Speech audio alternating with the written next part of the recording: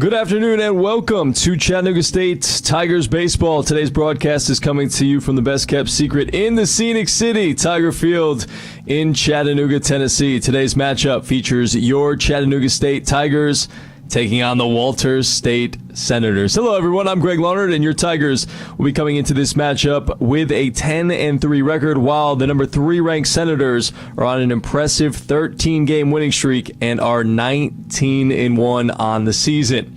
Chattanooga State is coming off a convincing 15-0 win over Maryville, in which the Tigers absolutely dominated. The last 2 times these teams matched up were two very competitive games, as the Tigers dropped the opener 4-2 and whiffed on some opportunities early in the game against starter Hayden Summer, who was dominant. In Game 2, Cam Hansen was in complete control, dealing not only a shutout, but a no-hitter in a 4-0 victory, handing Walters State their lone loss of the season.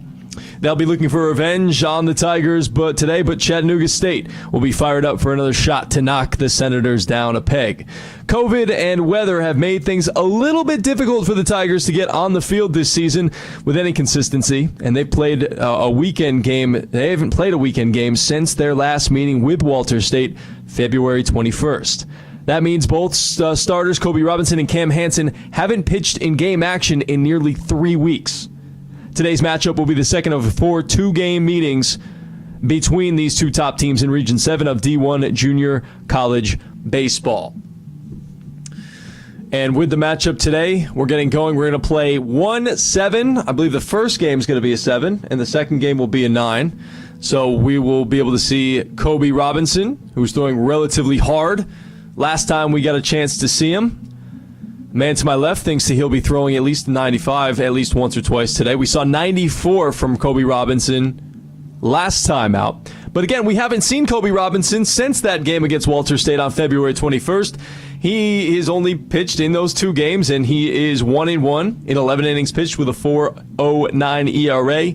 He has 11 strikeouts over those innings that he's pitched in 11 innings. So, strikeout per inning. And on the other side, Hayden Summers has been really good. 5-0 in 5 starts, 20 innings, 25 strikeouts with a sparkling .45 ERA. Here's your lineups really quickly. We'll start with the visiting Senators. As they'll go down, Caleb McNeely will lead off and play second base. Jerry Hammonds will bat second and play third. Matt Ellis is behind the dish. He's batting third.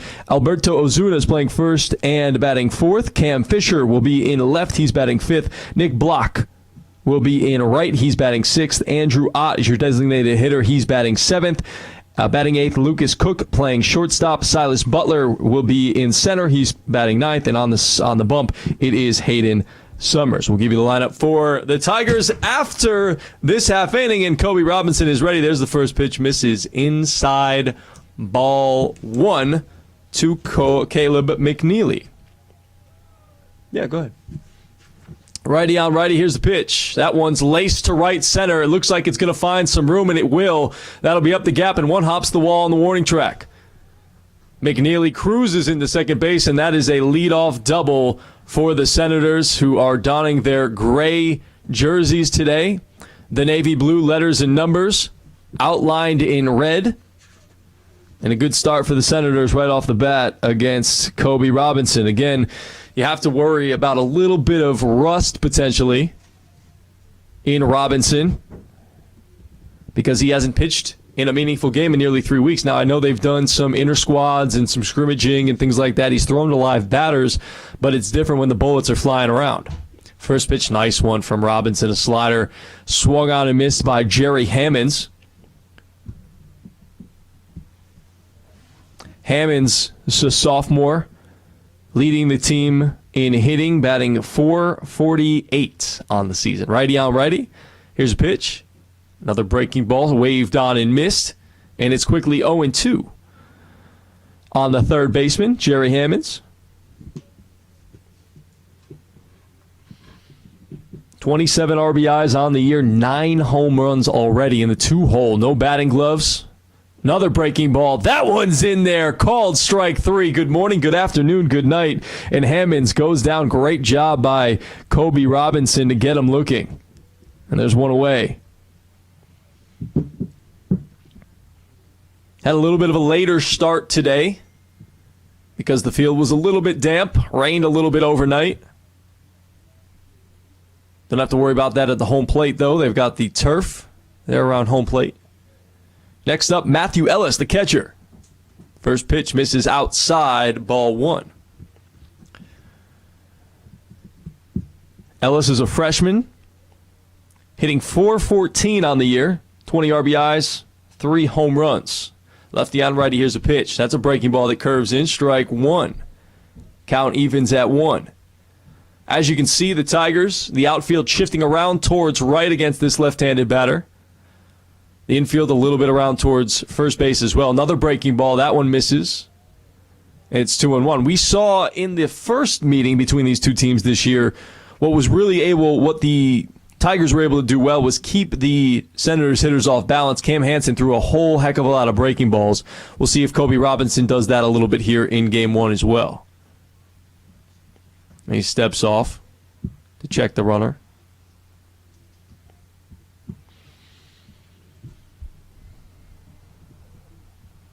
Now Robinson's set. Here's the kick and the pitch. That one's wasted away. Down the third baseline. Into the tennis courts. Count even at 2, and that was another breaking ball from Robinson. It seems like ever since that double from McNeely, he's gone predominantly breaking ball here. Let's see if he wants to maybe spot one up, see if he can get him to chase, or maybe he wants to stick with the breaking ball. He goes with it looked like a fastball that he just spiked, and now it's 3-2. So it happens sometimes when you throw a lot of breaking pitches, then you try to come back with the fastball. You grip it a little bit too tight. Sometimes you end up spiking or you overthrow it.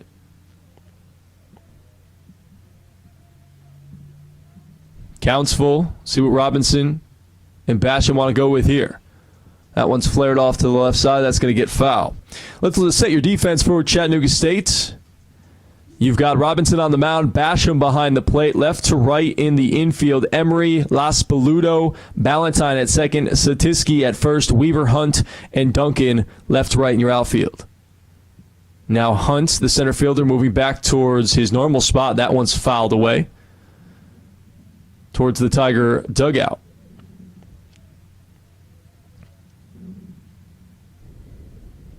Got the Lady Tigers looking like they are taking on Walter State as well over at their field across the way. Haven't gotten underway yet. We'll keep you updated with that as that game gets going. Here's the pitch. That's a breaking ball that misses wide, and Ellis is on with a walk. So immediately Robinson continuing in some trouble, but I understand you got to be careful with these couple of middle of the order hitters. Hammonds, Ozuna, and Matthew Ellis, and now it'll be up to Alberto Ozuna, who was hitting about .660 the last time we saw him. He's come down just a bit from that. He's hitting .424 now, but still leading the team in RBIs. And that one's fouled off at home plate. Leading the team in RBIs with 40, tied for the lead in home runs with Hammonds in 9 with 9. 7 walks, 18 strikeouts, and 66 at-bats. And surprisingly, he's stolen 3 bases. Doesn't look like he's a guy who would steal a lot of bases, but sometimes that happens. Nice block by Basham behind home plate. No Logan Smith in this one, who we saw last time out. Got a concussion. But Basham has done a nice job filling in for him.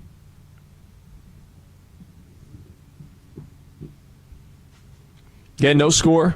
Top of the first. Quick check at second on the runner there. McNeely, he's back safely.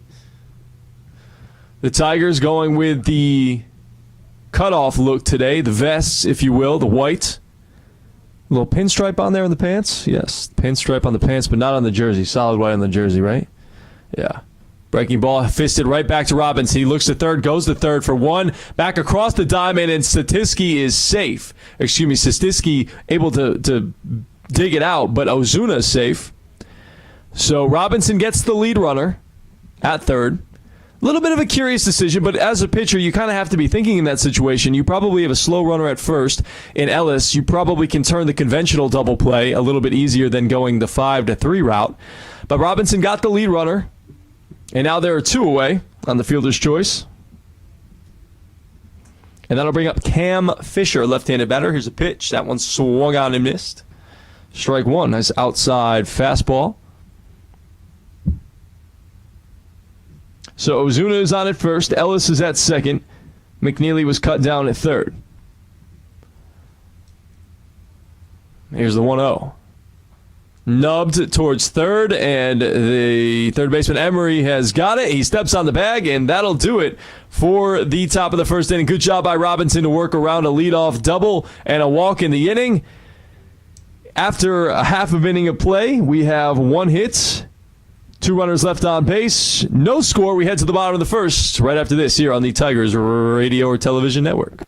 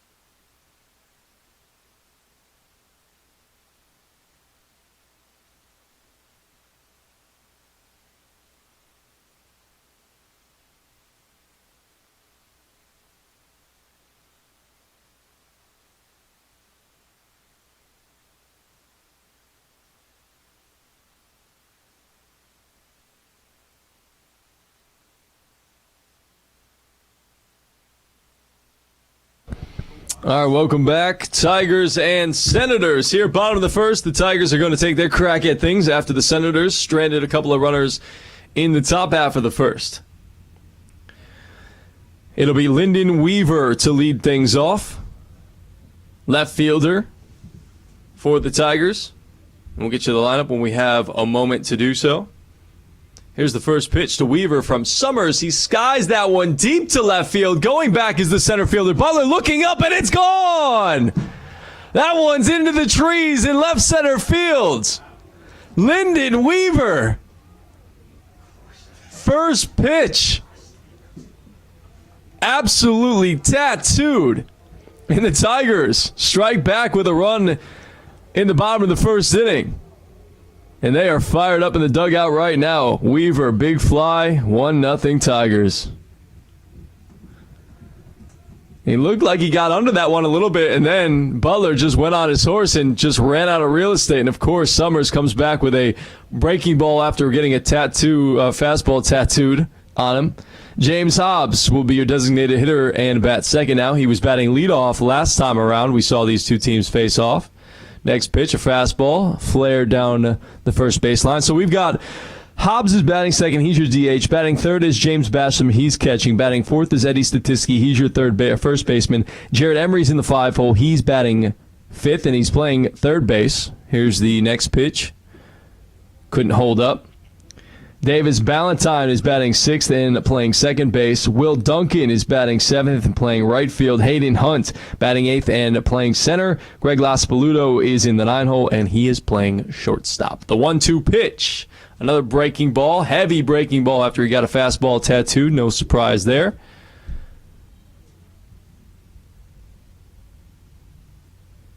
Count is now 2-2. 1-0 Tigers, bottom of the first. Infield, outfield, pretty straight away.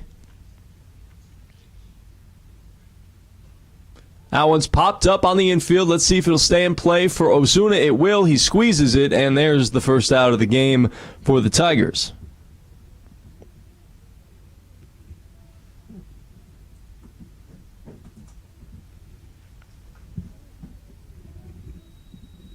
One away, James Basham will be the batter now.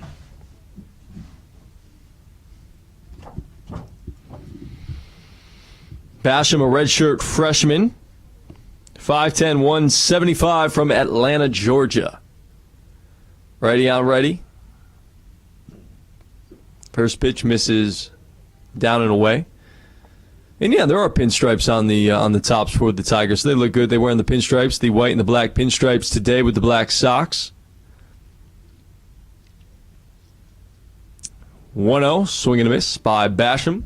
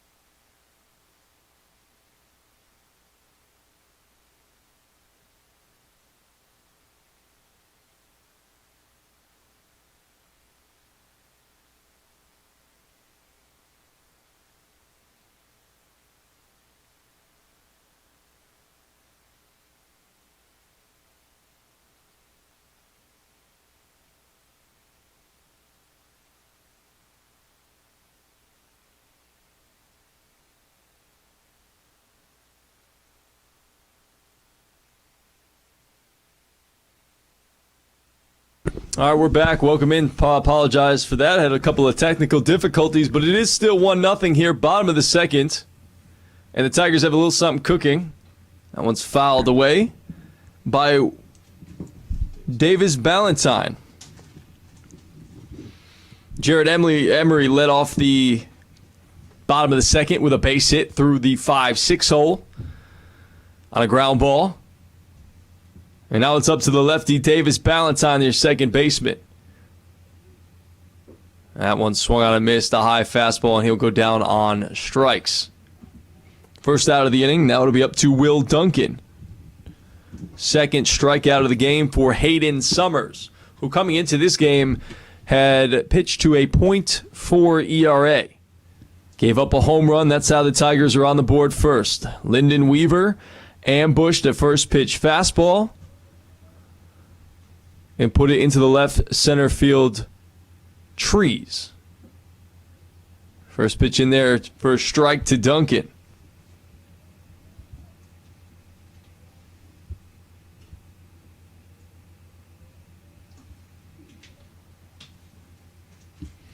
Duncan, a freshman, hitting .250 on the year. Pitch. That one's lined over the second baseman's head, and that one will go into the gap a little bit, and that's going to allow Emery to go first to third. Didn't hit it hard, but found some room in the outfield and flared it over the second baseman, McNeely's head, and that'll set the Tigers up beautifully first and third. During the little bit of a pause that we had in the game with the technical difficulties, Brian Madden and I were talking, and it seems like Hayden, the Tigers have already put together better ABs in this time around, this game, and I don't want to jinx anything by saying this, but already put together better ABs in this game than they did all of the last game that they faced Hayden Summers, who went, I believe, 5 innings in that, 6 innings in that game, allowed just 1 earned run and gave up just 4 hits. He's already given up 3 through an inning and a third.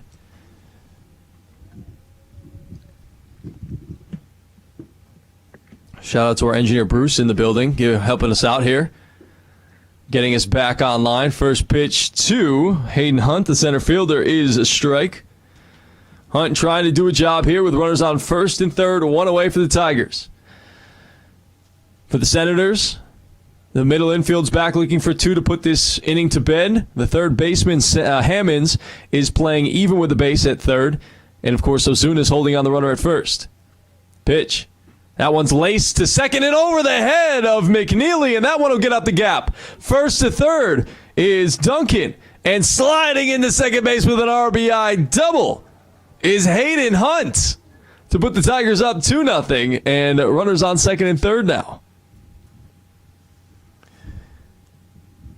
So on the double, Emery scores. Good speed there by Hayden Hunt to get to second on what normally would, for most of us, average folk, be a single. Hunt was able to stretch it into a double. I know Brian Madden is not getting to second on that hit. No chance. And in my current state, I don't know if I'd make it to first. I'd barely make it to first. The next batter is Gray Laspaludo, with runners on second and third, and the Tigers holding a 2-0 lead. Laspaludo's been good this season. The infield tight now for the Senators. Breaking pitch, curves in the inside corner. It's typical. Generally, that's what you'll see when a pitcher has the earned run on the line, or two of them in this case. He'll usually go breaking pitch. If you're a hitter, you have to know that and maybe look for it, and maybe you can get away with something, but Summers has to step off because him and his catcher Ellis can't get on the same page. Laspaludo sort of close to home plate if you can see it on the camera from the camera angle. Right on top of it. He's behind 0-1. Another breaking ball. Good eye by Laspaludo to watch that one dip wide and low and not to fish. 1-1. So two straight breaking balls. See what Summers and Ellis want to do here.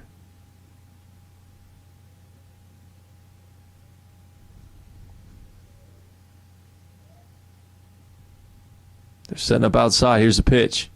Fastball just misses, and Summers not happy with the home plate umpire on that one. And you see maybe getting a little frustrated here early on, and he misses with a fastball. I would almost be surprised if they didn't go back to possibly a breaking pitch here as he steps off. Him and Ellis just don't seem to be on the same page right now. Can't figure out what they want to do. The best course of action. Back outside again. They go again with the fastball and blown past it by Laspaludo, and now the count's even at 2. Now you got the playbook wide open for you. The arsenal's there. If you want to go breaking pitch here and it misses and he doesn't bite, you're still in the at-bat. It'll be 3-2. See what they want to go with on this 2-2 pitch. Swing and a miss, and that'll do it for Laspaludo as he strikes out, leaving runners on second and third.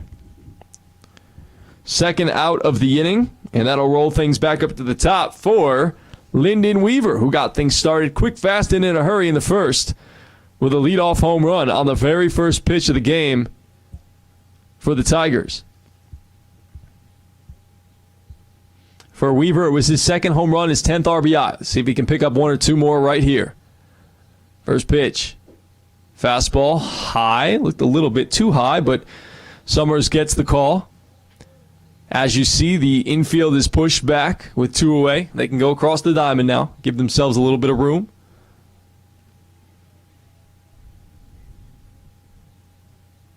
Outfield straight away. As again, Summers and Ellis having some trouble getting on the same page, but now they've got the one they like.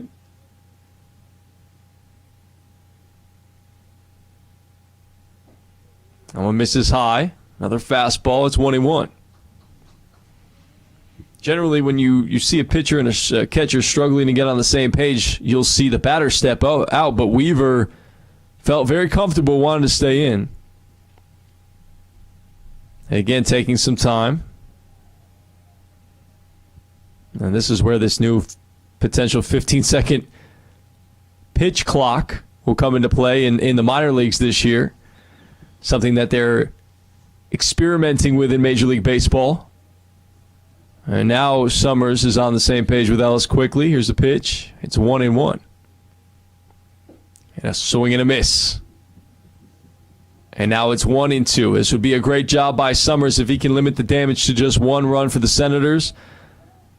Weaver trying to pick up a run or two here for Chattanooga State to not strand the runners.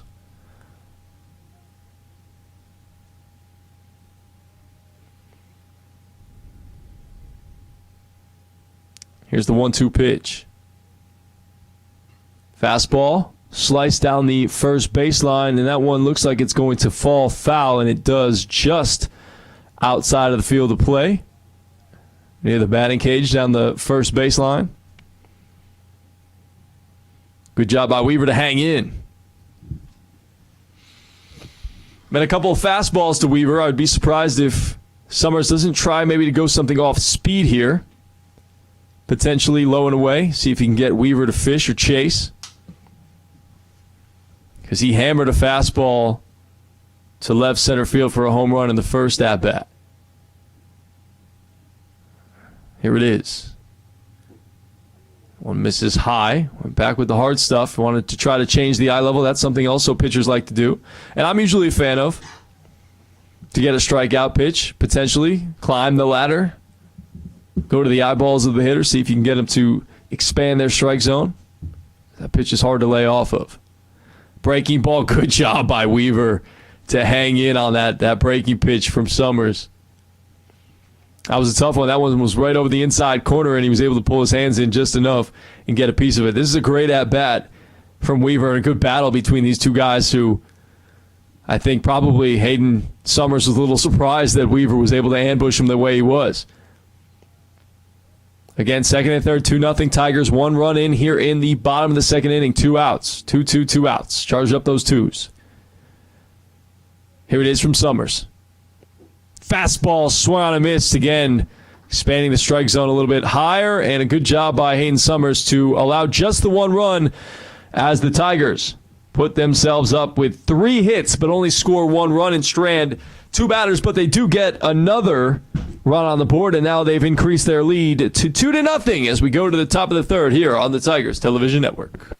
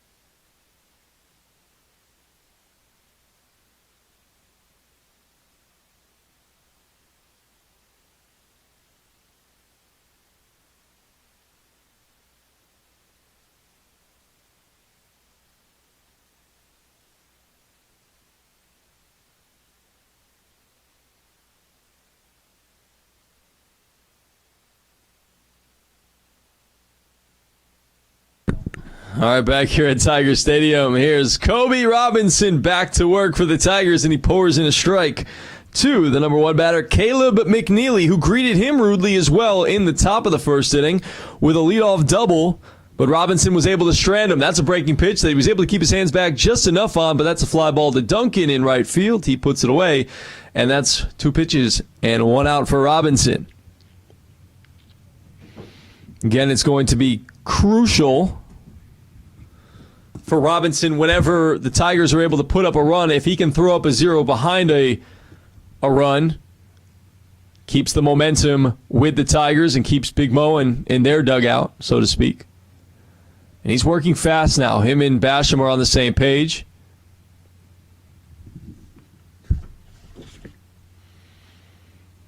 Robinson, a freshman, 6'2", 160 from Alcoa, Tennessee. Did I say that correctly? Wow, really? I'm shocked. Quickly 0-2 on Jerry Hammonds, who who was a strikeout victim his first time up. 0-2.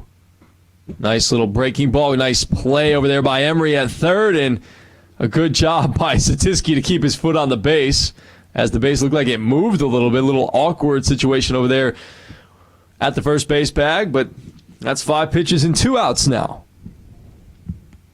Ball was hit hard. Good job by Emery to get it on the short hop. Played it nicely. Didn't allow the ball to play him. And now it'll be up to Matt Ellis. As just giving you a quick check between Tennessee and Alabama. Tennessee leading 30-21. And they've been on a 7-0 run over the last minute or so. About halfway through the first half in the SEC tournament semifinal game. Matt Ellis is your next batter for the Senators. Came into this game hitting about 400. That one skips in.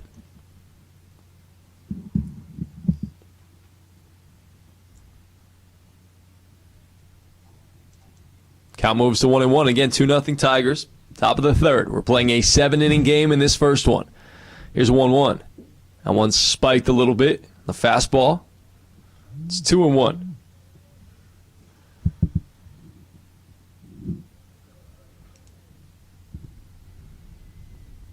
Ellis, as you can see there, all the way at the back of the batter's box. That one's hammered to first. Statisky down to a knee. He gobbles it up.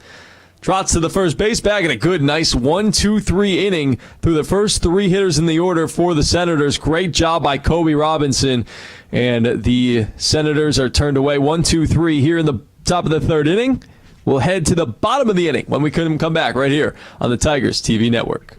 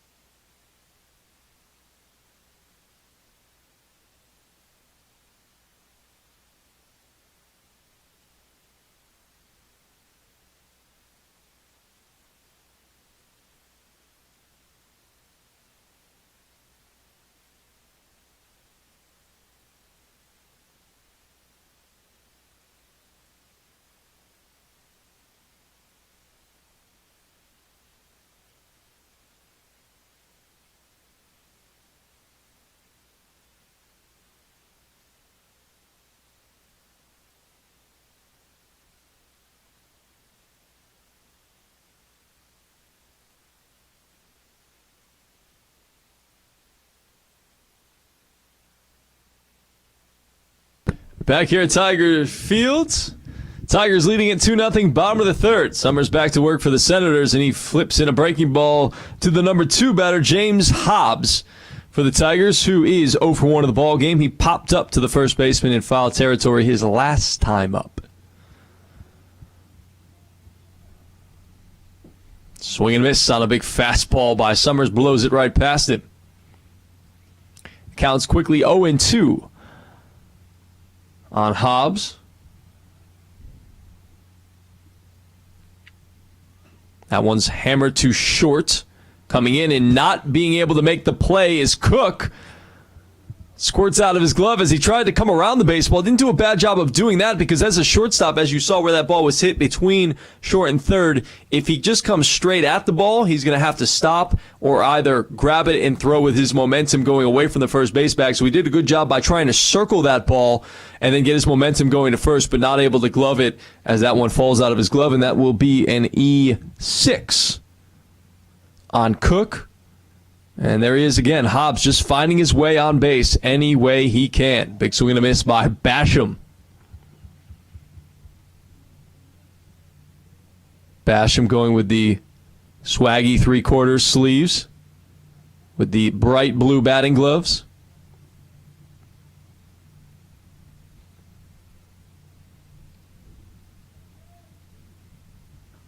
That one is a breaking ball popped up. That's coming back towards us. Is it going to have room? Ellis? No. He does have room, actually. Wow, okay. I thought it was going to go over the screen, but he was able to pick it right off the screen. Good job and nice play by Ellis. That's not an easy play at all by the catcher. So one away is Basham has popped up.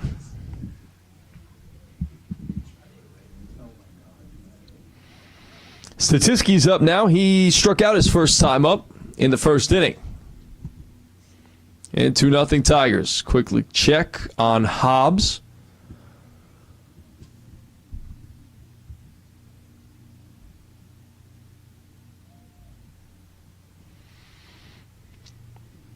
Hobbs with only one stolen base on the season.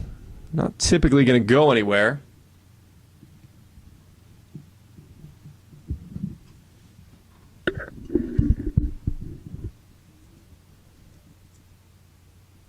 That one's laced up the middle by Statiski, and that's going to find some grass in front of the center fielder, Silas Butler, and a good job by Statiski to pull his hands in and just loop that one in the center field. Again, this is what you have to do to Summers. You don't have to bash him. You don't have to go up there try to hit home runs or doubles or triples or anything like that.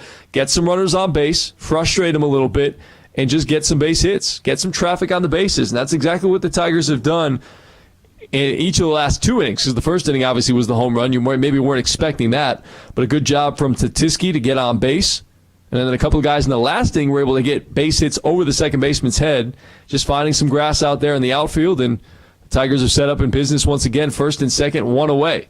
See if they can take advantage. Jared Emery will be the batter now. He had he had a single his first time up. That one's flared to right. Going back is Block. Tagging up is Hobbs.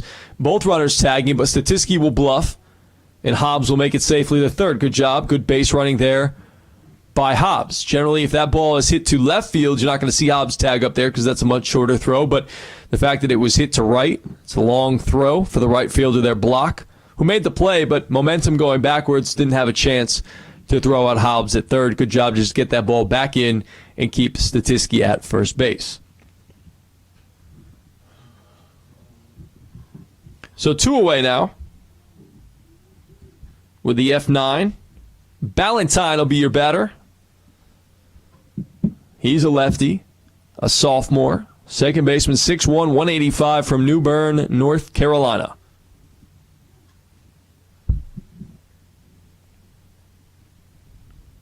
Tigers trying to put a run up on the board for the third consecutive inning to put things,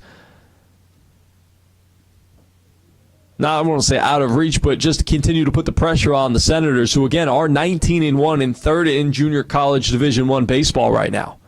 First pitch a breaker in there for a called strike. In 6 innings, the Tigers didn't. They had 4 hits against Summers in the last meeting against them. They already have 5. Another backdoor breaking ball there, and that one swung on and missed by Ballantyne. Now he's going to have to go into battle mode.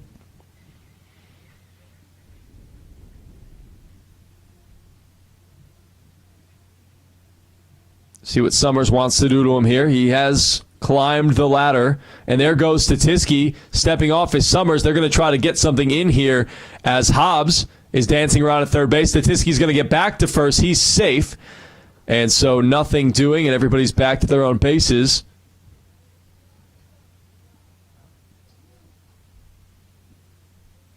Not a bad play there, just to see if you can make Walter State force them into an error, and you can get a cheap run there by committing an error, potentially.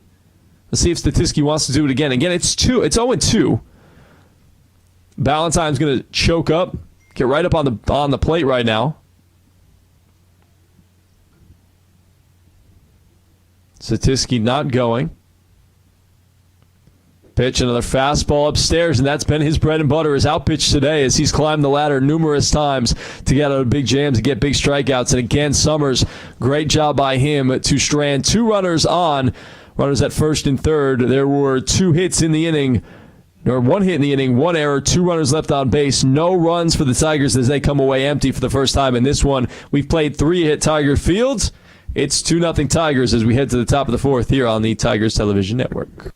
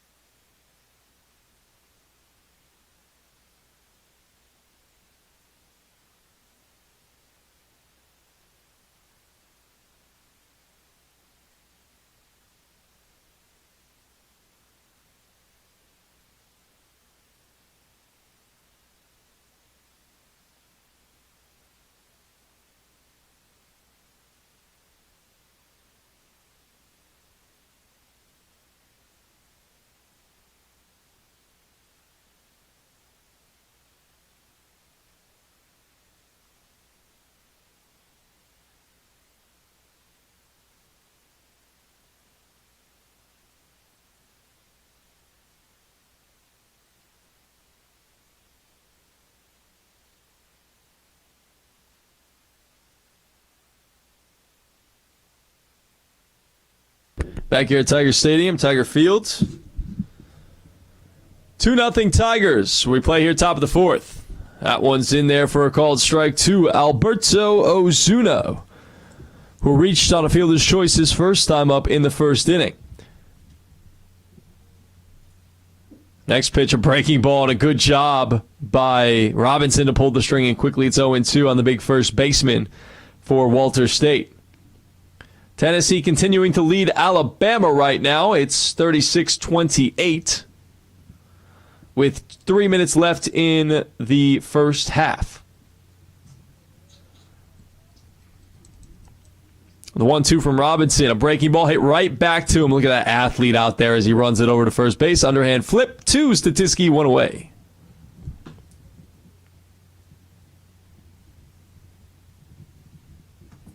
1-3 on the putout. So Ozuna has been retired twice. He's really fallen off from that 660 average he had his first time around when we first saw him. Hitting about 400 now. First pitch to Cam Fisher. Swing and a miss. Swing and a foul at home plate. And you can just tell from watching right now, Robinson has got good rhythm. He's pitching with good rhythm. He's getting on the bump. He's getting a sign, and he's just going. Right when the umpire says play, he's in his windup. That one pours in, strike 2. As a fielder, you love to play behind somebody who's in good rhythm. And as a pitcher, you pitch much better just pitching in rhythm. The 0-2, that one misses a little bit wide. It's 2-1. Fisher grounded out to third in the first inning to end their threat. That one misses inside, moves his feet a little bit. I don't mind that pitch from Robinson. Don't allow the batters to get too comfortable in the batter's box. Fisher a little bit up on the plate, more than we've seen other Senator hitters. Here's the 2-2. Breaking ball, hammered down the right field line. That one's foul. Job by Fisher to pull his hands in on that one.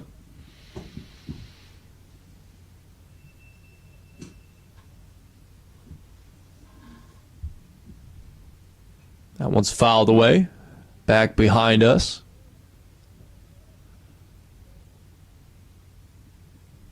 He's fouled off a couple of straight fastballs. Let's see if he wants to go back with something soft, something that moves potentially here with the 2-2 pitch.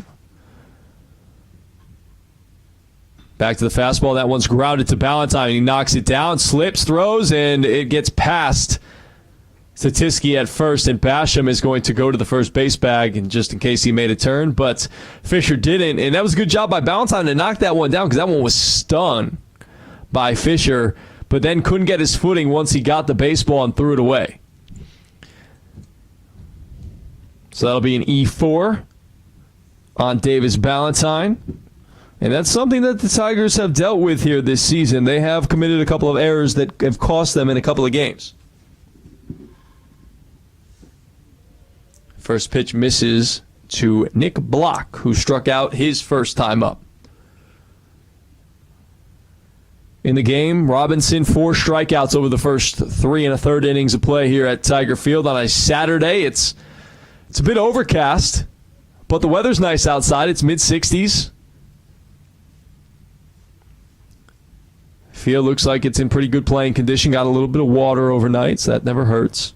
Because generally, I've heard it's a little bit of a sandbox out there sometimes, which for some baseball fields can happen. Just gets a little bit too soft, needs a little bit of watering, so that's not bad. The water will help out the diamond in the infield. Here's the 1-1 to block. Quick check first. Fisher's back. He flings some of that dirt behind his legs. Between his legs, I should say. 1-1. Another breaking ball. That one misses a bit high. And it's 2-1.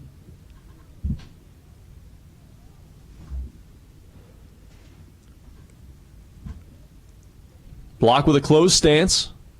Very fidgety at home plate. That one's lined to center, and the center fielder Hunt's going to have to play it on a hop. Guess he didn't like me calling his batting stance fidgety, as he laces that one back up the middle, and now the Senators have something going. Runners on first and second, one away, after Robinson had been cruising through the last couple of innings.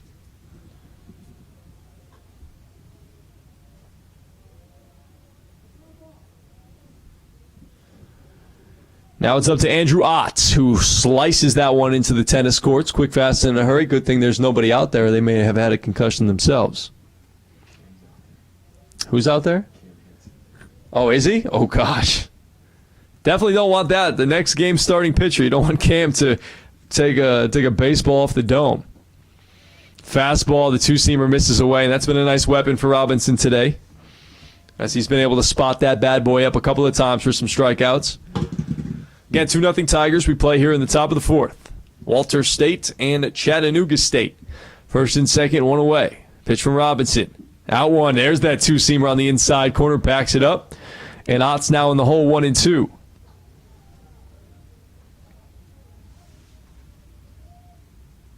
Tennessee continuing the lead at the end of the first half here. 20 seconds ago, 40-31. Breaking ball waved on and missed. A good job by Robinson, as gives you a little fist pump after that one. A big strikeout by Andrew Ott.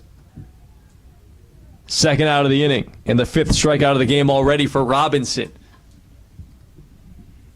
Runners again remain on first and the second with two away. And we are at the half now, and Tennessee leading 40-31 over top-rated or top-seeded Alabama Crimson Tide. Breaking ball, can't come back and find the inside corner on Lucas Cook, who had a single off of Robinson his first time up in the second inning. Cook, a freshman, 6'3", 196 out of Knoxville, Tennessee, and that one's bounced back to Robinson, loses his hat, and he loses the ball. And nobody's at home plate is Basham. And the slide, did he get him? No, he didn't get him. I thought he had a chance to get him, but it seemed like the runner got his leg in there first. And Fisher comes around to score, and it's 2-1 now. From an inning-ending bouncer back to the pitcher to disaster for the Tigers. And honestly, folks, I thought he probably should have just picked that ball up and tagged the runner going to the first base bag. Wouldn't have had to worry about the transfer, wouldn't have had to worry about a throw, anything like that. If you could have just, that ball was literally taking him in the path of where the runner was going to be, could have just picked it up, held it in your glove, and tag him. That would have been the best route, and instead he tried to flip it. And again, that should be an easy play as well and a routine play, but on a bit of a slick day where there was some water involved on the field earlier today, maybe the grass is a little bit wet, ball slipped out of his glove, squirted out of his glove, and Basham was going to back up the play, and he vacated home plate, which as a catcher you generally don't want to do, but you figure the pitcher's going to be able to make that play, and it's just an anticipation, assumption play, and Basham put himself struck out his first time up. Butler, a sophomore, 6'2", 210. Another great block there by Basham. Good job to move his feet, round himself up on that one, square himself up with that one.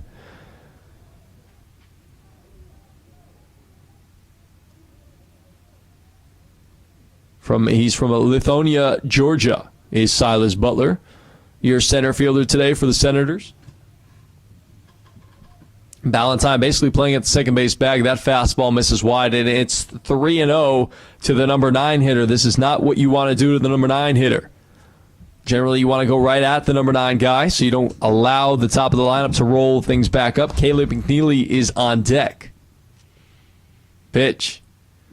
Fastball misses low, and there's a 4-pitch walk from Robinson. And this is what you worry about with Robinson. Sometimes he get a little eccentric, a little excited, and sometimes he can get a little down on himself. He had what he thought was going to be a well-pitched inning and being able to avoid damage and keep it a 2-run lead for the Tigers, but then made the mistake, and now he's kind of grimacing with his right leg, and that's his push-off leg because he kind of slid down awkwardly. And it's been 2 errors in this inning that have caused the run for the Senators. It's an unearned run. Now it'll be up to Caleb McNeely. Fastball misses low. Nobody yet throwing in the Tigers bullpen.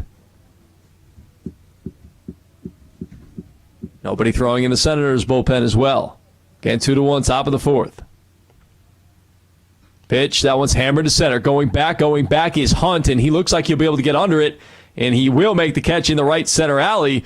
And a good job by Robinson to avoid further damage, but the run was scored at his own hand by the ball slipping out of his glove. Hopefully he'll be okay, and he'll be able to continue on in this one as the Senators get on the board, but they're aided by 2 Tiger errors along with a hit by Nick Block. After 30 and a half innings of play here at Tiger Field, it's 2-1 Tigers as we go to the bottom of the 4th after this here on the Tigers TV network.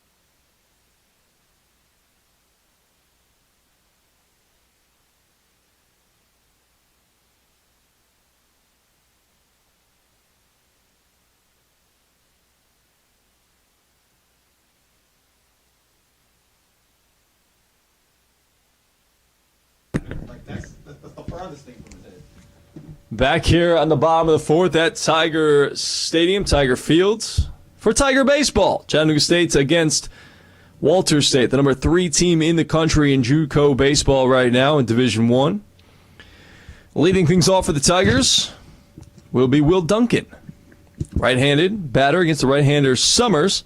It's quickly 2-0. Duncan singled and was stranded at third in the second inning his first time up. Again, we're playing 7 here in this first game. That fastball misses wide, and it's quickly 3-0, and Summers staring in a little bit at the catcher and the umpire saying, was that one away? Did it miss away? It certainly did. It's 3-0. And he splits the plate in 2 for strike 1.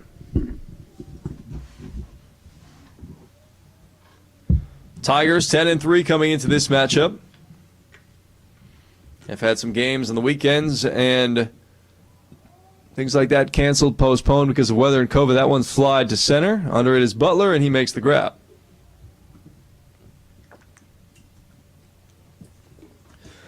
Just got under it a little bit there. Not a bad 3-1 swing, but generally if you're going to swing 3-1, you want to be able to absolutely tattoo a baseball, and Duncan did not do that. F8 for the first out of the bottom of the 4th. Breaking ball. In for a strike to Hayden Hunt, who had an RBI double his last time up. Responsible for the second run of the ball game for the Tigers. The first one was a Lyndon Weaver home run at the top of the first. Leadoff home run. Another breaking ball and a good job there by Hunt to let it go.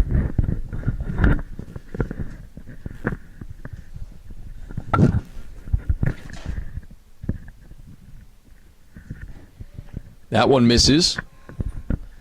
And now it's 2-1. Oh, this is much better. He took the microphone out of the stand, and I don't feel like I have to lean over to talk into it now. And we can stand up. Wow, this is amazing. How about that, folks? Technology nowadays. So it'll be a 2-1 on Hunt. That one's bounced to third. Making the play is Hammonds. He throws across the diamond to Ozuna. And that is the second out of the inning.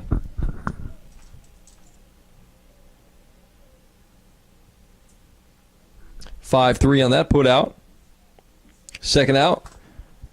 It'll be up to Gray Laspaludo now. The shortstop, who struck out his first time up. Stranded a couple of runners on base as well. Pitch, and he looks to square to bunt, and that hits him in the batter's box, so it'll be a foul ball. If that had hit him outside of the batter's box, he would have been out.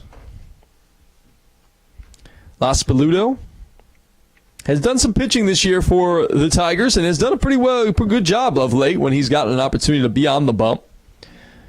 He's from Apex, North Carolina, 5'10", 165. Lined up at the back of the batter's box. Here's the 0-1. Swinging away, and that one will miss high.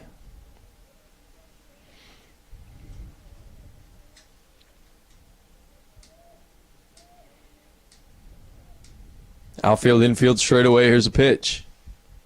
Another breaking ball, and that one looked like it missed down and away. Catcher had to reach for that one. Ellis did, and he got the call, but doesn't seem like there's too much hooting and hollering from the Tigers dugout, so maybe it was just me. Here's the 1-2. One's fouled back. That one will go in towards the parking lot. As it was slowed a little bit by the top of the net. I bet he couldn't do that again if he tried.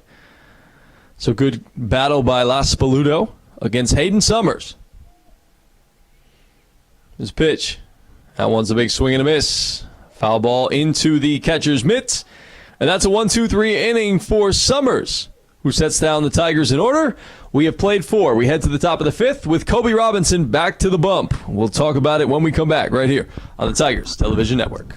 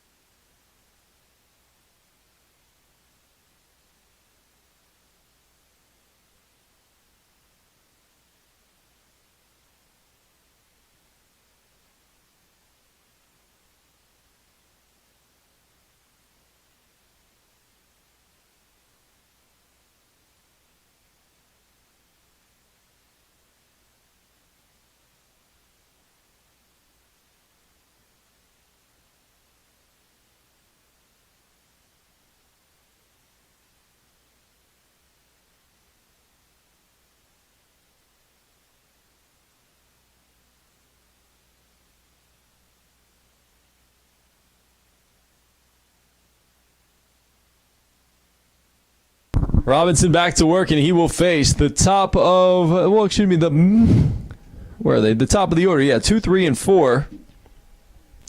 Jerry Hammonds will lead things off, number 34 today.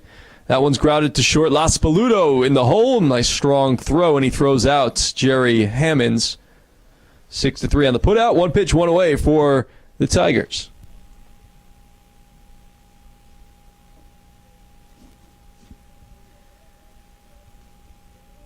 That one was stung by Hammonds, but a good job by Las Baluto to move to his right, glove it, and throw in the hole.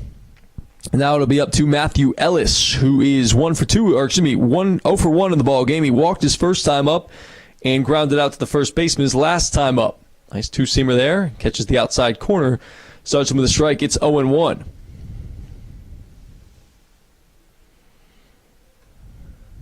So we got a couple of scouts again still in the building. That one's grounded to first again. Statisky able to knock it down. Flips to Robinson at first. His hat falls off, and he makes the play. Good job by Statisky, the first baseman. I don't know if he was able to glove that one or if he knocked it down with his right hand. And the way he's kind of shaking it out a little bit makes me think maybe he did, because it looked like he almost missed it with his glove but was able to knock it down and recover and flip on to Robinson, who did a nice job of being alert to cover. So 3-1 on that put out. That's what they do those PFPs for. It's pitcher's fielding practice. Fastball misses in to Alberto Ozuna, who's 0 for 2 in the ball game. Fielder's choice. He reached on the first time and then grounded back to the pitcher his last time up. Breaking ball, big swing and a miss as he pulled his front shoulder out, and it's 1-1. If you're just joining us, 2-1 Tigers. That one misses inside. It's 2-1. 2-1 Tigers. They got a run the top of the first inning via the home run by Lyndon Weaver. And then an RBI double by Hayden Hunt in the second. Now he steps out again. Did he go? He did. And it's now 2-2, so the count's even on Alberto Ozuna. The Senators got their run on a couple of errors by the Tigers in the last inning. Robinson trying to put this inning to bed. Here's the 2-2. Breaking ball swung on and missed, and a tag by Basham, and Ozuna is down on strikes. Good job by Kobe Robinson to not let what happened last inning affect him this inning. He goes 1-2-3 to the Senators. No runs, no hit, nobody left on base. We have played 4.5. We go to the bottom of the fifth here on the Tigers Television Network as they lead 2-1.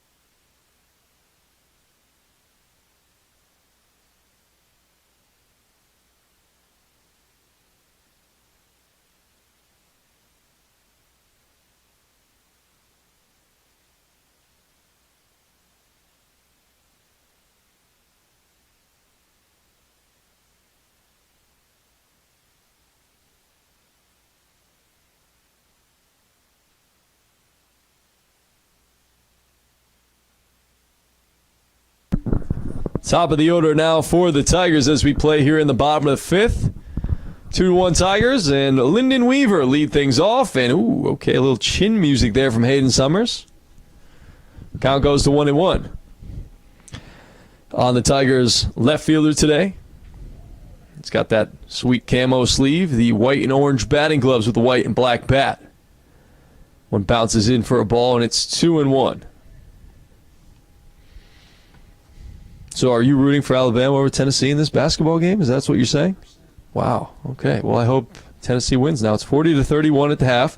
We're about to start the second half as that one's fouled over our heads and back into your living rooms or kitchens, dining rooms, wherever you're watching us right now. Appreciate you being with us. And don't forget, if you want to listen, if you're in the area or even if you're not, you can listen to The Word with G with me Monday through Friday, 12 to 2 Eastern Standard Time on ESPN 105.1 The Zone. That one misses wide, and it's 3-2. And if you want to get involved with the broadcast today, we can have a little interaction if you'd like. I can get up on Twitter and you can tweet at me any questions, any comments, any concerns with anything going on here in this game or sports or otherwise at G_ESPN 1051. Again, at G_ESPN 1051. Once popped back over us again. Count remains full at 3-2.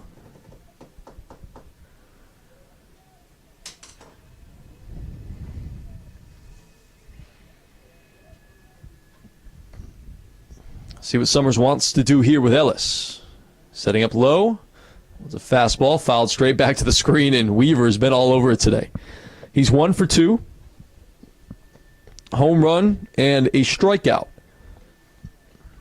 So the best result and the worst result in a baseball game possible. Here's 3-2. Swung out and missed. Another high fastball, and that has been, again, the bread and butter of the out pitch for Summers today. First out of the inning.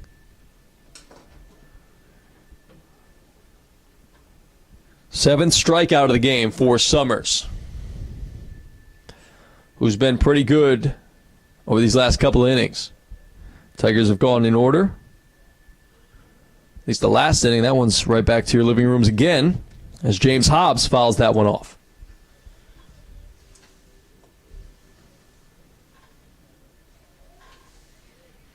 Hobbs in the ball game, 0 for 2, but reached on an error his last time up as that one sits low. The breaking ball bounces in from Summers, and the count evens at 1. 43-32. Should be 43-31. Tennessee leading Alabama right now. 18:34 to go in the second half. Hobbs, right-handed batter, standing straight up in the batter's box. Here's a pitch. That one's a breaking ball. Hit past Coach Dennis at third base. Doesn't even move a muscle. Not as quick as he used to be, huh? Believe it or not, he was a middle infielder back in his day. Played high-level baseball. I believe he played some professional baseball, right? Rookie level, something like that. He was pretty good back in the day. Fastball. Popped up. Foul. Towards the Tigers' dugout, and that one's going to find some room in front of the screen. Count stays at 1-2.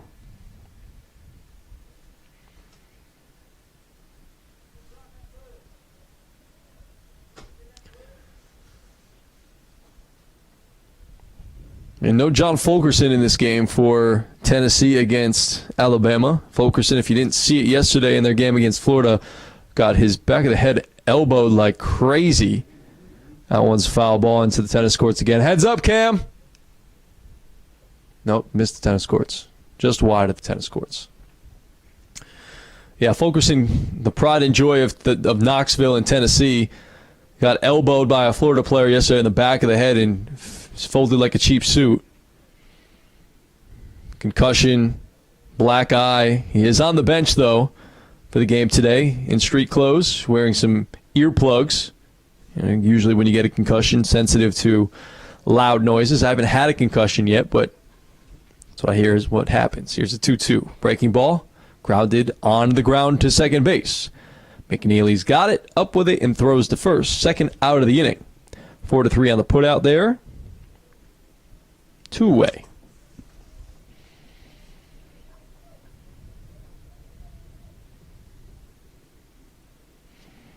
Next batter will be James Basham, your catcher today in the 3-hole. Basham hasn't done much, grounded to short and popped up to the catcher. Breaking ball misses wide. Looks like Summers slipped a little bit out there on the dirt.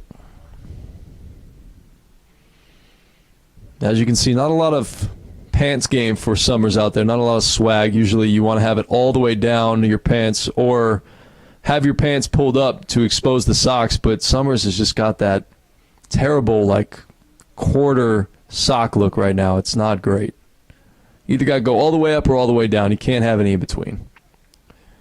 It's just my humble opinion. Here is the 1-1. Oh, a fastball here right back to the screen. And Basham kind of looks down like, man, I just missed that one. Good hustle by Statisky on deck to grab that one. Two-way, 2-1 here in the bottom of the fifth inning. Tigers leading the Senators of Walter State. Here's a pitch.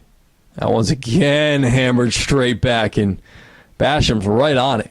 And again, that's got to be even more frustrating. 2 straight pitches in a row, you just miss.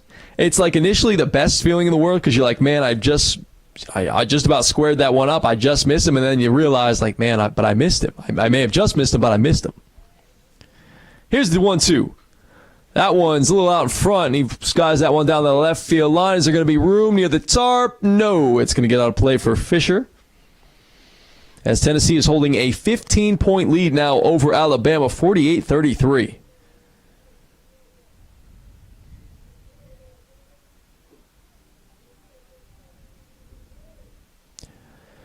Outfield and infield pretty straight away against Basham, the right-handed batter. He's getting a chance to play because Logan Smith, the regular catcher, is out with a concussion. That one is a breaking ball. Did he go? He did not go. A good job by Basham to hold up on that breaking ball. That's a tough pitch to hold up on him, and a great job by Basham not to offer.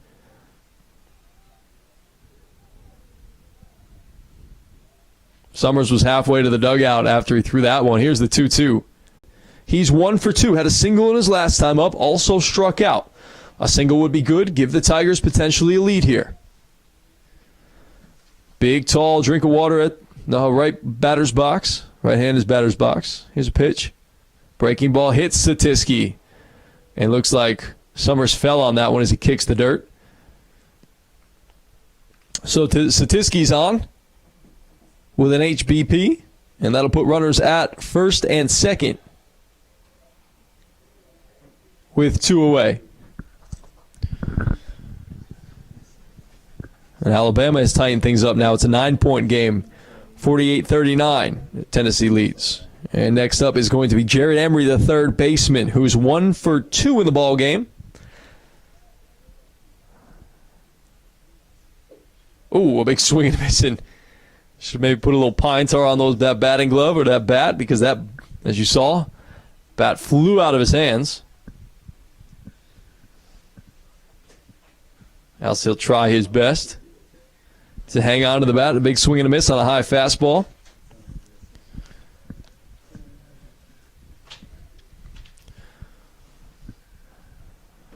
Summers has pitched out of numerous jams today.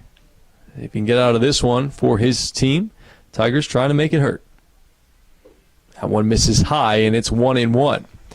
Was something that the Tigers weren't able to do much of last game against Walter State and Summers, is that when they had opportunities to score, they didn't take advantage.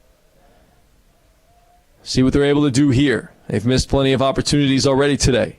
Here's the 1-2, or the 1-1, a breaking ball. That one misses, gets away from the catcher Ellis, and the runners will move up to second and third.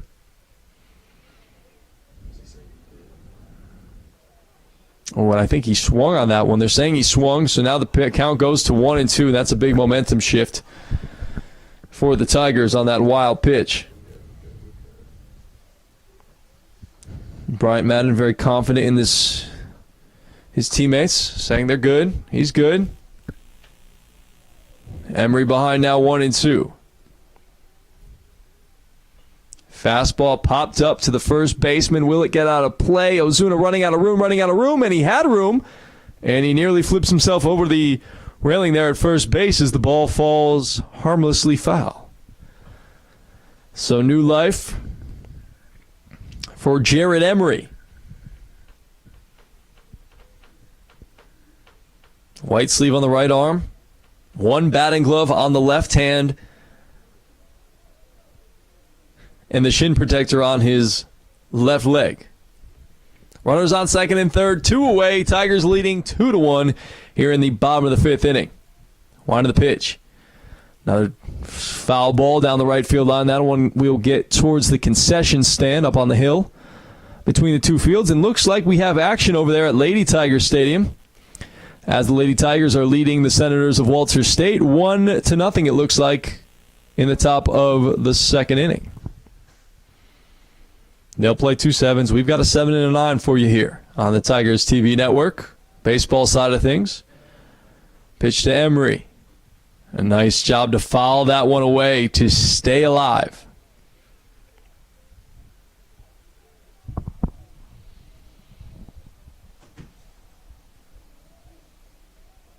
Count remains 1-2.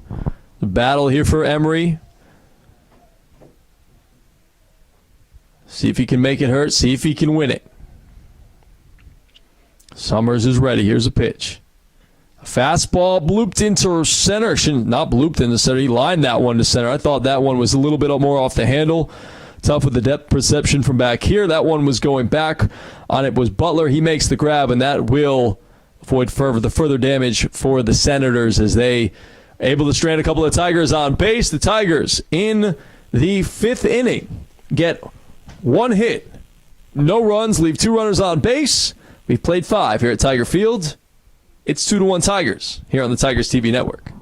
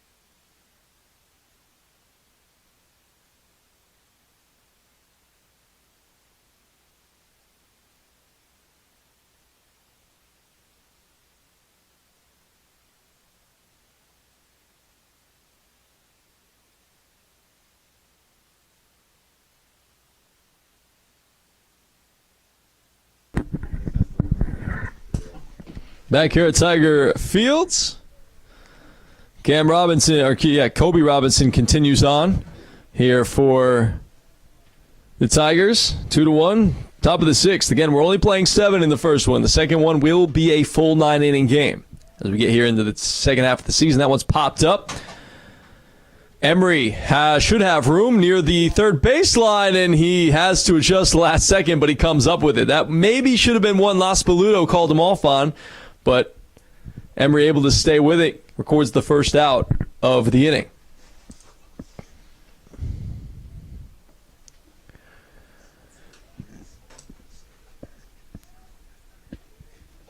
Nick Block now will be your batter. He is 1 for 2 in the ball game. A single his last time up in the 4th. Right-handed batter, closed stance. That one breaking ball misses wide. Did he go? He did not. We've got a couple of arms up in the pen for the Tigers. Looks like Sam Fulton is definitely one. You can tell the 6'10 frame. That breaking ball backs up on the inside corner, strike 1. Ryan Lobis is our other right-hander in the pen. Another breaking ball. That one misses inside. Lobis generally a starter, correct? But getting a chance to maybe relief here on the weekends in an important game for the Tigers. Close game. It's 2-1. Pitch to Block. Ooh, that one he probably shouldn't have offered at, as I think right immediately as he decided to swing that two-seamer, realized that's probably not one I should swing at. It's 2-2. It's the worst feeling as a hitter, to just start your swing and then realize, oh, crap, I shouldn't be swinging at this pitch. Here's 2-2. Breaking ball hit right back up the middle, and a good job by Block as he trots on over to first base. And now he tries to turn on the Jets as Hunt plays it back in. That'll be a one-out single for Nick Block, who is 2 for 3 in the ball game. Has 2 of the 4 hits for Walter State today. Andrew Ott will be the batter now. See if he's bunting here. I'd be surprised. See if he might be here with one away. That would put a runner in scoring position for Lucas Cook, who's on deck. Not bunting. Here's the pitch. That one misses wide, and it's 1-0.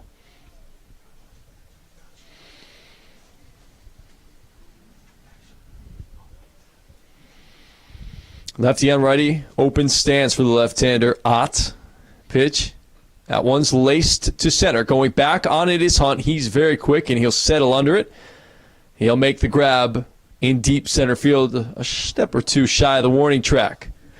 It'll be the second out of the inning. Hit well by Ott, but able to be tracked down by Hunt in a deep center field. Second out, I'll leave things to Lucas Cook, who in the ball game is 1 for 2. Reached base both times, singled in the second, and then reached on an error his last time up in the fourth. And Alabama is making this ball game out there at the SEC tournament as Tennessee will call a timeout. It's 48-45 now, and that's a swing and a miss and a check at first. He's back safely, his block. The Crimson Tide have gone on a little bit of a run here on the Vols. And it's a 3-point ball game.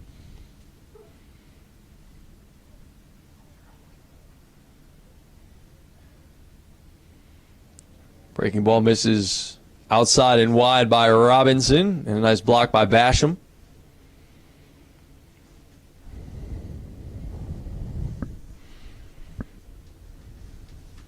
As you can see, Lucas Cook way back in the batter's box. A little bit of a wider stance. Here's a pitch. Out one's popped foul over our heads into your living rooms. And the count is 1-2.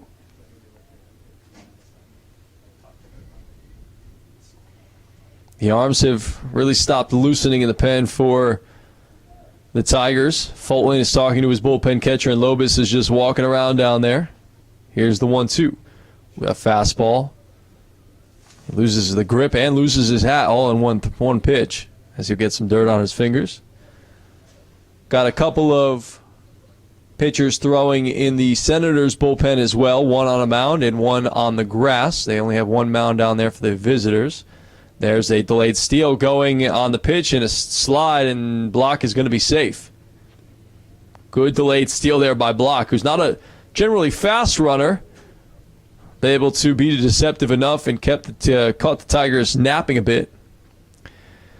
And now it's going to be a 3-2 to Lucas Cook, who has an ability now to tie the ball game with a base hit here.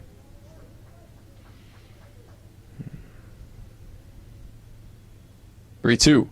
Breaking ball, hammered down the third baseline. That one could have been trouble, but it twists just foul at the last moment right around the third base bag.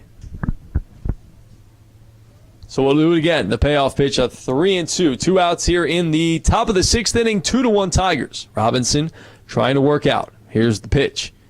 Fastball hammered to third. Emery with a nice play to a dive to his left. Gets up, throws, and makes the play.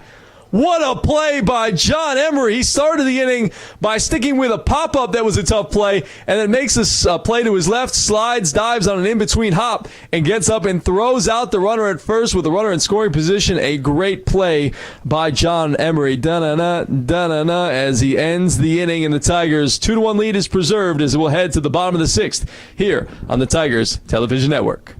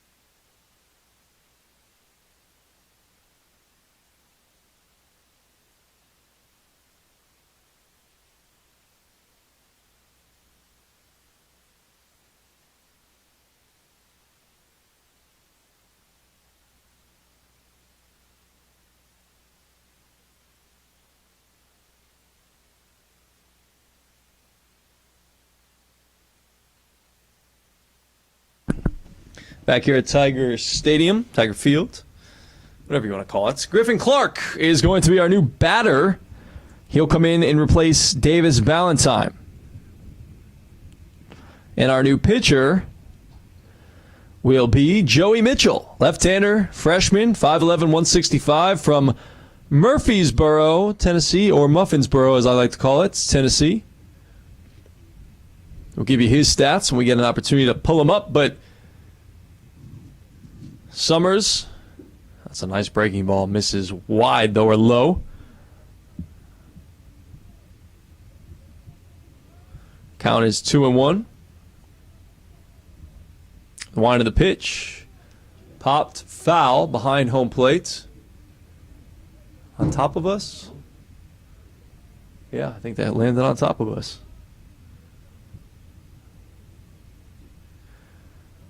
Count moves to 2-2 now. Griffin Clark, a freshman, 5'10", 160 from Midland, Mississippi.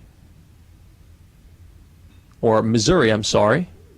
That one's lofted down the right field line. Going over and making the grab is Block. Yeah, MI is Missouri. MS is Mississippi, I feel like. Yeah, that sounds right. Geography and abbreviations are hard sometimes.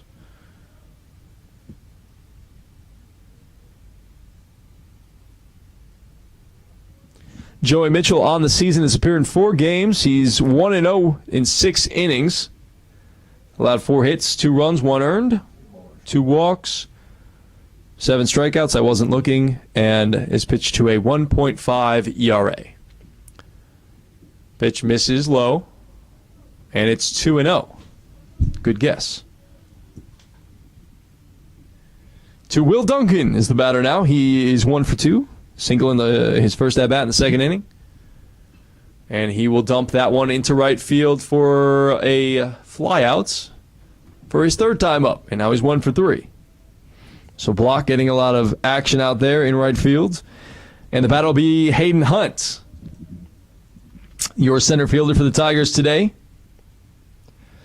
He's 1 for 2 with a RBI double in the second inning. Responsible for the Tigers' 2nd run. Again, it's 2-1. Bottom of the 6th. We play 7. That one misses low. Ball 1.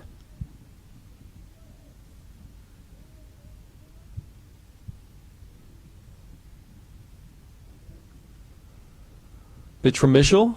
That one's grounded to second base. Down to a knee. To grab it is McNeely. Throws on to first. A quick 1-2-3 inning for Mitchell as he holds the Tigers down as they're looking for 1 or more runs to extend this ball game coming up in the top of the 7th. We've played 6 here at Tiger Field. It's 2-1 Tigers. See if looks like Ryan Lobus is going to come in to close this one out. See if Lobus can finish off the job that Kobe Robinson started when we return right here on the Tigers Television Network.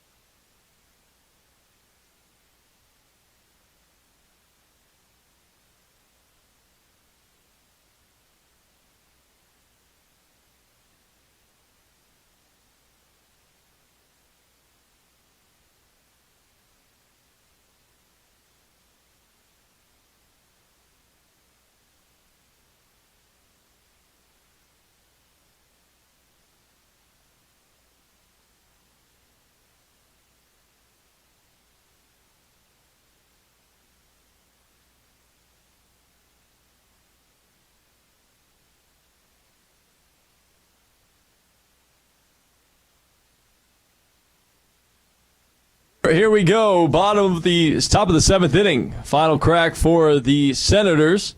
As it's 2-1 Tigers, we're only playing 7, and Ryan Lobus will come in to try to close things up for the Tigers in this one.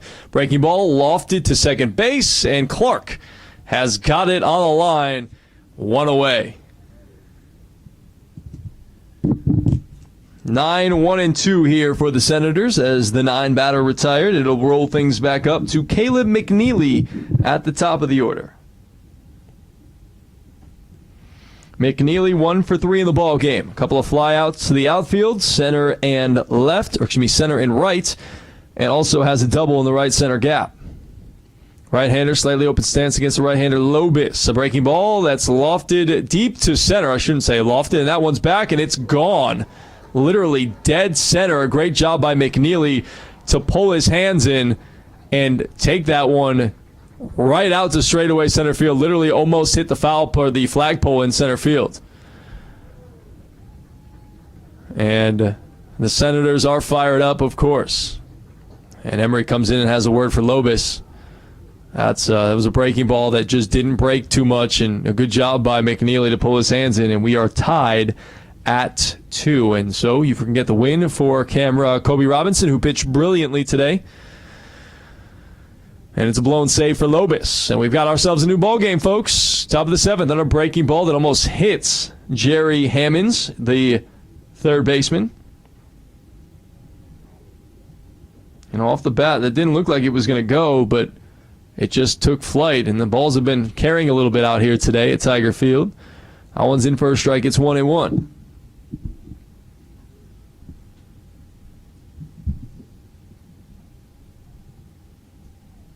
1-1, breaking ball, hammered down the left field line. That one's going to get fair, and that'll be extra bases for Jerry Hammonds as the ball's played back in quickly by Fisher, and just like that, the Senators have a runner in scoring position with 1 away.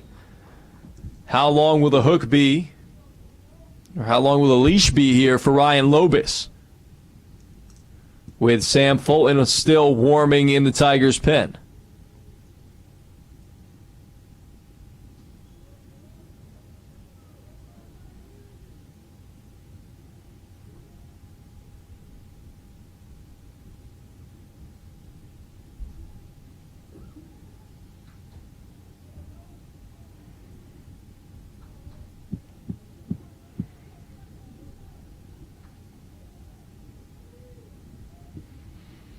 Lobus continues on. Nobody's going to talk to him, nothing. So they're going to let him go through the middle of this Senators order. Pitch. That one misses down and in for ball 1 to Matt Ellis, who is in the ball game 0 for 2 with a walk and a couple of ground outs to the first baseman.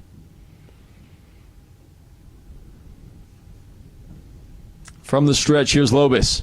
Big swing and a miss, good breaking ball with some down movement for Lobus, and he evens the count at 1-1. Quick check of the basketball game. Tennessee leading 57-51 with 7:43 to go in the second half over Alabama in the SEC tournament. Here's pitch. The breaking ball misses low. Good stop by Basham, and it's now 2-1.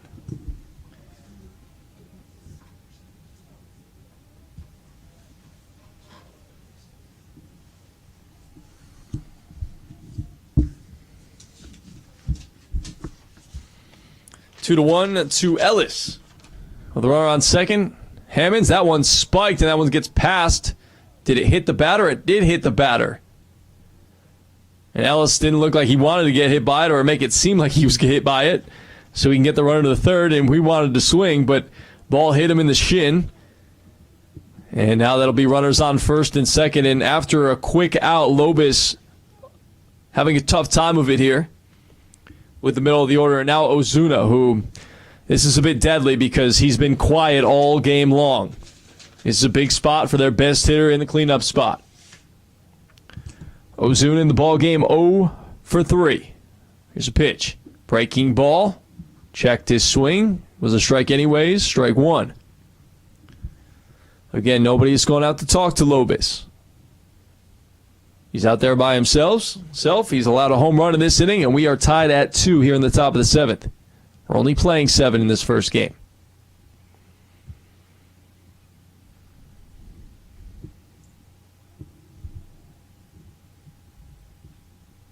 Last 3 batters have reached base. Here's a pitch from Lobis. That one misses wide, and it's 1-1. McNeely with the home run. Hammonds with a double down the left field line and an HBP hit by pitch to Matt Ellis. Puts us in our current predicament at first and second with only 1 away. Ryan Lobis trying to work out here against the best hitter for the Senators. There's the pitch. That one misses wide of the soft stuff. It's 2-1.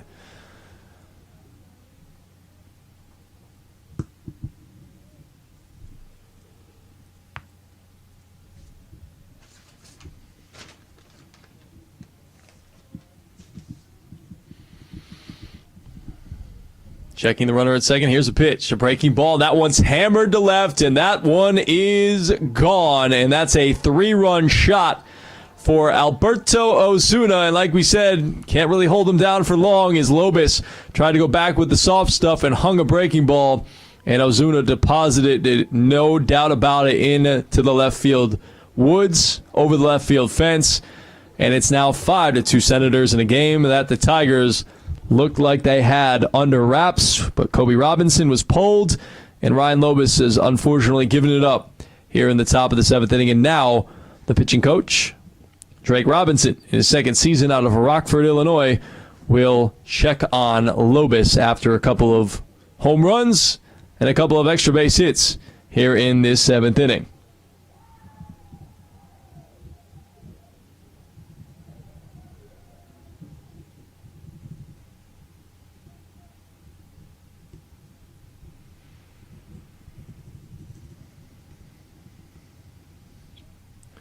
So they're going to leave Lobis in to face Cam Fisher.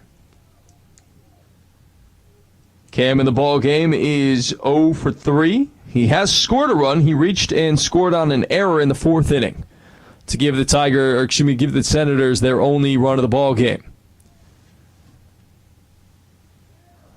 Fulton's still up in that bullpen down there, down the right field line. First pitch fastball in there for Lobis, strike 1. 5 runs, 7 hits, 1 error for the Senators. 2 runs, 6 hits, 2 errors for the Tigers. Wind of the pitch. Breaking ball hammered to center field. Going back is Hunt. He'll steady under it just shy of the warning track. And he makes the catch. That is a long fly ball out. And Lobis had to be holding his breath on that one, second out of the inning.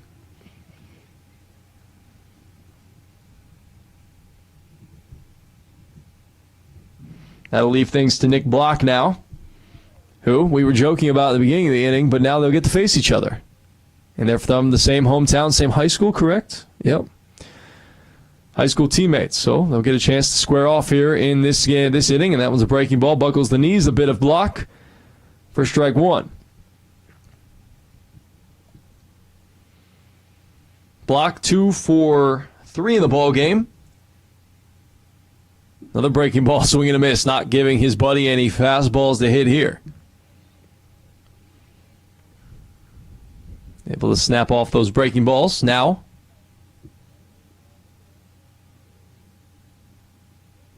Another one, misses, and a nice stop by Basham, doing work with nobody on base.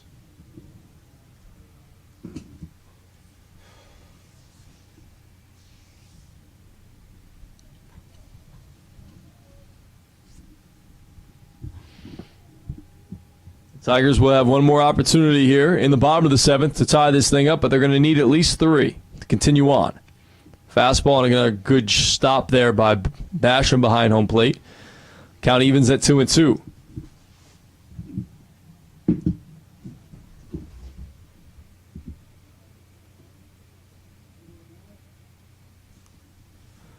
Wine in the 2-2. Fastball popped up to left field. Again, carrying a little bit deeper than it looks right it would off the bat, and Weaver able to put it away. But in the inning, the damage had been done. A couple of home runs. The first one via Caleb McNeely to tie the ball game.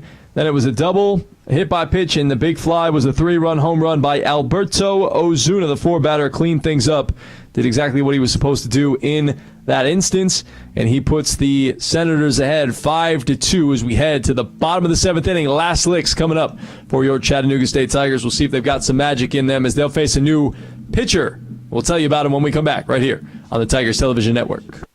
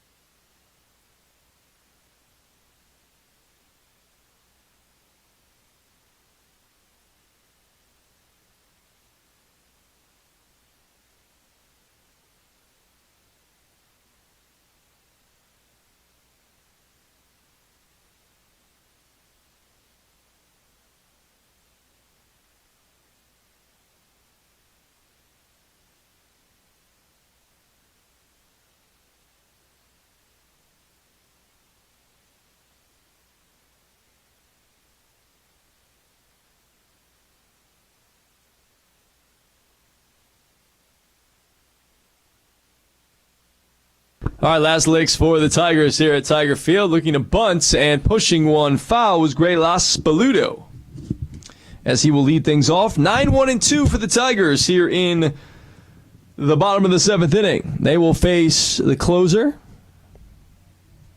I just had his name. There it is, Nathan Hickman. He's a freshman, has appeared in 4 games. Give you the rest of his numbers after this pitch. Swing and a miss by Laspaludo. He's pitched in 6 innings. He's got 1 save, allowed 4 hits, 3 runs, 3 earned, 4 walks, 9 strikeouts. He's pitched to a 4.5 ERA. That one's grounded softly to third. Over to grab it is Hammond's throw. No. Ooh. Just in time, allegedly. And that's one away. Looked like a very close play at first. But they banged him out over there at the first base bag, 1 away. 5-3 on the long putout. Laspaludo's speedy, but just not speedy enough. Lyndon Weaver will be the batter now. He ambushed Hayden Summers for a home run his first time up. He's 1 for 3 in the ball game. He struck out his last 2 times. Fastball starts him off with a strike.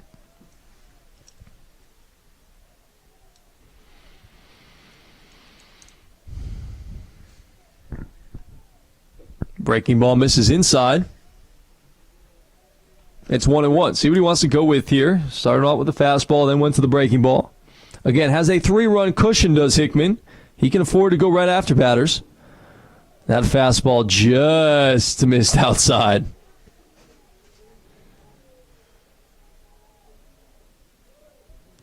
Weaver, a sophomore, 5'10", 180 from Atlanta, Georgia. That fastball doesn't miss the outside corner, and it's even now at 2-2.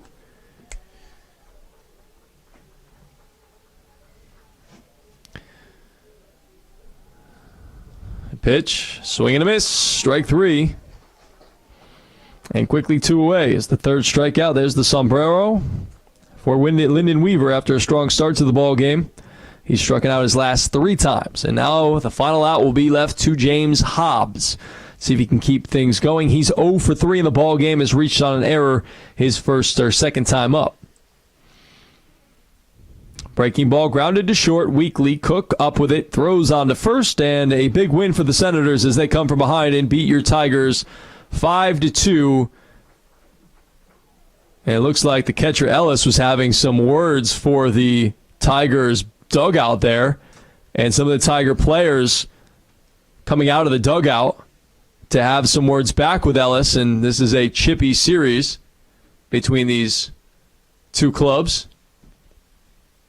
And they're setting how much time they want in between games, but a tough one for the Tigers as they fall in the bottom of the 7th. 5-2. They had the lead until the last inning. They got a home run from Lyndon Weaver to start things off, start the scoring off. They got a 1-0 lead. Kobe Robinson was dealing.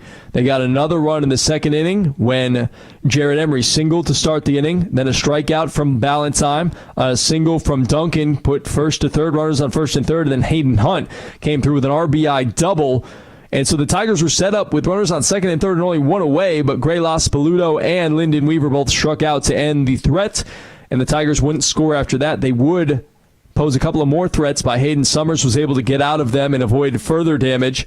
And so they were able to do that. In the game, Kobe Robinson struck out 1, 2, 3, 4, 5, 6 batters through his 6 innings of work. He was spectacular. Didn't allow an earned run, and Ryan Lobus was tasked to come in and close things out in the 7th inning, not able to close the door, and now the Tigers are going to have to regroup quickly as Alberto Osuna delivered the knockout blow in extra innings, in the top of the 7th with a 3-run home run, but it was Caleb McNeely which tied the game first with a home run to dead center, which is little over 400 feet to dead center, and then a hanging breaking ball Ozuna was able to deposit in and over the left field wall to give the Senators the win, and they moved to 20-1 with the win, and with the loss, the Tigers fall to 10-4 on the season. They will go with their other ace, Cam Hansen, in Game 2. If you remember, he threw a shutout, and not only a shutout, but a no-hitter against this very same Senators team about 3 weeks ago. So we'll see if he's got the same magic in that big right arm.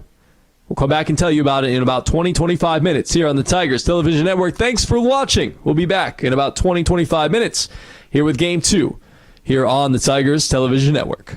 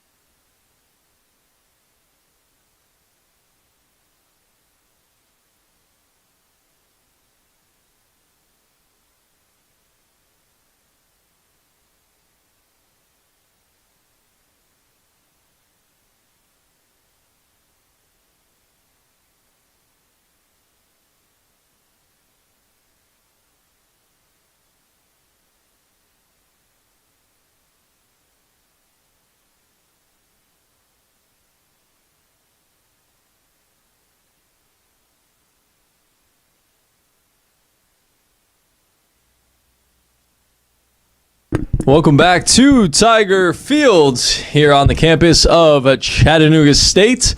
Game 2 between Walter State and Chattanooga. Cam Hansen toes the rubber and he's ready to go. Here it is. First pitch swung on a missed to Caleb McNeely, who delivered a couple of big blows in that last game. He went 2 for 4 with a double and a home run to tie the ball game in the 7th inning in Game 1.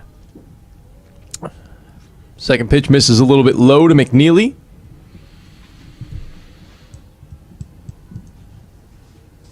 And it's 1-1 now from the right-hander. That one hits the outside corner and upper quadrant of the strike zone. It's 1-2. This game will be a 9-inning game. We'll go full this time between these two clubs. 1-2. Breaking pitch missed wide and low. Basham with a nice block. If you remember last time Hansen faced Walter State 3 weeks ago, didn't allow a hit. No hit the Senators in 7 innings of play. Trying to repeat that performance or at least something close to it. That one's popped foul. Stiski giving chase, and that one is into the stands. Your lineup for the Senators: Caleb McNeely leading off playing second, Jerry Hammonds batting second playing third, Matt Ellis DHing in this game batting third, Alberto Ozuna at first batting fourth, Cam Fisher catching and batting fifth, Nick Block in right batting sixth. 2-2. Popped up. Shallow center. Hunt coming on. He's able to squeeze it for the first out of the inning. Batting seventh and playing shortstop is Lucas Cook. Batting eighth and playing left field in this game, Skylar Canady. And batting ninth and playing center field, Silas Butler. On the bump in Game 2, Jake Knapp.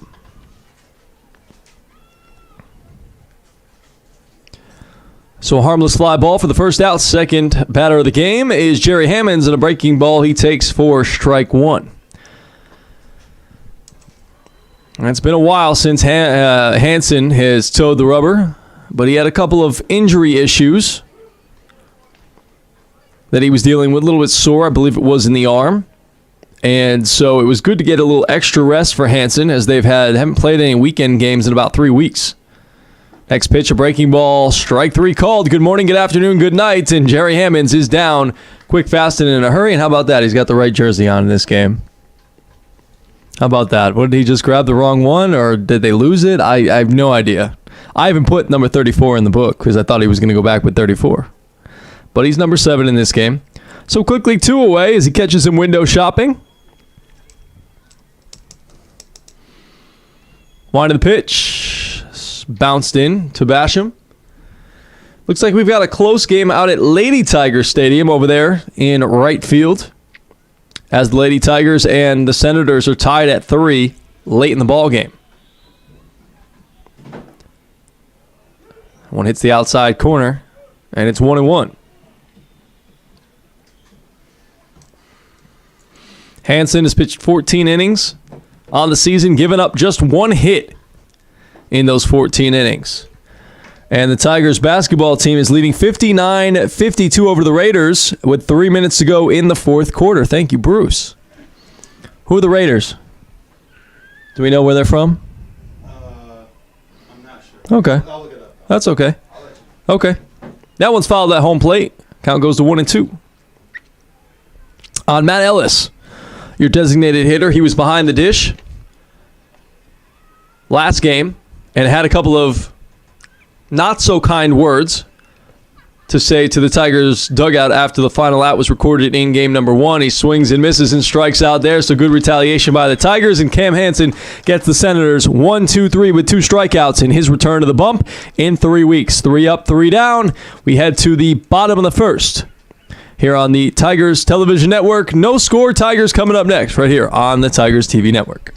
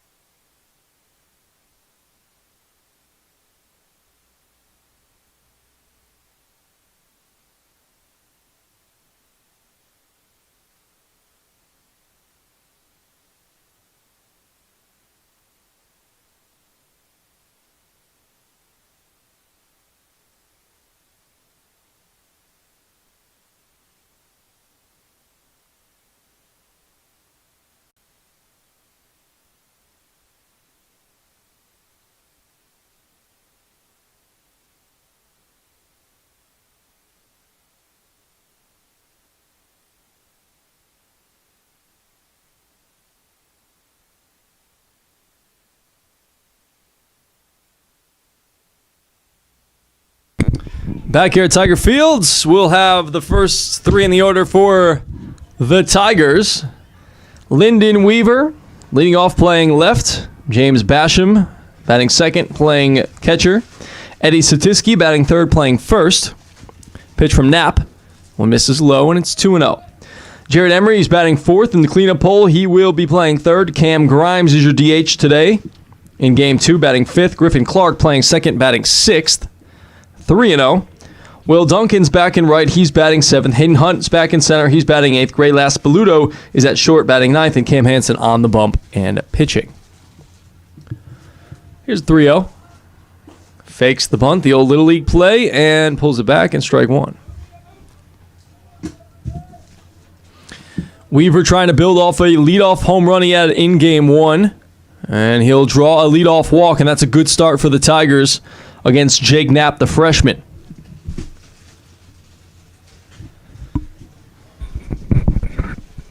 Knapp on the season has appeared in 4 games, has started 1. He's 1-0 in 11 innings. He's pitching to a 6.55 ERA.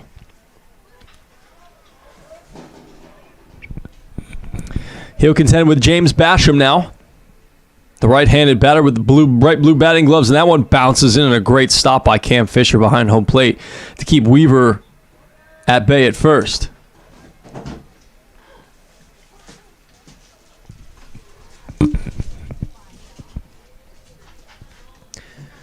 Infield playing up the middle, double play depth. Here's the pitch to Basham. A breaking ball bends in for a strike, and it's 1-1. Last game, Basham finished 1 for 3 with a double. There goes a runner. Pitch, throws a little bit high, and safe is Weaver as he tagged him hard on the helmet.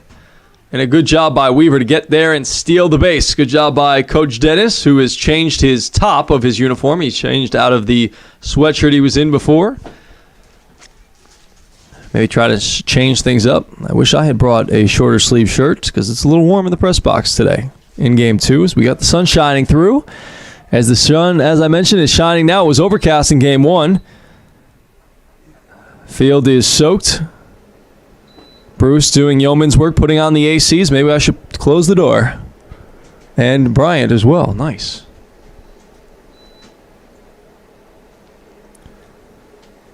Two and one as Basham steps out. Or is it 3-1? It's 3-1. Come on, Bryant. Pick it up. No, I don't want heat. Don't put heat on me. It's hot in here. Weaver's on second base. Nobody out. Basham at the dish. Here's the 3-1. Fastball outside corner. Strike 2.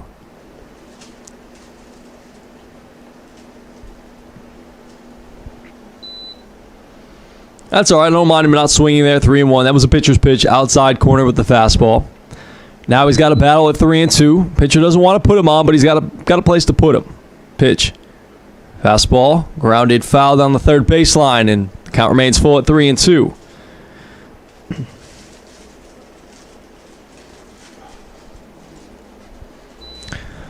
So if you missed it, the Vols lost late against Alabama. Bryant's a happy camper to my left. 73-68 was your final. Had an opportunity. Did the Vols down 1 to hit a couple of free throws. They missed 2 big ones by a guy who just had come in and played defense. Got a rebound and was fouled and could not convert on the free throws. And from there, Alabama knocked down their free throws. Tennessee missed their late three-pointer and was not a good look as Beasley airballed the 3, and that's all she wrote for the Vols in the SEC tournament. They're expected to be about a 6 seed in the NCAA tournament, which will come out next week. Or we'll have Selection Sunday tomorrow, so we'll figure out who's in the NCAA tournament tomorrow. You can fill out your brackets. 3-2 pitch still to Basham. Fastball, another foul back into your living rooms and over our heads as the count remains 3-2. Good battle here from Basham, and he's really put together some good at-bats over these first 2 games.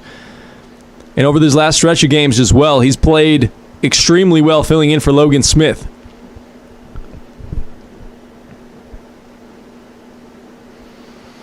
Tigers trying to get on top, as they did early in last game. Facing Jake Knapp. Breaking ball popped up towards the Senators dugout and into the Senators dugout, and that's going to be foul again. Good job by Basham.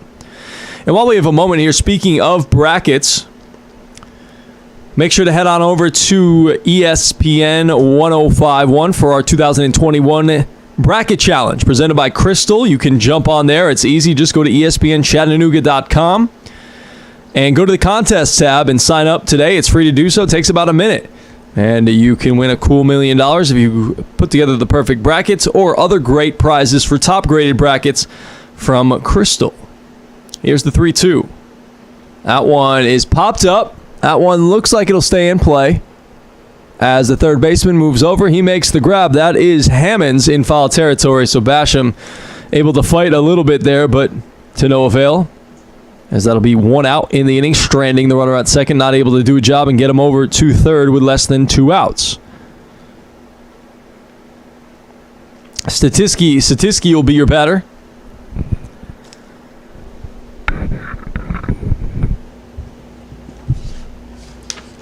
Statisky in the first game went 1 for 2. Singled, struck out, and was hit by a pitch. Righty on righty. Here's the first pitch. Breaking ball sits high, ball 1.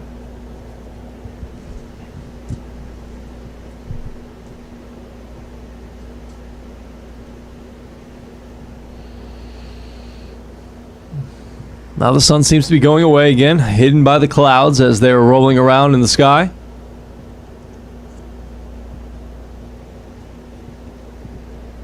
Both teams standing up at the top of their dugouts or at the fence of their dugouts. Both into this game. This is a big game for both squads. Tigers had the lead late, able to hold it in game 1 as the Senators stormed back and won 5-2. The number team ranked in the nation in junior college Division I baseball.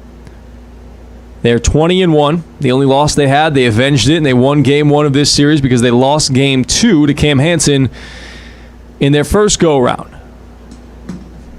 Here's the pitch to Statisky. A swing and a drive. Deep to right center field. Going back is Butler and block on the warning track. Hauls it in. Hunt able to get the third base on the tag up, and Statisky did not miss that one by much as he flew that one deep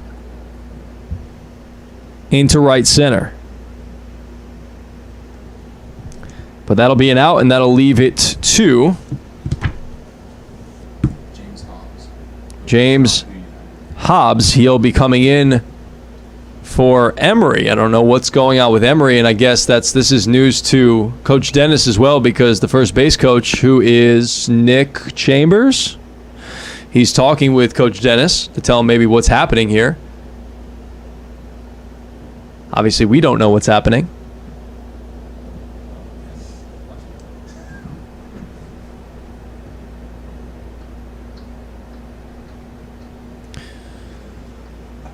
I saw Emery standing behind the dugout with somebody and kind of squeezing his hands. I don't know if his arm is bothering him or something happening. But he's going to be out of this ball game barely before it's begun.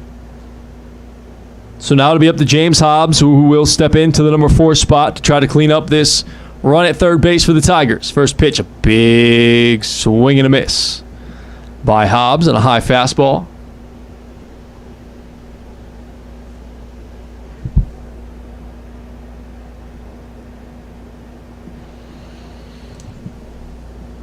Pitch from Knapp. That one backs him up a little bit. 1-1. Hobbs batted second in game 1. He went 0 for 3, but reached base in a second time out with an error on an error.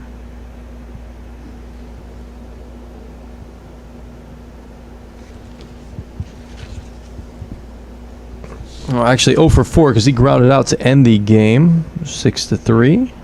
Got to put that in. Righty out righty. Here's the 1-2 pitch. Breaking ball. Didn't snap it off enough. Count evens at 2. Tigers trying to get on the board here. Bottom of the first inning, no score. Still 3-3 over there at the softball field between Walter State and the Tigers in game one of their two-game series. That one misses. Oh, it actually catches the outside corner. Looked like the catcher's glove, Fisher, was pulled a little bit off the corner, but able to hold it just enough to induce a strike three call from the home plate umpire, and that is the third out of the inning. So with that, Hobbs goes down looking, and the Tigers strand a runner. No hits, no runs, one runner left on base. We have played one inning here at Tiger Field. No score. We head to the top of the second when we return right here on the Tigers Television Network.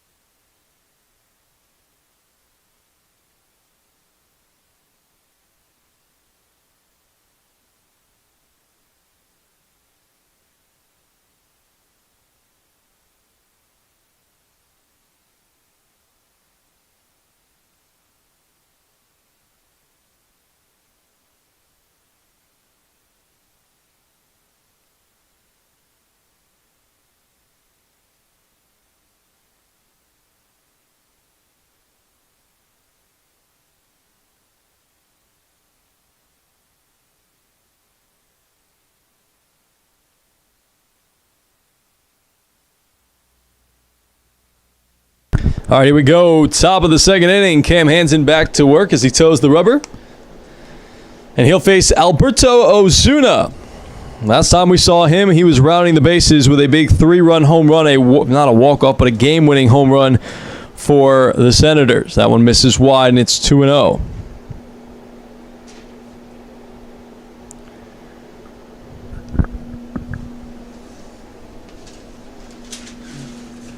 Just knocking everything over here in the press box.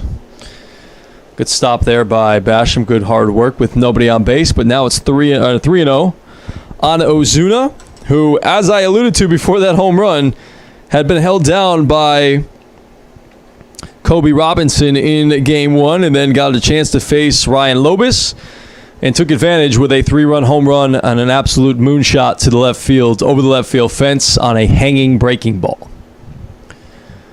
So he can certainly do that. It leads the team in home runs now with 10. That one misses, and now it's a walk for Ozuna, who was on base to start the second inning.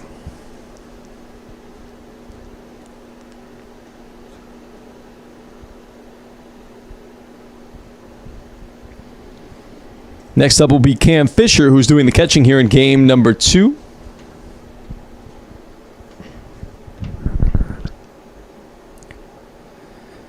Fisher was playing left last game. Good versatility from him. That breaking ball misses wide, just wide. 1-0. Fisher in game 1, 0 for 4, but did score a run as he reached on an error. Next pitch backs up. Ozuna, not blessed with the gift of speed, doesn't go anywhere. On that bouncing breaking ball, good stop by Basham behind home plate.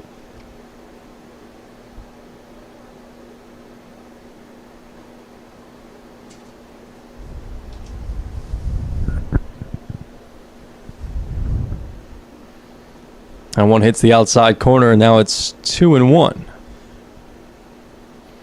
On Fisher, the left-handed batter.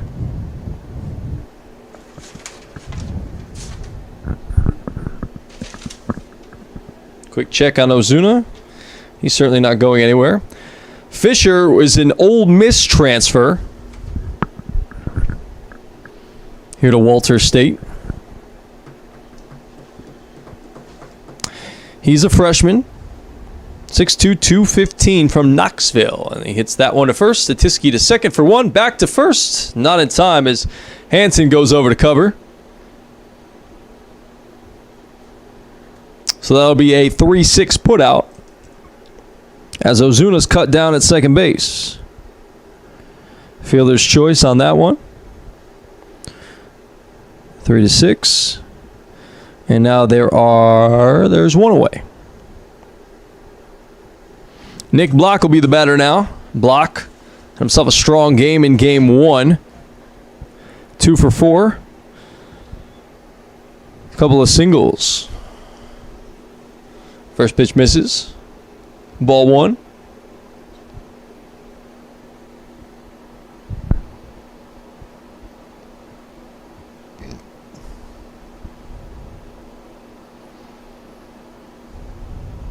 That one clips the inside corner for a strike. 1-1 now. As you see, the outfield is shifted a little bit around towards left against the right-handed batter Block. Slightly closed stance. There goes the runner. Throw down to second. In time, and they got him. Nice job by Basham on the backhand. Comes up firing. And Fisher took a chance on that one. And it didn't pay off as it's a caught stealing for the second out of the inning.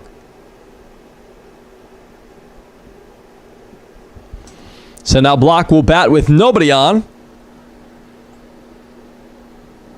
Here's the 2-1. Breaking ball hits the outside corner, strike 2 called, and now it's 2-2. Again, the plan for Hansen was a lot of breaking balls the first time around he faced these guys, and he no-hit them through 7 innings. So he goes here with 2-2. Another breaking ball. That one's fouled straight back to the screen. Right on it was Block. Interesting to see what these Senator hitters are going to do in this game. Trying to make an adjustment. They know what they saw out of Hansen the last time they faced him. Here's the 2-2 again. Fastball right back up the middle, and they've already got more than they got against him the last time out. There's the first hit of the season for Walter State against Cam Hansen. So Block singles. And they did it off a fastball. Went breaking ball, strike, foul ball, back to the fastball, and Block was ready for it. And Block hasn't done anything fancy today. He's just put the barrel of the bat on the ball and found some good solid contact. Breaking ball misses wide. Basham a nice block again.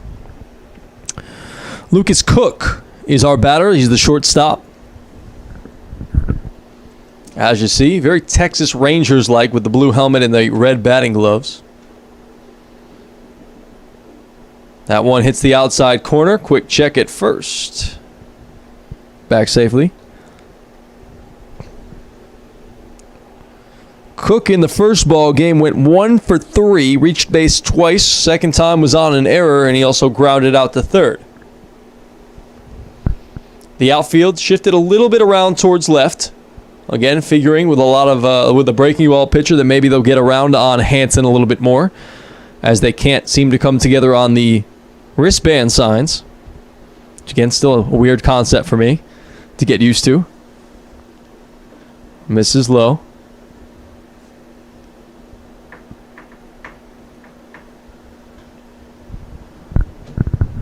Counts 2-1. Again, no score here. Top of the second inning. Tigers and Senators.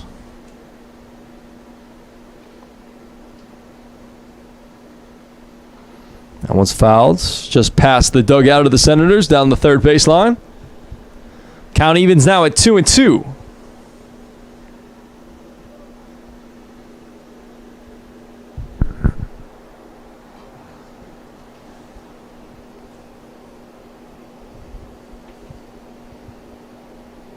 Wide in the pitch. Breaking ball misses wide. And now the count's full. The single merry-ground will be in motion as Block will be off with the pitch. Short lead, and he'll go as Cam Hansen goes. There it is. Pitch misses outside with the breaking ball, and it doesn't look super sharp like it was in the first game against these guys a couple of weeks ago. He'll contend now with Skylar Canady.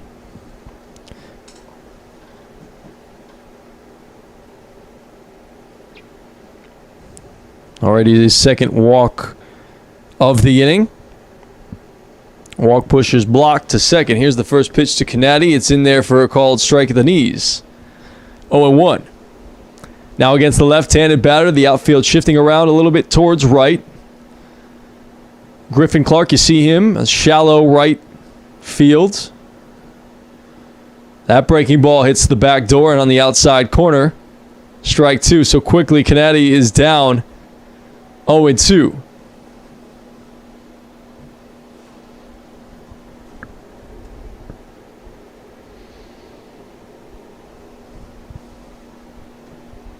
Hansen looking to get out of trouble here in the second.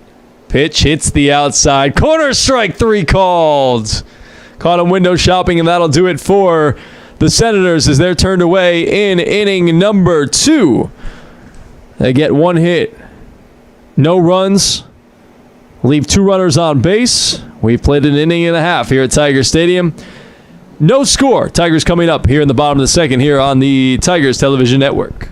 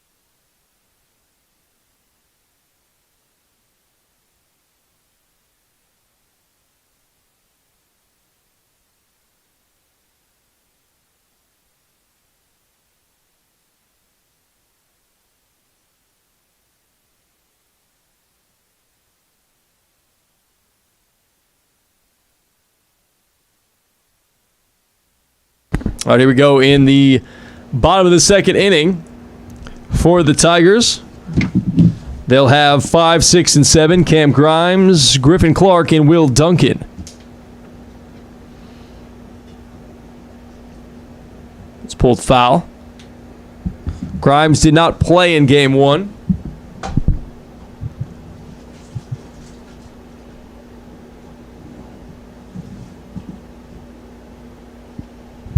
Pitch to Grimes. That one looks like this umpire is going to have a bit of a wide strike zone here today. It looked like it missed a little bit. Grimes hitting 286 and 14 at bats this year. That one skips in. Ball 2. He's got 6 RBIs, 5 walks, 4 strikeouts, 2 stolen bases, 1 home run on the year. Scored 5 runs. Another one in the dirt, bounced in from Knapp, and it's 3-2.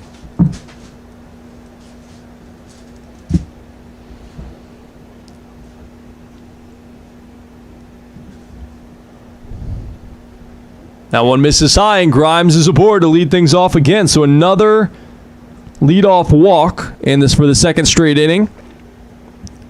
Let's see if the Tigers can do anything with it this time. Weaver was able to steal second in the first inning. Let's see what Grimes can do here. And really, let's see what the rest of the order can do for the Tigers. Griffin Clark will be the batter now. He came in late for Ballantyne as he takes on the outside corner, strike 1 in game 1. He's getting the start here in game 2. Not sure if they want him to put down a bunt or if they're going to put some sort of a hit and run on. Big hole on the right side. Quick check to see if they'd give it away at home plate, and Griffin Clark does not.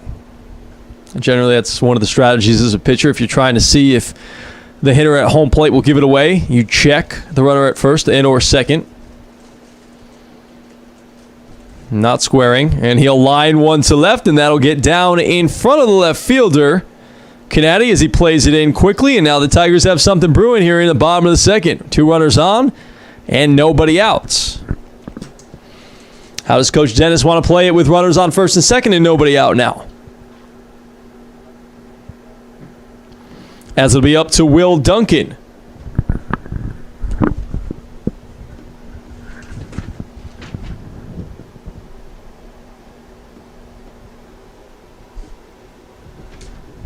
Duncan went 1 for 3 in game 1, a single and a couple of flyouts. Corners are playing in. Here's the pitch. That one misses wide, and the ball's stopped nicely by Cam Fisher. That was a fastball that he just spiked, and then he almost threw it past Knapp on the mound. And nobody was there. You're absolutely right, Madden. Yeah, because they're doing a bit of a wheel play here where the shortstop is following the guy going from second to third, and the second baseman is going over to cover for the crashing Ozuna at first. So they're barreling out, and there's nobody in the middle of the infield. See if the bunt's on again for Duncan. And he is squaring. Here's a pitch. They're not going to commit to the wheel this time, and that one hits the bottom of the strike zone. It's 1-1. On the Chattanooga State right fielder. Again, we are here at Chat State, Tigers baseball on the campus of Chattanooga State Junior College. A little junior college action. 2 of the best teams in Region 7. Squaring again. Pitch. He bunts it, and it's foul. He didn't know where it was. Neither did the catcher, Fisher. And Duncan's not very happy with himself, and I'm sure Coach Dennis is not very happy with him as well. And will he continue to keep it on? My guess would probably be no. That's got to be the great thing about a coach and having to wear a mask this year. You can kind of conceal what you're actually feeling nowadays and facial expressions. Because, boy, I'll tell you, my D3 coach back in the day, he used to give all kinds of facial expressions. And if you did something he didn't like, and you could certainly tell about it. And Knapp, as we were talking about before, trying to see if Duncan would give it away if he was bunting again or not. Doesn't look like he's going to, but Ozuna is still in. The other corner, Hammonds is back. And the middle of the infield's playing at double play depth. Let's see what Duncan wants to do here. Pitch, not bunting. He'll float one over second base, and that's going to get down, but the runner at first was way off, and they're going to double. They're not going to double up, but they're going to get the fielder's choice. At second base, not great base running there from Griffin Clark, as you got to get a little bit better of a read there on that little flare. He was basically at the first base bag when that one fell in. Not a good read by him, and now the Tigers, they do have runners on the corners, but it's not as good of an inning as bases loaded and nobody outs. So is that technically a base hit, or is that technically a put out there? That's a fielder's choice, huh?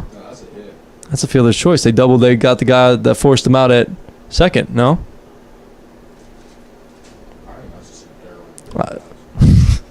It should be. I agree. It should be. It's literally a hit, but yeah, I think officially it should be a little bit of a put out there. As that breaking ball curves in over at home plate, we're going to give him a hit on that one because we're feeling good about it. I see what you're saying.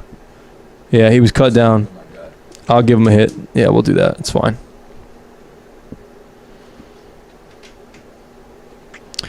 Hayden Hunt is your batter now. It's 0-1. Fastball grounded to third, and that one will get foul right in front of Coach Dennis, and now Hunt's in the hole 0-2. Tigers trying not to spoil an opportunity here with runners on first and second, trying to pick them up, trying to grab another early lead. Again, we're playing 9 in this one, so we've got a full game for you today. In game 2, here's a quick check and a slip there by Duncan over at first. Gray Laspaluto awaits on deck.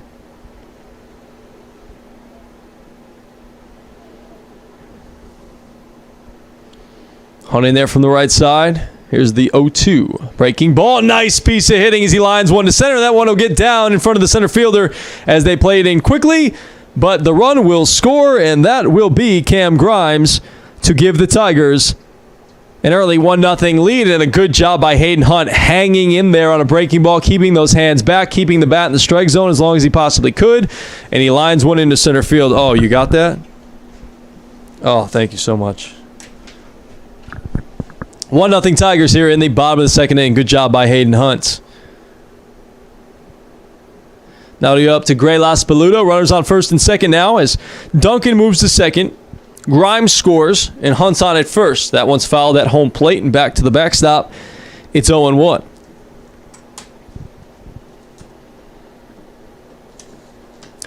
Laspaluto in game one went 0 for 3. A couple of strikeouts and a ground out to third. Not a great game for him as he's looking to turn things around here in game number 2. That's why we're playing 2 today.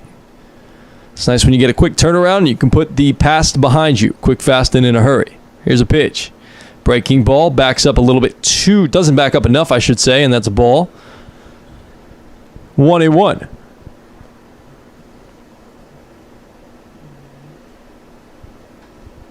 Tigers 10-4 after the loss in game 1. Trying to add to their lead early here against Jake Knapp. That one's lofted down the right field line. And over on top of the roof. And no, it won't go over the athletic facility down the right field line on the roof, and it'll trickle back. Top of the order up next, and Lyndon Weaver waiting to hit.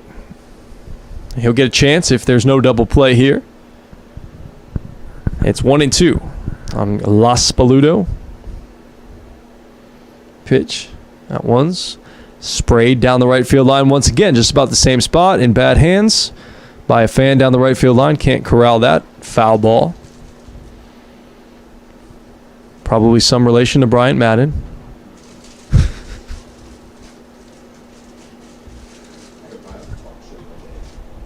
We're going to have to get you on the mic at some point. I'm going to try to get another mic up here as that's a swing and a miss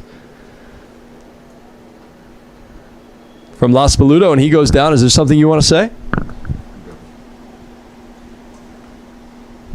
Mic's all yours.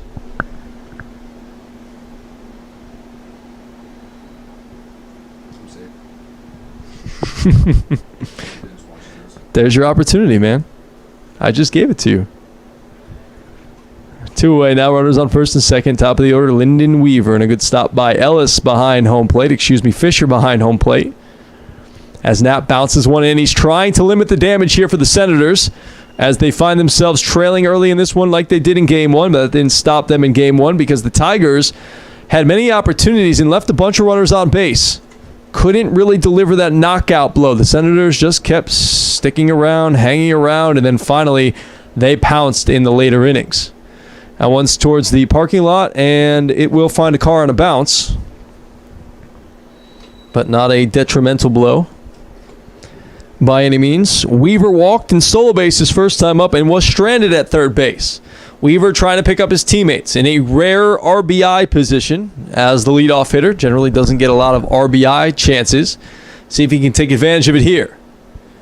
That one misses.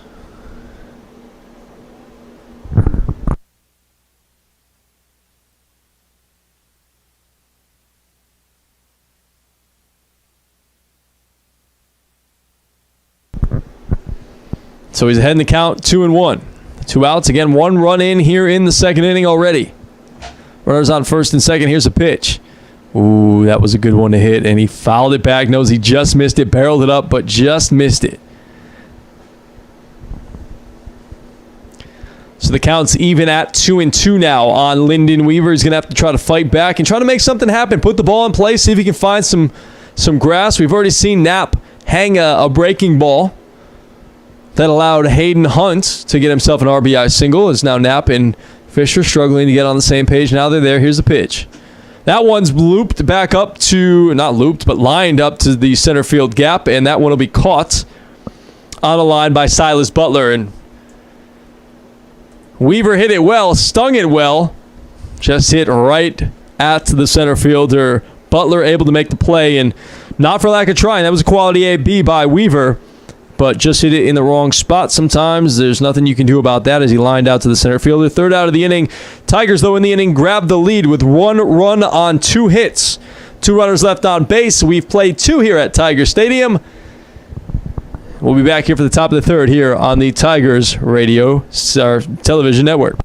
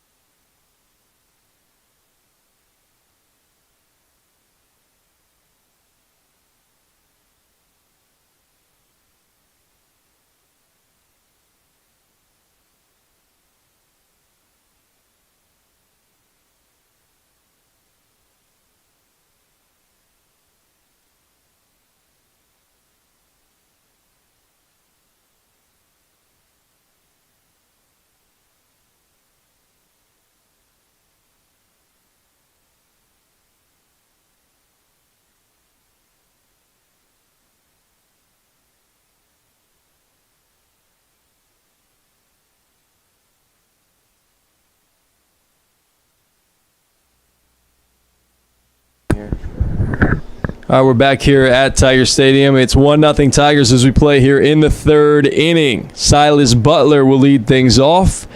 9-1-2. Breaking ball and swung over and missed.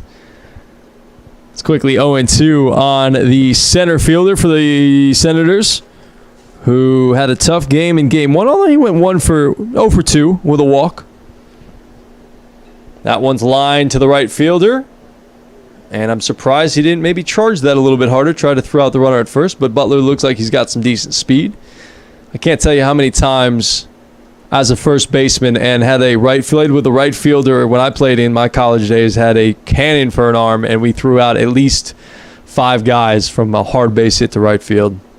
That was the first thing it made me think of when I saw that base hit go through that right side. But Butler with a base hit to the right side, and now the Senators trying to answer right back, and that's not going to help. That's a pop-up to right field. Duncan over towards the line, makes the grab. No tag there by Butler, so 1 pitch and 1 out to McNeely. And almost a little trouble with the middle infielders getting that ball back in, but they get it in safely. So McNeely has flied out to right. Couple of flyouts in this game for him.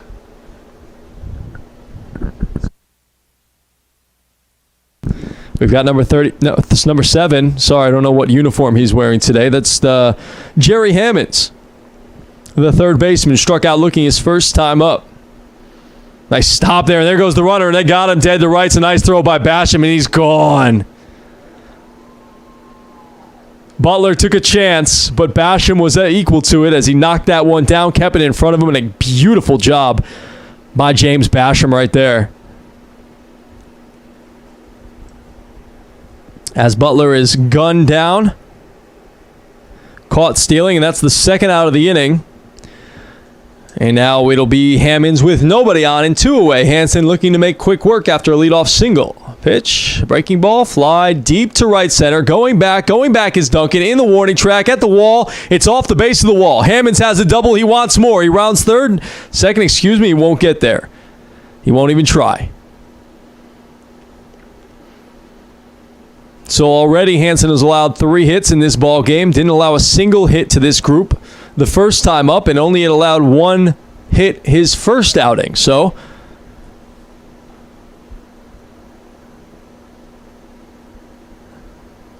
the chance taken by Butler proves costly, as that would have scored the run easily. But now it's just a runner on second base, and Hansen has an opportunity to work around it as Matt Ellis will be the batter, and he takes on the outside corner, strike one.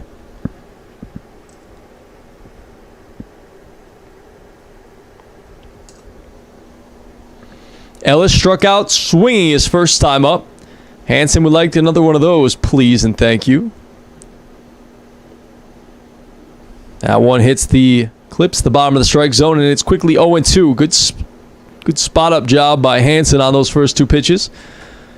See where he wants to go at 0-2. He's used the breaking ball a lot. That's usually his out pitch. Does he want to change the eye level? Does he want to go back to the breaking ball? Quick check on the runner, and that might have hit him, I think. Looks like a good throw, but Hammonds just ran right into that throw, right at the second base bag. That's a tough thing about trying to pick a runner off at second base with the shortstop coming behind. You have to time that throw. It's almost like leading receiver in football. You got a tight window to throw it in, and the guy's coming from behind the runner. Pitch. That one missed a little bit wide.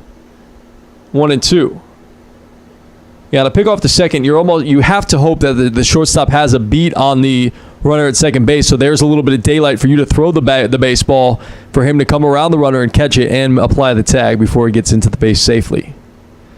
This breaking ball swung on and missed. A nice pitch by Hansen, and he's out of the mini jam here in the third inning. Good pitching by Hansen. That's his 4th strikeout of the ball game. Third out of the inning, and we roll on to the bottom of the third inning after this. Tigers leading 1-0 here on the Tigers Television Network.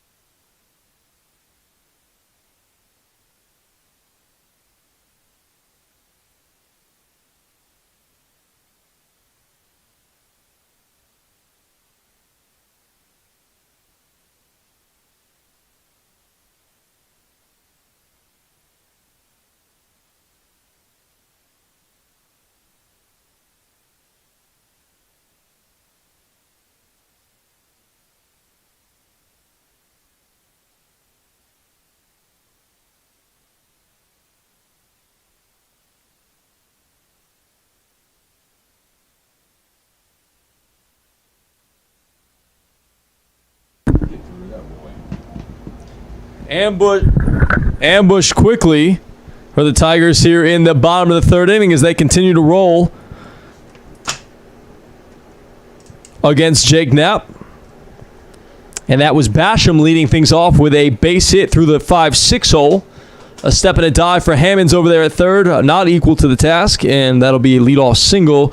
So for the third straight inning, the Tigers have the leadoff runner on, haven't been able to do much with it. They scored a run there last time, but again, left some runners on base for the second straight inning. See if they can continue to cash. And they pitch out, and nothing doing for Basham there, not stealing.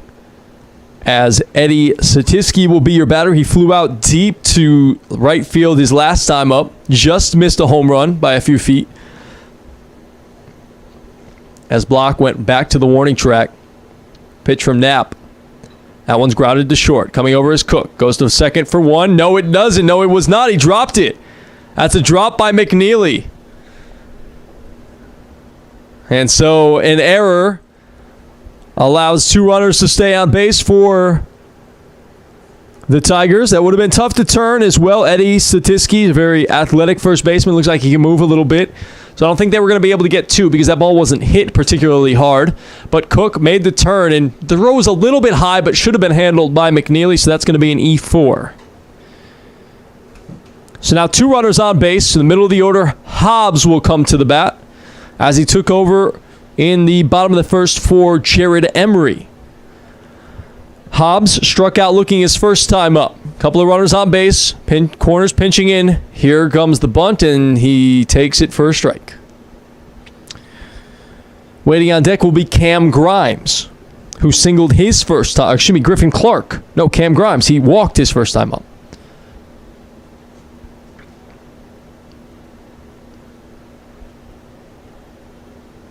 Outfield straight away. They don't do a lot of shifting, does Walter State.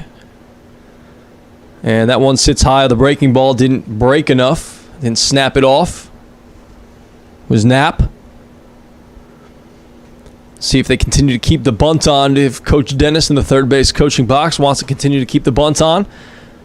Trying to manufacture a run here potentially. If they can get the bunt down, advance the runners, see if Grimes can get a fly ball to get him in. And he squares. And he misses. And it's 2-1.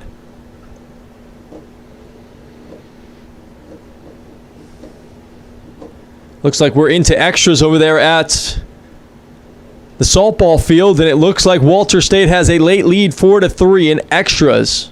If I'm counting correctly, or it might be the 7th. I don't know. It's a little far away to tell, but we'll see if we can check it out. Another bunt attempt. That's right back to the pitcher. And they're going to go to first with it. So a good job to move the runners by James Hobbs.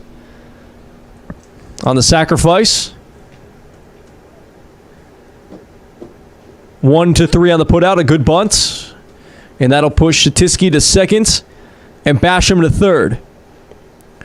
And that'll be up to Cam Grimes, the designated hitter, right-handed hitter. See what he can do here.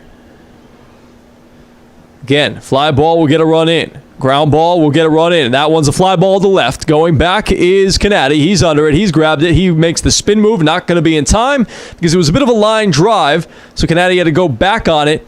Make the grab, spin, turn around, and he holds Chattanooga at third, but the runner comes home, and a good job by manufacturing a run for the Tigers as James Basham comes around to score off the leadoff single, and a good job by Cam Grimes for the sac fly. 2 sacrifices and a run for the Tigers, and they now lead it 2-0.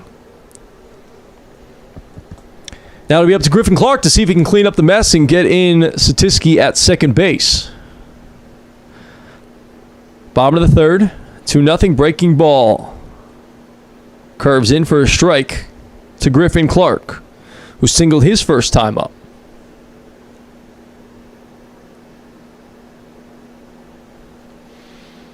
I think we're in the 8th of the 9th out there at the softball stadium, if I'm seeing that correctly.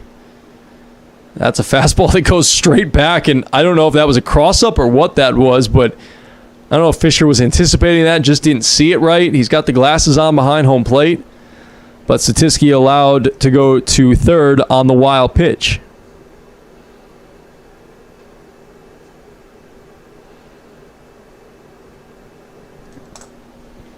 So Clark has got Chattanooga 90 feet away now. And actually, I found out that it's not exactly 90 feet between bases. Did you know that? It's like 88.9 inches.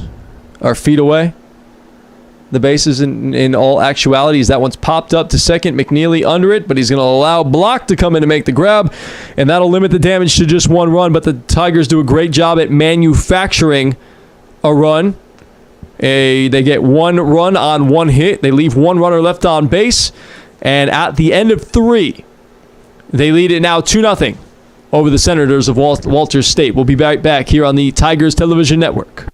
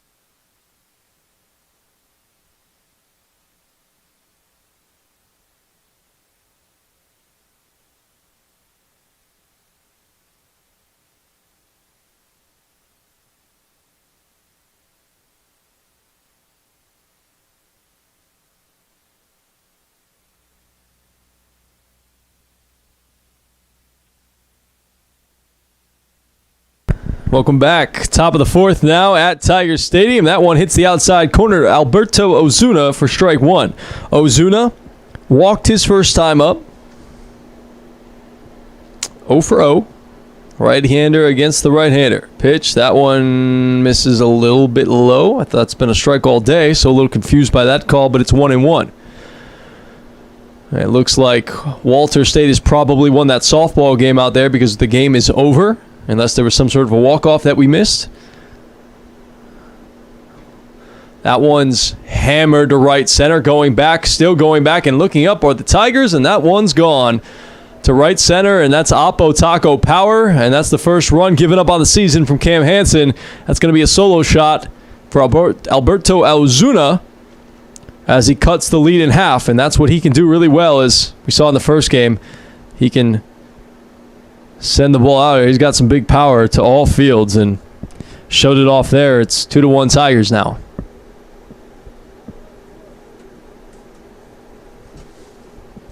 Ball really carrying. Not a lot of wind out there today, but the ball is just carrying nicely. Balls that look like they'd just be a pop-up or a fly ball, and they just get going.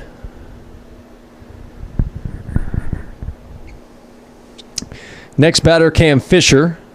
Grounded into a fielder's choice and was caught stealing his last time up. That one misses in. It's 1-1.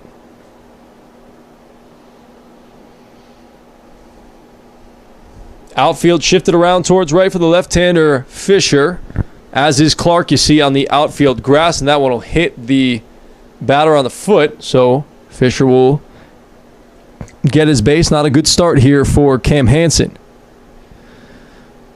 who, after just getting a brilliant offensive inning from his offense, a little off here in inning number 4.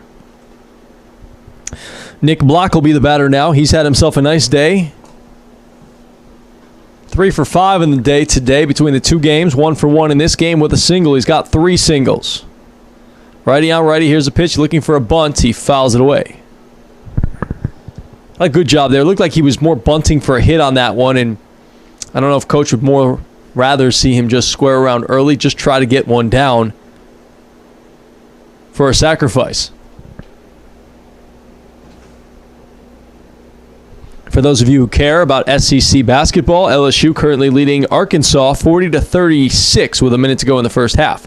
Leaning was the runner at first, and he's able to get back. Didn't have a big lead, but maybe anticipating the bunt and trying to get a better secondary was Fisher over there at first base. This is the other semifinal of the day for the SEC tournament. The winner will go on to take on Alabama tomorrow. Another bunt attempt, and he fouls it away. No, he doesn't foul it away.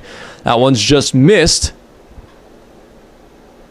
by Basham and did not get into the dugout, so good hustle there by Basham to recover. Wild pitch, you think, on that one? Or pass ball? I think he went. He did. Pass ball. Give him a pass ball, PB on that one. You're the official scorer, so I'm going to let you do that. I don't know about that. Well, you're keeping the scoreboard. This goes away. That does. And that one, that was a wild pitch. So we'll give him a pass ball and a wild pitch. So that allows the runner to move all the way to third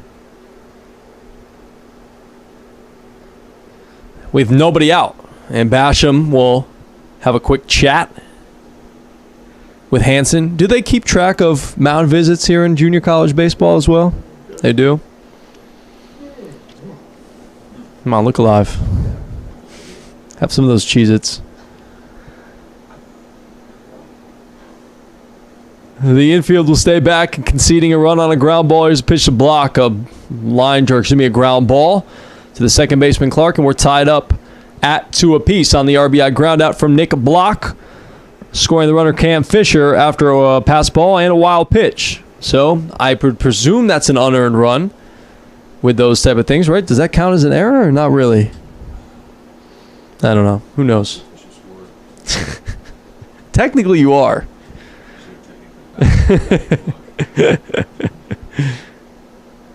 First pitch to Block. To Cook. It's a strike. Do you put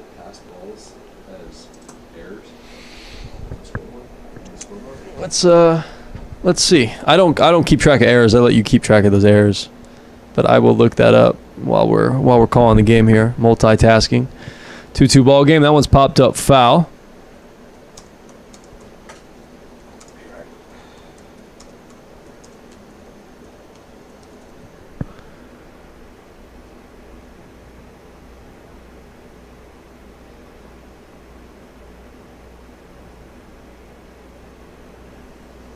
Okay, so no error is charged on a wild pitch or a pass ball. So no error on there. So we're good. Good work by you. So that is an earned run. 2 earned runs in the inning off of Cam Hansen. The first 2 that he's allowed or yielded in his season so far. Let's foul back to the screen. We're at 2-2 now. On Lucas Cook, who walked his first time up.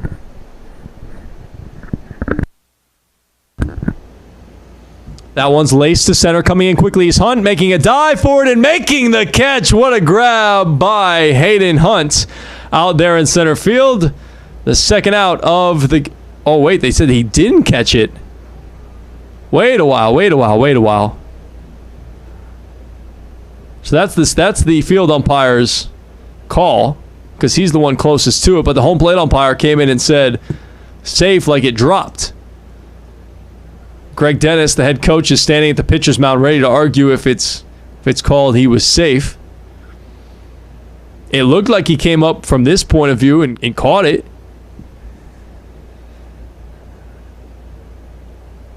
But again, we're far away, and I'm looking through a net, as you are.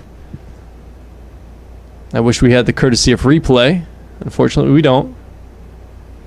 As the umpires are continuing to discuss it on their own. Only 2 umpires here in junior college baseball. Did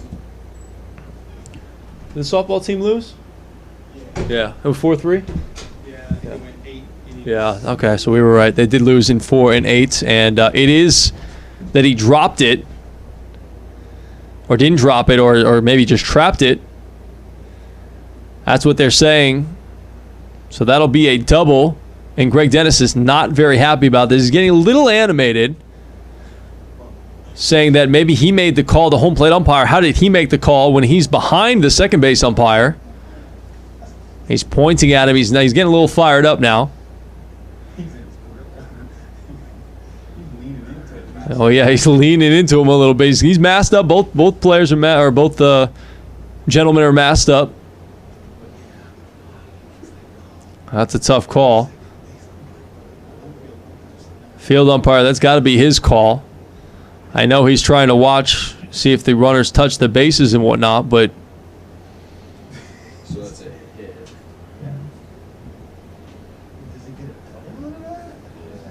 yeah, I don't think there's an error on that. Watch, don't run into that pitch. And so now Greg Dennis is done with his argument. Home plate umpire has heard it. He has seen it. Maybe he didn't see what happened in center field, but so that robs Hayden Hunt from a base hit, or excuse me, from a nice play. And that'll be a double for Lucas Cook. Skylar Canady will be your batter now, lefty on righty. Hansen trying to limit the damage. That one in at the knees, strike 1.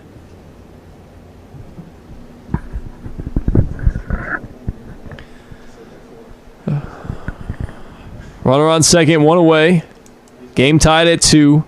Top of the 4th. Pitch. Looking to bunt. He pushes one and it goes foul. Good job by Basham to jump out like a cat behind home plate.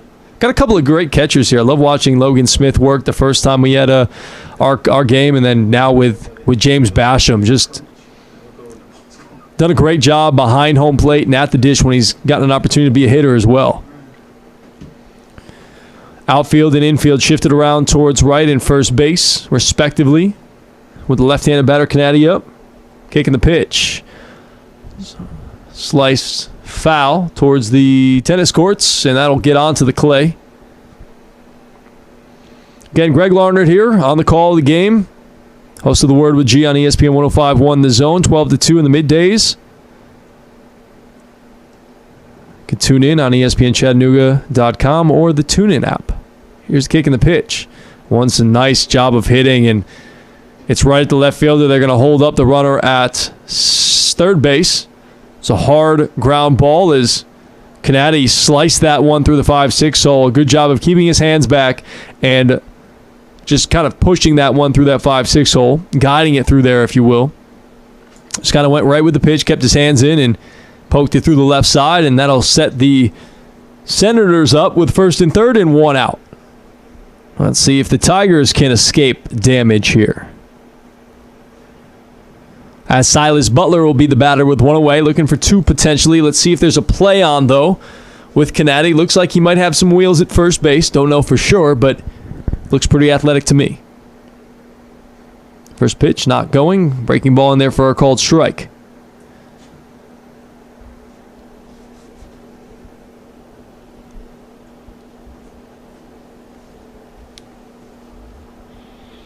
Outfield pretty straight away. The middle infield, double play depth. Satiski holding the runner on at first. Kicking the pitch. And the breaking ball on a swing and a miss. And a good job by Basham to block it up. Again, very impressive behind home plate. Him and Logan Smith, the two games that I've got to see of each of them, both very impressive behind home plate. So Butler's in the hole now, 0-2. Let's see where Hanson wants to go. Does he continue to try to make him fish? He shakes off the first one. Now he's got the sign he likes. Here it is. Here's the 0-2. Another breaking ball. There goes the runner. They're going to throw it down, and they're going to throw it away, and that'll be a run and an error after I just complimented James Basham. And they're going to score 2 runs on this. Oh, incredible. Just a lot of relaxing on the Tigers' defense, and that is not good. And Coach Dennis is not going to be happy about that because there's no way you should have allowed a runner to score from first on that play. Griffin Clark just got a little lax with that ball thrown away and it being played in from Hayden Hunt in center field. And great job by Canady to score all the way from first. So Cook will score on the E2. And then just great hustle as Butler strikes out for the second out of the inning. Great hustle by Skylar Canady to take advantage of lax Tiger defense. And it's now 4-2 Senators as they've plated 4 runs here in this 4th inning. A 4 spot in the 4th. Hanson winds and fires, and he pitches a strike to Caleb McNeely, who in the ball game is 0-for-2 with a couple of flyouts to center and right. Righty slightly open stance. Here's a pitch. That one misses inside. 1-1.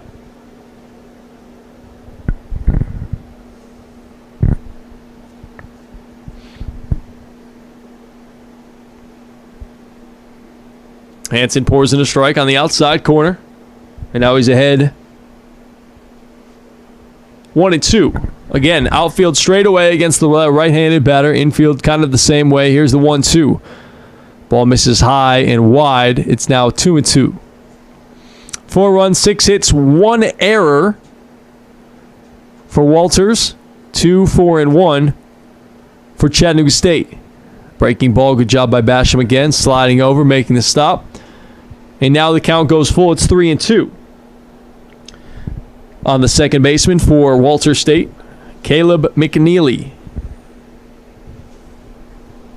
McNeely, a freshman, 6'1", 200 pounds, out of Versailles, Kentucky, and he'll walk back to the dugout with an empty trip as Hanson strikes him out, but the damage has been done. He strikes out 2 in the inning, but yields 4 runs on 3 hits. No runners left on base. We've played 3.5 here at Tiger Stadium. It's 4-2 Senators now here on the Tigers Television Network.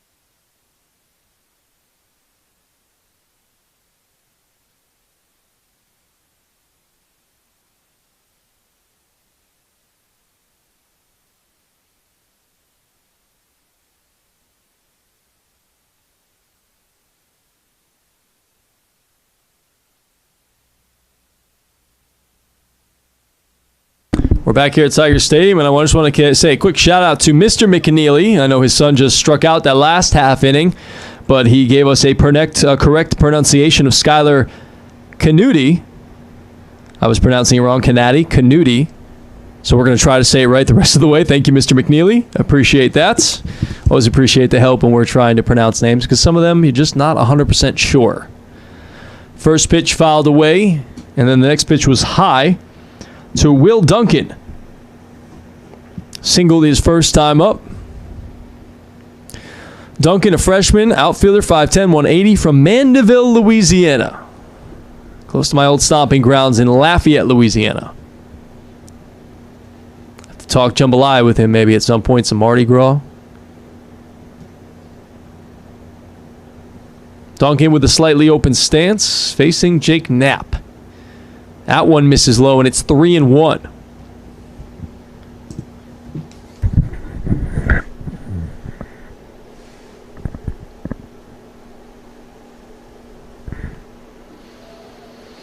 That one clips the outside corner, and the home plate umpire has been a little generous with his wide strike zone. But again, if you want to do that, as long as you do it, just be consistent with it. That's all we ask as baseball players. 3-2 pitch. That one swung on and fouled. Back to the backstop. Count stays full. 3-2. Harold, what's turned out to be a really nice Saturday afternoon of baseball. Obviously, the first game wasn't great for the Tigers. It was a little overcast at that point. They lose in the 7th inning, 5-2 against this team. But the sun is poking out now, and a swing and a miss by Duncan, and he is turned away to lead the inning off. And the Tigers were looking to make it 4 innings in a row, getting the leadoff man on. Now they're going to have to do it with at least an out on the board, as Hayden Hunt will be the next batter.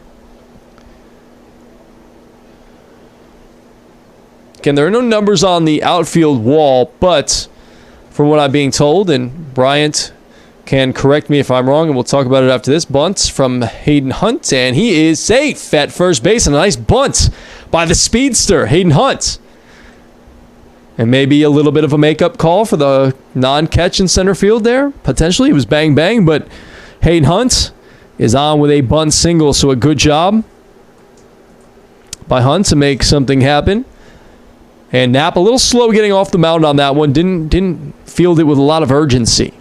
Laspaluto now. Gray Laspaluto, who struck out his first time up, has had a bit of a tough day, but he's had overall a pretty nice season. Let's see if he can turn things around here in game number 2 as he takes strike 1.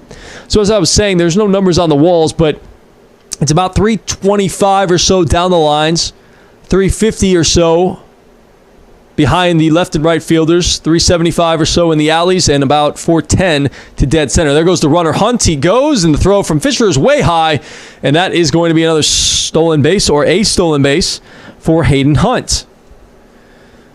And I like this. The Tigers give up 4 runs in the last inning, and they come out aggressive here in the bottom of the 4th. Not showing that they're going to be pushed around. Walter State has a man throwing in the bullpen already for Jake Knapp. Nobody for the Tigers. That one's fouled away back to the parking lot. Count goes to 1-2 on Laspaluto. The shortstop, 5'10", 165 from Apex, North Carolina. Shout out to my folks if they're listening. They're from North Carolina as well. Quick step off there by Knapp. Just take a quick breather.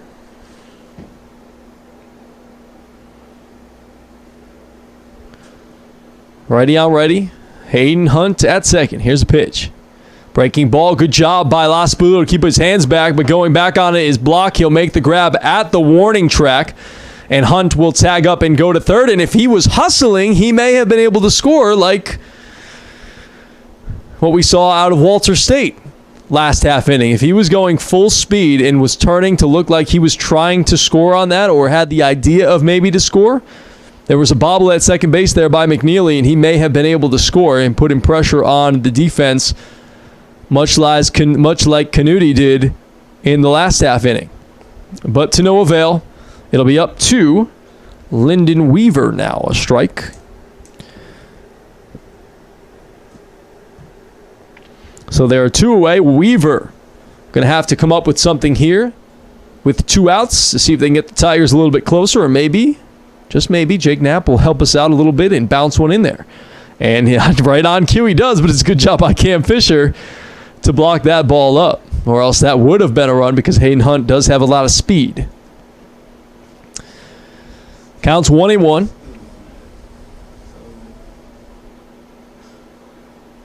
Outfield pretty much straight away. Here's a pitch. That one misses wide, and there it goes. It gets past the catcher, and coming home is Hunt, and he'll score standing up.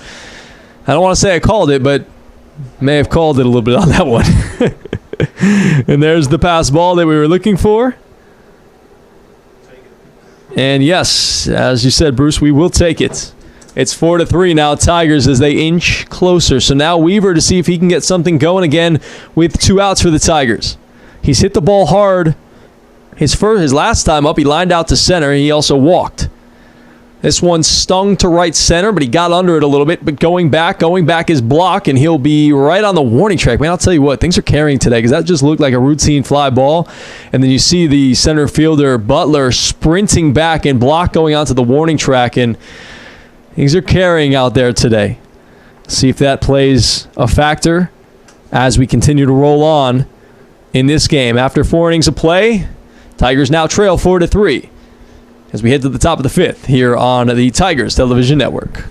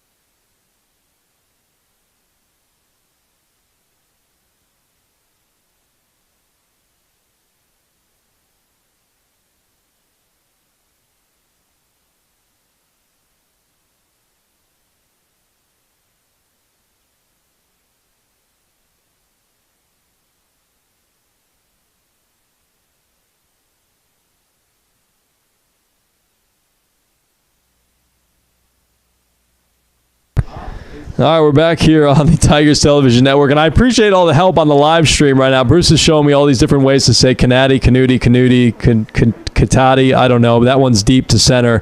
Going back is Hunt, and he's looking up, and that one's gone. As we talked about, the ball's carrying today, and that one just looked like a routine fly ball, and it carried out into the 3rd home run that Hansen has given up, I believe, today, or maybe just the second home run of the ball game. As Jerry Hammonds goes long ball, and it's now 5-3.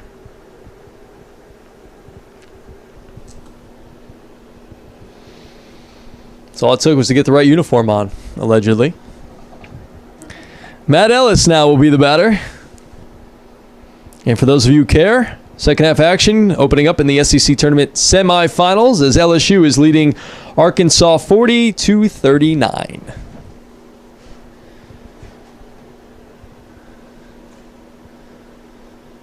Matt Ellis, a big left-handed batter. Here's the pitch. That one's grounded right back to the pitcher, and Hansen's got it. He'll flip on to the first baseman, Sadisky, for the 1-3 putout.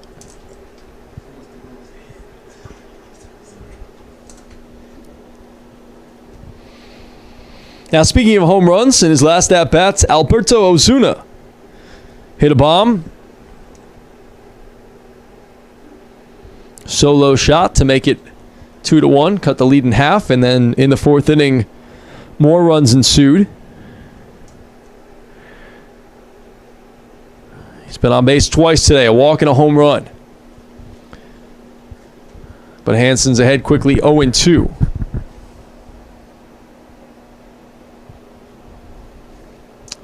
Wine fires. Breaking ball. Nice job by Ozuna to hang tough on the breaking pitch. Outfield shifted a little bit around towards left. Fires breaking ball, misses wide. Couldn't get him to chase. 1-2. Game 2 of a 2-game series here this weekend. I think it's 1-2. Now it's 2-2 if I'm not mistaken. Accounting is hard. Math is hard. I know there's 2 balls because the last 2 pitches were balls. So it's at least, I believe it's 2-2. Maybe 3-2. There you go, 3-2. Attaboy, Blue.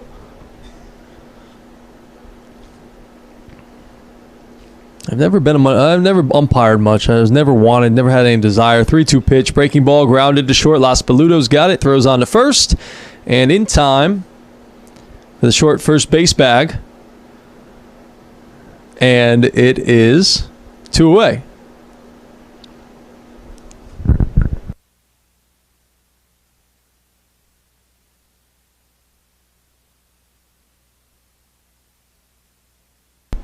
So they're 2 away now. Again, 5-3 here in the top of the 5th. Pitch. That one's grounded hard down the right field line. First baseline, I should say, and it's foul.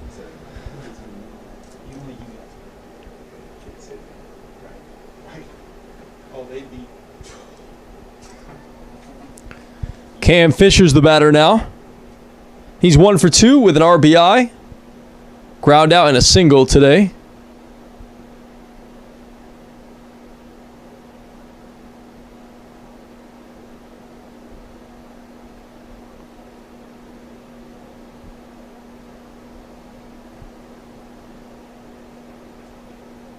It's the first time all season that Cam Hansen has given up runs and was able to no-hit Walter State last time out in 7 innings. We're playing 9 this time. Breaking ball, not as sharp as it needed to be, and that one misses. It's 2-1.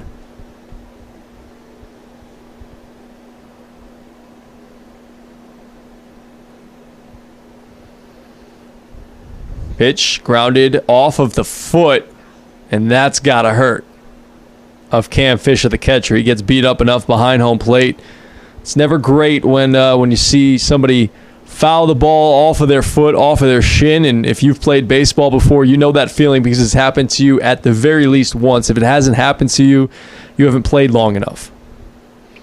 It's not a great feeling. But looks like Fisher's going to be okay. Doesn't need any attention. Home plate umpire kicking some rubber pellets off of home plate.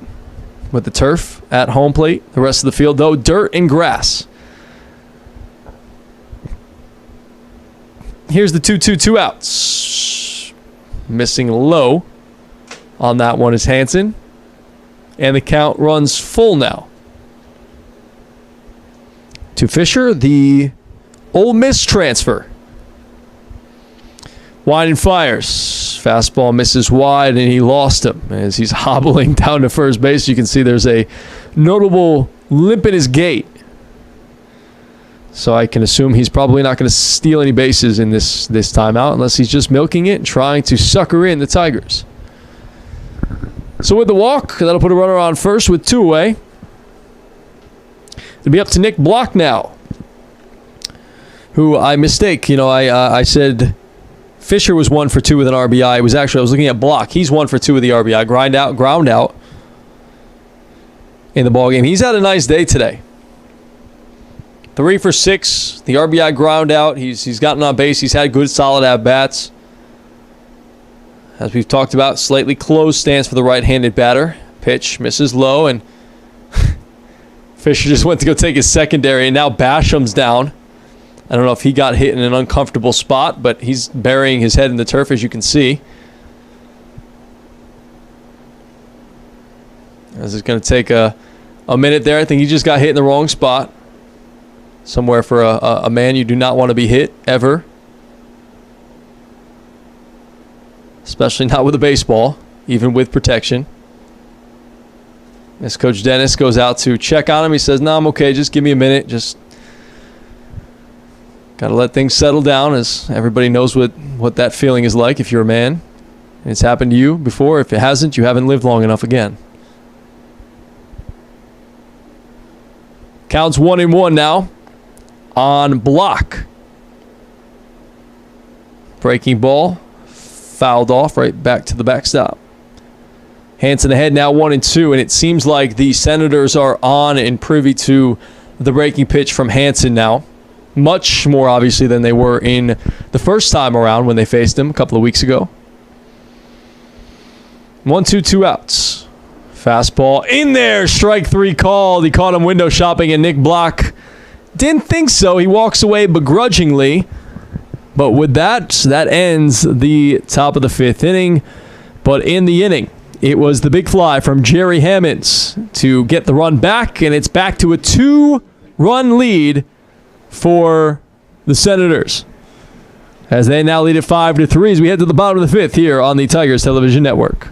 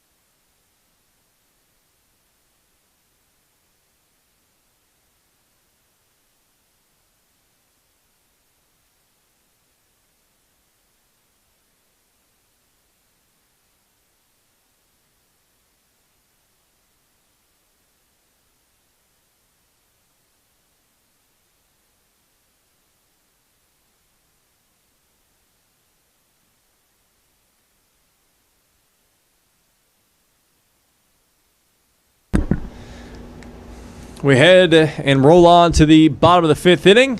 5-3 Senators. We've got ourselves a new pitcher. And we were talking up here in the press box, so I'm not exactly sure who it is, but we'll tell you about it when we can figure out what number that is. What do you think? Does it look like a 17 potentially? Could be. 19? Yeah, 19. Yeah, we saw Hickman last game, so yeah, Nathan Morris it looks like. Freshman 6'4", 215 from Stockton, California. Bear Creek High School. Give you numbers on him when we get a chance. Backdoor, excuse me, not a backdoor, but a breaking ball in there for strike 2 on James Basham. Quick update on men's basketball against Rowan State. They're leading 42-39 with 16 minutes left in the second half. Bruce, are they home? Bruce? Oh, were they home? Yeah, they're right here. Yeah. They're on campus, so they're playing Rowan State at home. Pitch, and that one's lined to right center, and that'll be a base hit for Basham going up the gap. Basham wants 2. He'll get 2 as it's played in by Block, and that'll be a leadoff double for Basham as he says, give me some more. As he's now 2 for 3 in the ball game. Great start for the Tigers. Again, they're just continuing the fight. They will not go away. And now it's the middle of the order up with a runner on second base, Eddie Sadisky, who is 0 for 2 in the ball game, but reached on an error in the 3rd inning that helped score a run for the Tigers in that third inning. Breaking ball sits high, 1-0.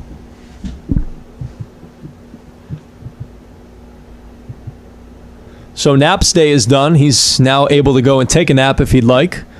He pitches 4 innings, gives up 3 runs on 6 hits, and is in line, I guess not for the win, because you got to pitch 5 innings to get the win in a traditional 9-inning ball game.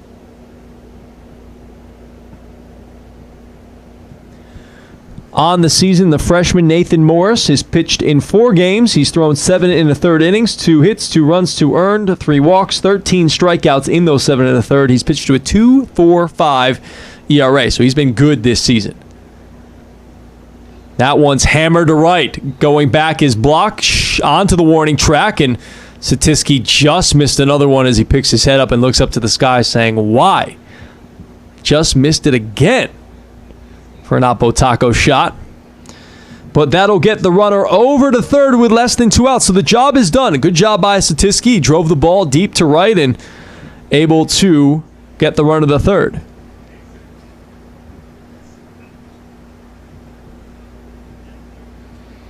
With that, that'll bring up James Hobbs with an opportunity. He had a sac bunt his last time up and struck out looking his first time up.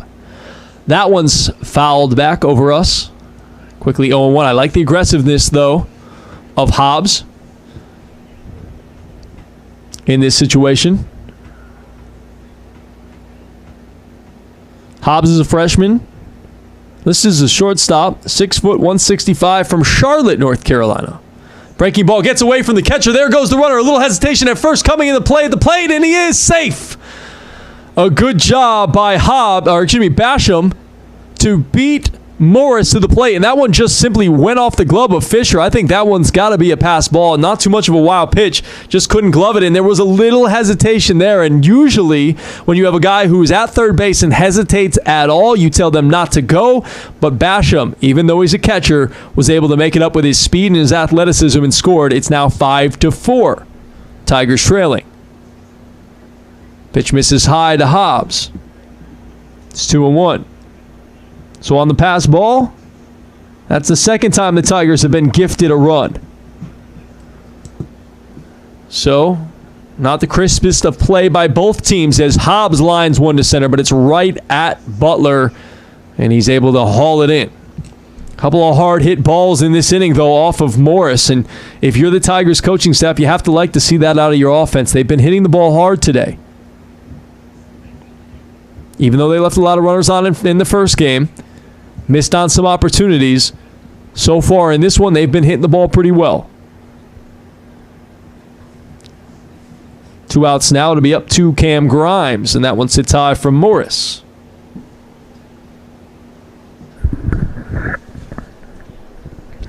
One and 0. Looks like we already have another score update from the softball field in the top of the first. Walter State has jumped out on top of the Tigers, the Lady Tigers. It's 1-0, top of the first.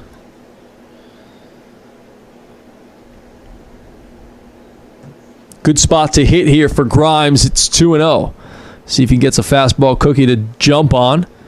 He does not. That one looked a little bit low, a little bit iffy, so he didn't swing at it.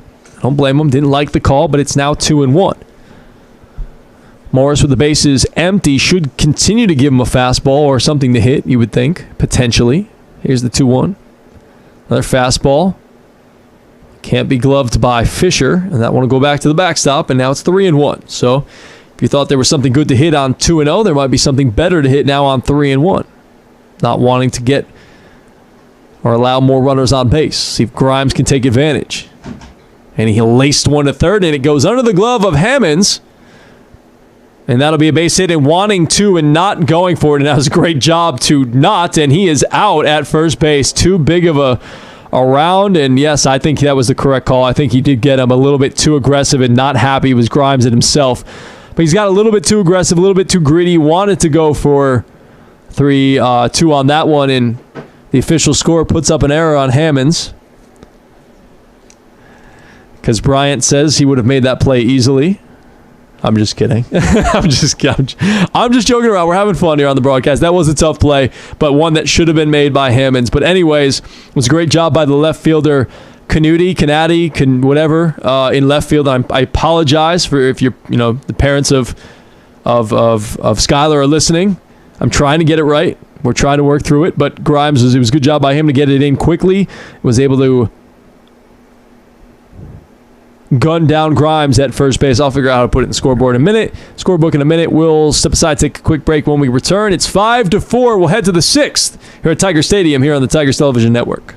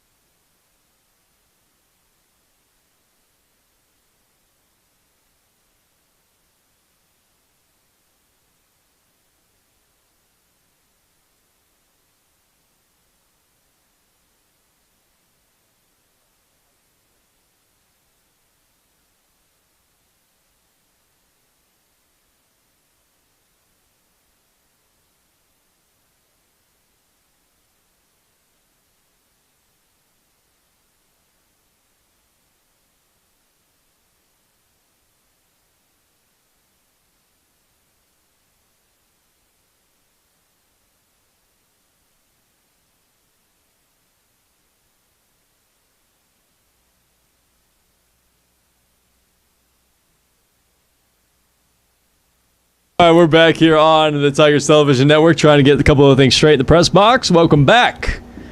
That one's in there for a strike from Hanson to Lucas Cook.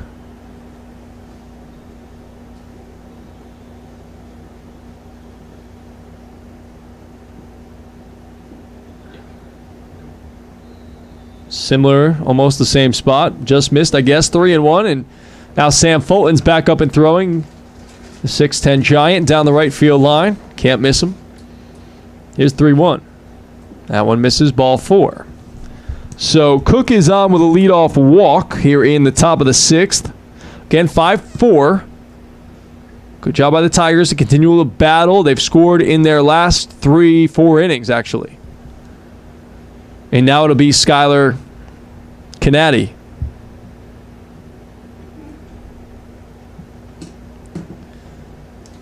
Left-handed batter who is 1 for 2 on the day with a single and scored a run his last time up. A great hustle play by Canady. Pitch. That one misses. Nope. Strike on the outside corner. Misses on the corner. Yep. The ump dropped his pocket on that one.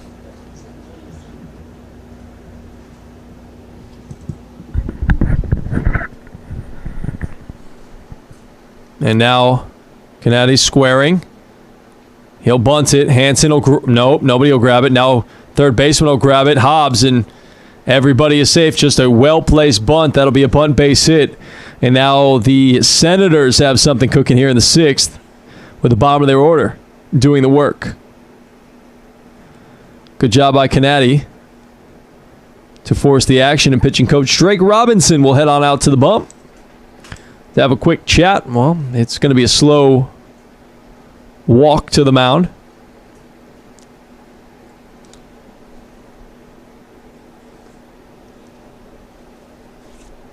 Quick basketball update for those of you who care about the SEC tournaments. Well, I can't see it because they're in a commercial, but Ohio State was able to just get past Michigan in the Big Ten championship. 68-67, or not in the championship, but in the semifinals, I believe it was. So number 5, Ohio State bests the number 1 seed Michigan today. And Ohio State will head to the Big Ten championship. And Cam Hanson's day is done. Sam Fulton will be our new pitcher. We'll be back to tell you about him in just a moment here on the Tigers Television Network. And before we go, The Tigers, the men's basketball team, is leading Rowan State 68-53 with 7 minutes to go in the second half here on the campus of Chattanooga State. Thank you, Bruce, for the update. We'll tell you about Sam Fulton when we come back right here on the Tigers Television Network.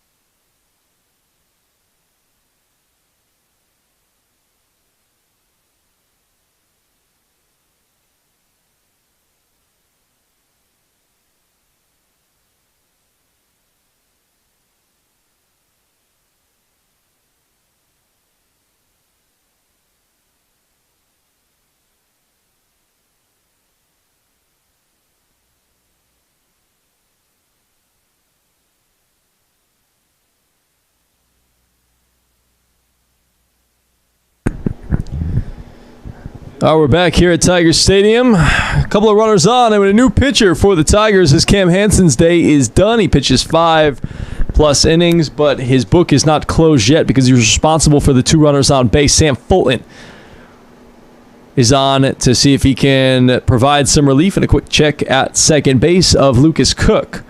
Fulton on the year has made the most, well, not most appearances, but has pitched the most. He's pitched 20 innings. He has appeared in 4 games, started 2. He's 4-0, 12 hits, 1 run, none earned, 6 walks, 20 strikeouts, and no ERA. Trying to help out Mr. Hansen here in the bottom of the 6th. Trying to work out of a jam against Silas Butler, looking to bunt, and he bunts it foul. Fulton, 6'10", 232 from Cicero, Indiana.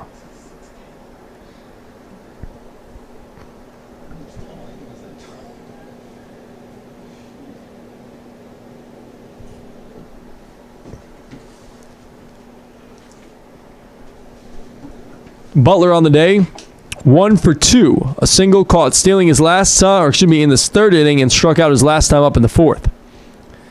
Statisky playing way in at first, and now he'll step off as the pace has slowed to molasses here in this inning. I understand it's a big spot. Got to check the wristband. Now the batter's going to step out again, and see, this is why people don't like baseball a lot of the times. Sometimes it's just a lot of stepping off, stepping on, stepping out, stepping in, and again, stepping off, checking the wristband. Now we got to get another pitch because he can't see what the pitch is.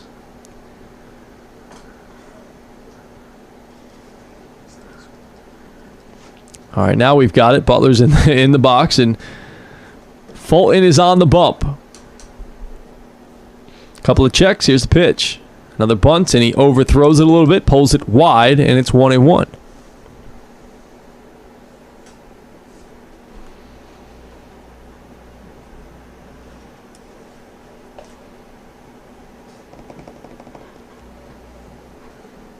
If you want to get involved with the broadcast today, hit me up on Twitter at G_ESPN1051. Again, at G_ESPN1051. Pitch from Fulton, and that's fouled off of the leg of Butler.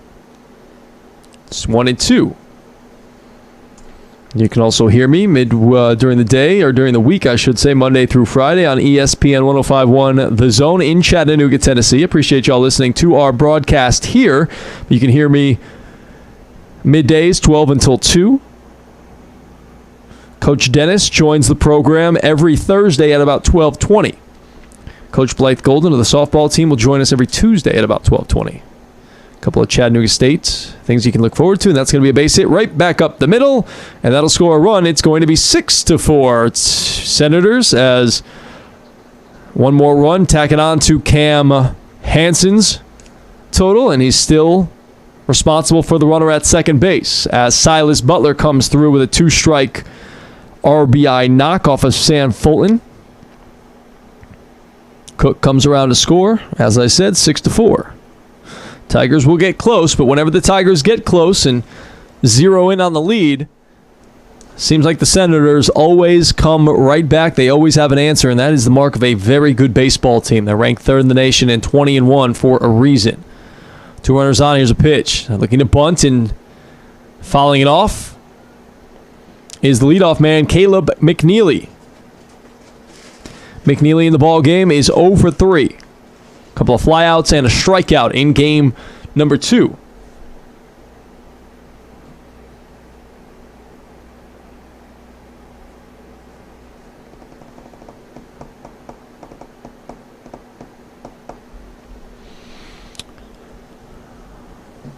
Fulton with a long stare, and now he steps off. Here's your updates basketball-wise.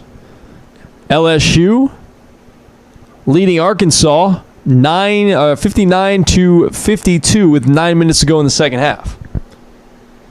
That one's fouled off of McNeely. 11 minutes to go in the second half. Iowa trailing Illinois 59-48 in the Big Ten tournament semifinals. Again, final, Michigan falling by 1 point to Ohio State in the Big Ten semifinals. Alabama beats Tennessee 73-68 in the SEC semis. Pitch, breaking ball, and a good job by McNeely to stay on it and foul it right back to the screen. A couple of games coming up later in the top 25 at 5:30. Memphis will be at Houston for the Air Force Reserve American Athletic Conference Championship semifinal. 30, Georgetown will be against number 17, Creighton. How about Patrick Ewing's squad doing some work in the Big East? And it was a close game between Creighton and UConn in the semis yesterday, and unfortunately UConn fell to Creighton. UConn had a couple of big chances in that game as the fastball sits high, and now it's 2-2. Had a couple of chances to tie that game down 3 late. Missed a couple of threes, missed a layup by Booknight, and the Huskies came up short, but they'll be in the NCAA tournament, as will Creighton. But Georgetown, if they want to get punch their ticket, they got to win tonight because they are not a very good basketball team this year under Patrick Ewing. Just 12-12 and 7-9 in the Big East. An average basketball team. I wouldn't say a bad basketball team, but an average basketball team. And, of course, you heard all of the rumblings early on in that tournament about Patrick Ewing getting hassled about showing his credential in Madison Square Garden. That's a little surprising. A ground ball to the third baseman. Hobbs can't handle it, and that'll load the bases for the Senators. Canady goes to third. Butler's on at second, and McNeely will get aboard at first with the E5. Again, Hobbs filling in for Emery, who had to come out of this game early. Hobbs not able to make the play on that one.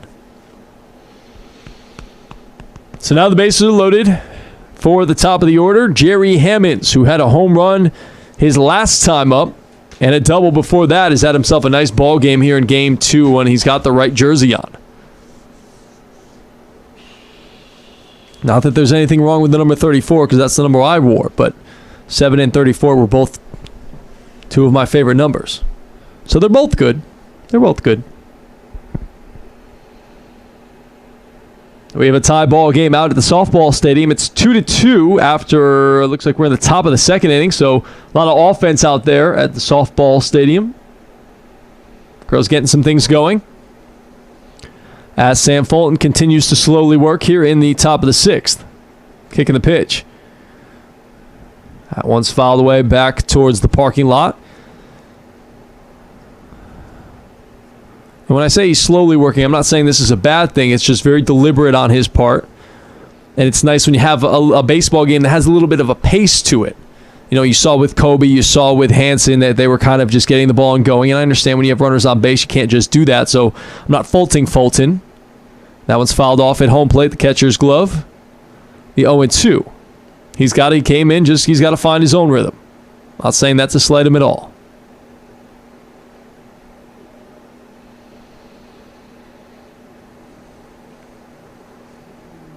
Tigers outfield shifted slightly around towards left.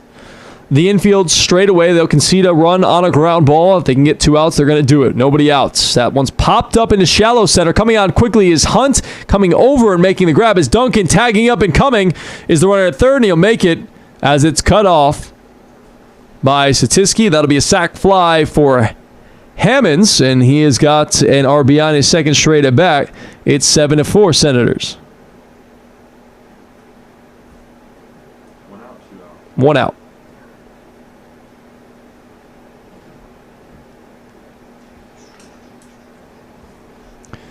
So on that, Canatti scores, and that'll close the book on Hansen as he allows, in total, 7 runs. I don't believe all of them were earned.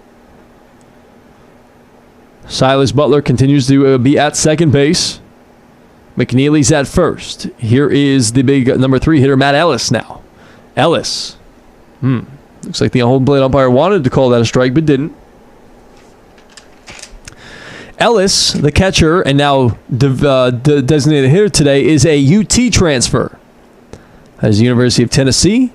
He was the number 2 catcher in all of Kentucky, perfect game ranking-wise, in 2018. Big left-handed batter. Here's a pitch. That one hits the outside corner. Strike 1 called. Count moves to 1-1. Again, 7-4 here in the top of the 6th. We're playing a 9-inning game in the second game.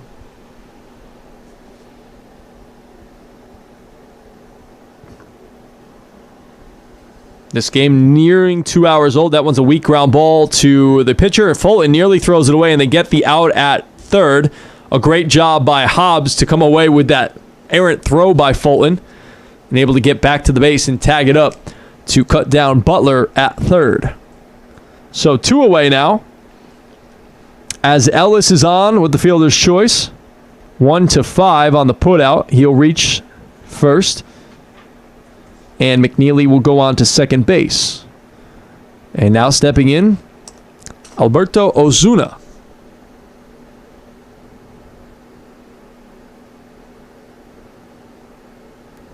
Pitch. That one's skied into the parking lot. Quickly ahead, 0-1 is Fulton. The runner at second, McNeely, is Fulton's responsibility, as is the runner at first. In Hammonds, or I should say Ellis. Ozuna having a nice day. He's already got 2 home runs. A game-winning home run in the first game, and there is an RBI single here in the second game after he had a home run opposite field his last time up, or I should say in the 5th inning. Nope, that was in the 4th inning. I apologize. That's another RBI to the ledger and another run for the Senators as they lead 8-4.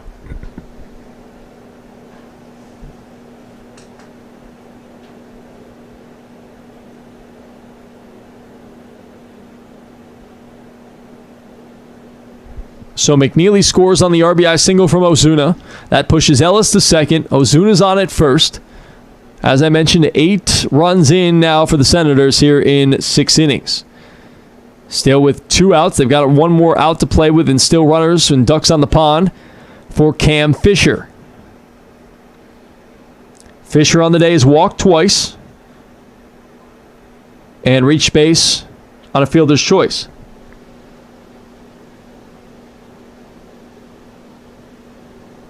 That pitch is a strike. 1-1.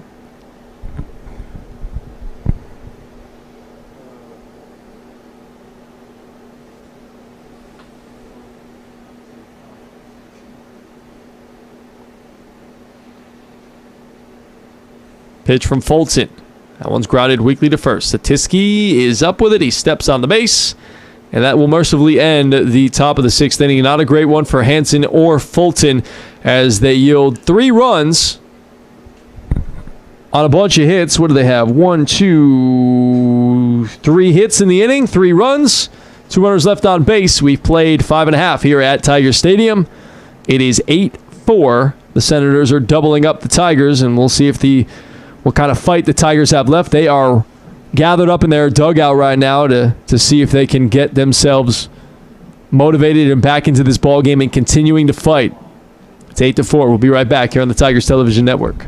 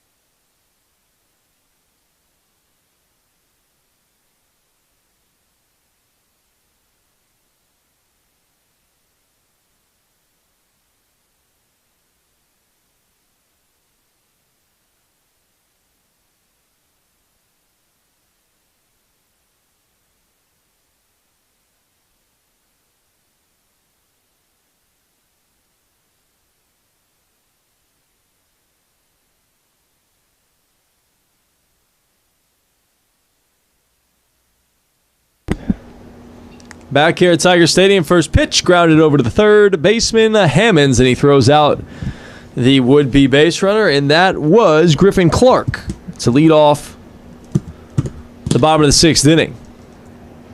So quickly, that's a 5-3 putout as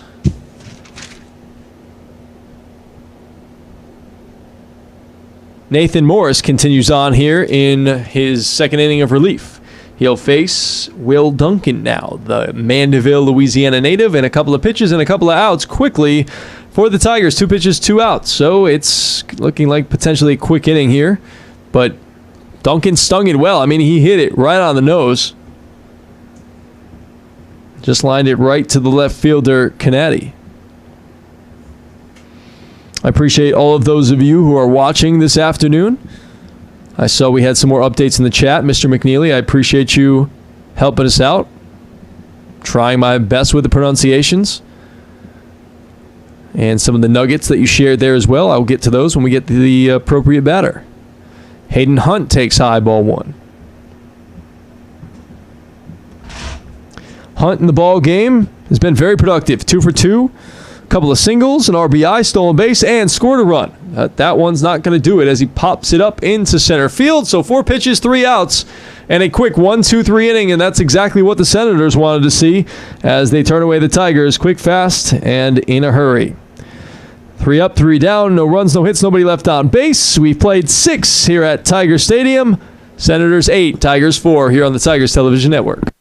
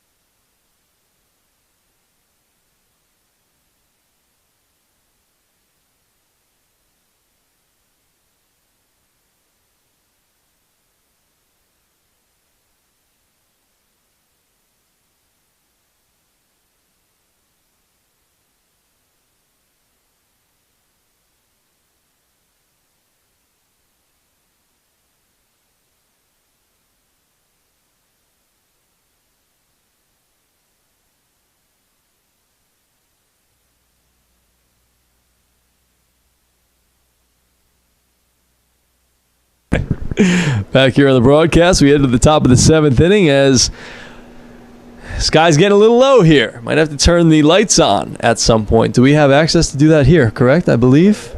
Up here? Are we right in there? Or no, that's the scoreboard. The scoreboard? How do you turn the lights on? Are the lights up here? I don't know. I thought Coach Dennis was talking to me about that it might be up here. Oh, I think you could turn the scoreboard on and off from up here, potentially. That one's sky down the right field line. Going to go foul. I don't know how you turn the lights on, but I'm sure if it gets dark enough, we will.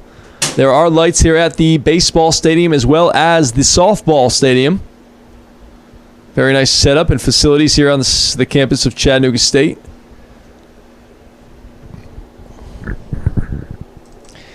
Fulton continues on for the Tigers. He will face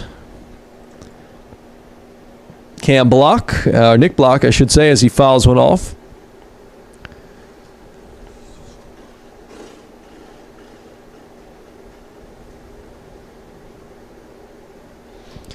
It's 0-2 on the right fielder for the Senators. That's a ground ball as he got him reaching and gobbled up by Las Paludo and throws it on to first base. That's one away in the inning. 6-3 on that put out. Now it'll be up to Lucas Cook. Cook in the ball game is 1 for 1. Walked twice, scored 2 runs. Had himself a nice ball game in the 7-hole today. That one clips the outside corner, strike 1 with a breaking ball.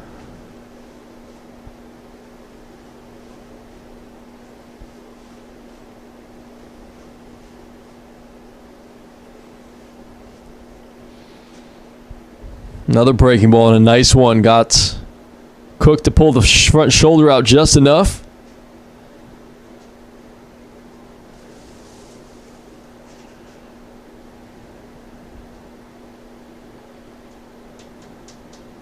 Oh, 2 fouled away.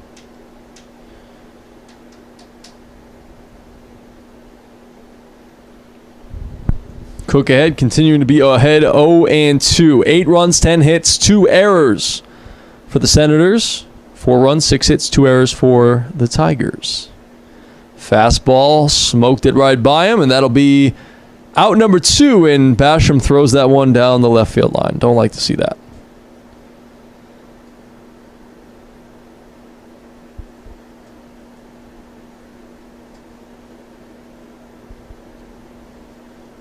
So there are 2 away now, and it'll be up to Mr. Skylar Canady.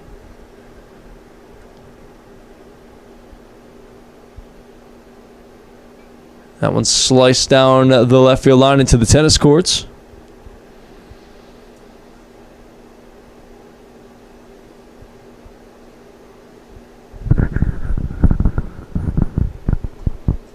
Quickly 0-1. Here's a pitch. That one's fouled back. 0-2.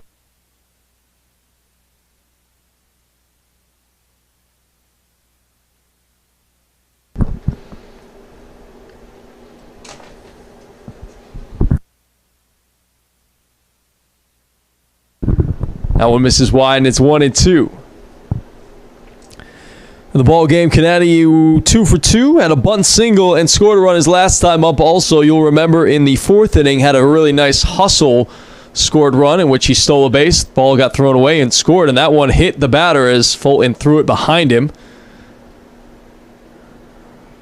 How hard does he throw, do you know? Low 90s? High 80s? Mid to upper 80s?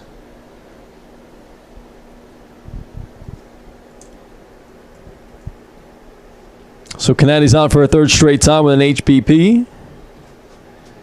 And we will roll to the bottom of the order, Silas Butler. So at the very least, the Senators able to clear the bottom of their order here in this inning, unless Canady gets picked off or tries to steal. That one missed the spot, but Fulton got the strike call on Butler, who is 2 for 3 today. Singled his 1st and 3rd time up. Caught stealing in the 3rd and an RBI single in the 6th. Fastball, swung on and missed. And it's quickly 0-2. He had a single his last time. I believe it was on a 1-2 count.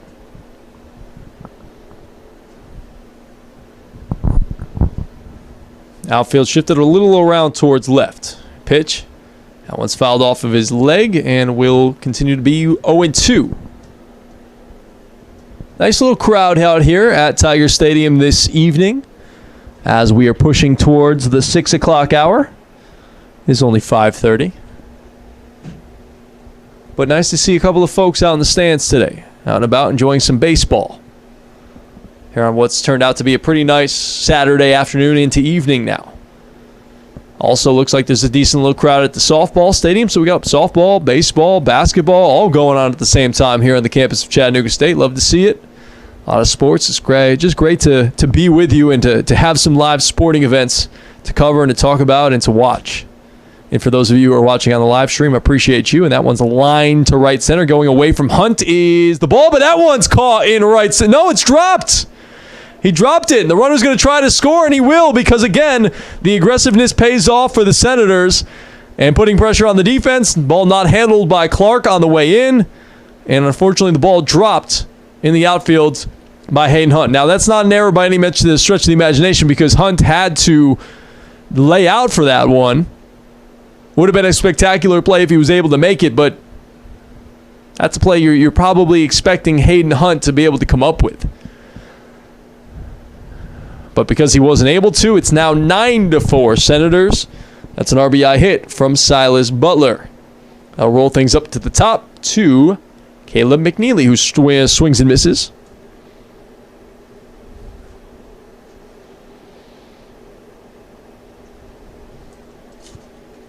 Again, the Senators are just pushing the envelope a little bit more than the Tigers here in this game, are able to do so just a little bit more aggressive. And it's paid off, and that one's slashed down the first baseline foul. And here's the nugget that Mr. McNeely gave us on the chat. Appreciate you. That McNeely and Satisky, did I say that correctly? Satisky played T-ball, coach pitch, youth kid pitch, and Babe Ruth together out in Kentucky. How about that?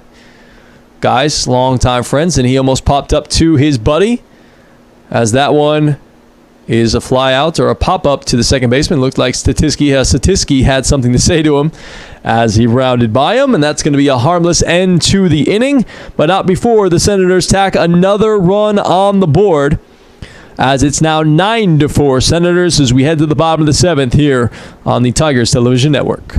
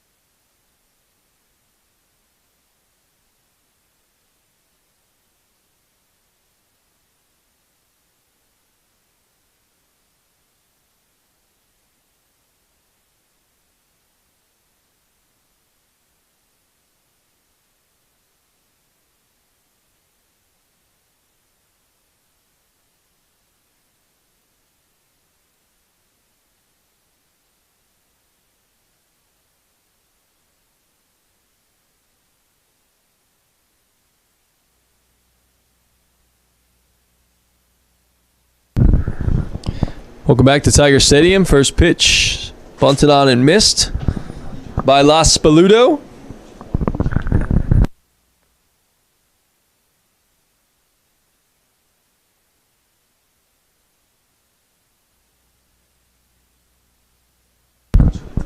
That one's in there for strike 2.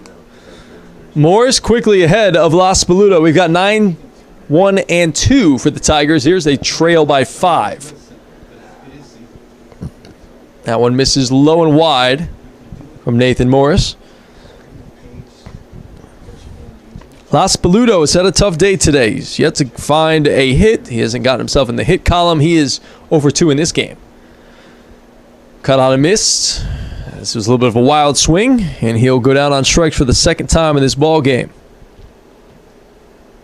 First out of the inning, that'll roll things back up to the top. Lyndon Weaver will be the batter. He is 0 for 2 in the ball game. Walked, stole a base, and was stranded at third base in the first inning.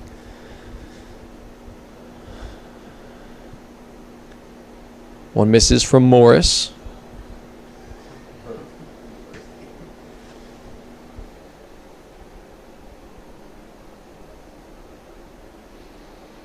Weaver, right-handed batter against the right-hander Morris, and a curveball dips in for strike 1. Weaver's a sophomore. He will either look to go elsewhere or end his baseball career here, potentially after this season. Again, things are a little different with COVID. I don't know if he's got an extra year. Do you know if he's got an extra year? He does have an extra year.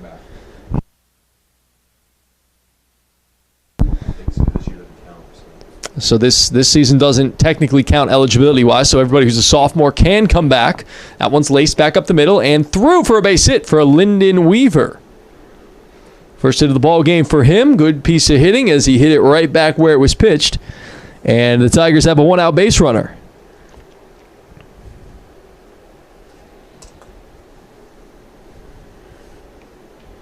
See if the Tigers can fight back here. Create a little magic. See what's what. See if they can get something going. Again, trailing by 5. You don't have to get them all back in one inning, but just start to chip away a little bit because the Senators have put up all of their runs in the last 4 innings. But the problem is they've had crooked numbers. They've had 3-run innings in 2 separate innings. The Tigers scored in 4 straight innings, but it was just 1 run each. And that's generally not going to be good enough, especially when you're facing a team that's 20-1 and ranked 3rd in the country.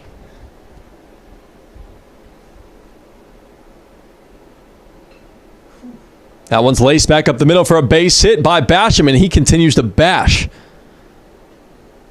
here in today and in this game specifically. He's now 3 for 4 in this game, and he just continues to hit. How about the two of the better hitters on this team, both catchers? Logan Smith, unfortunately, out, but taking full advantage has been James Basham, and it's been nice to see. He's been great behind the home plate, and he's been great in the batter's box.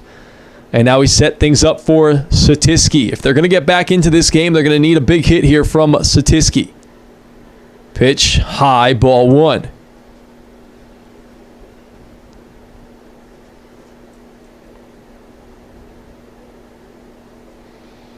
Satisky in the ball game, 0 for 3. Weaver leading away from second. That one clips the outside corner, strike 1.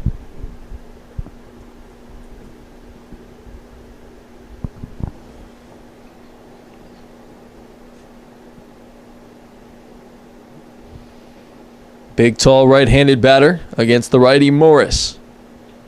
Outfield pretty much straight away. Here's the pitch. Breaking ball hammered down to the third baseline and past Coach Dennis.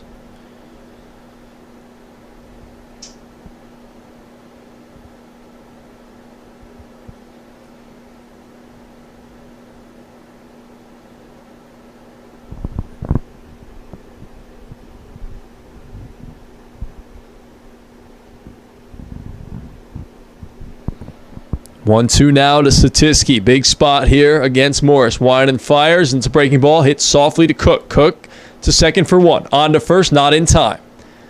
Not a great job there by Cook. I felt like that ball wasn't hit very hard. He should have probably tried to be a little bit more aggressive with it. Instead played back. But I get it. You're up 5. You just want to make sure you get the first out. So now 2 away. Runners on the corners. And now it's going to be up to Cam Grimes. Excuse me. James Hobbs. Thank you, Bryant. Not Brian, Bryant. Got to add that T at the end.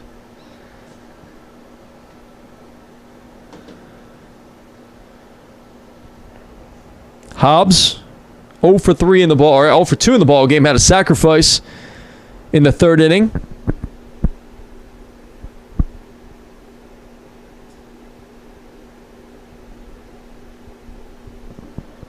Morris behind 1-0.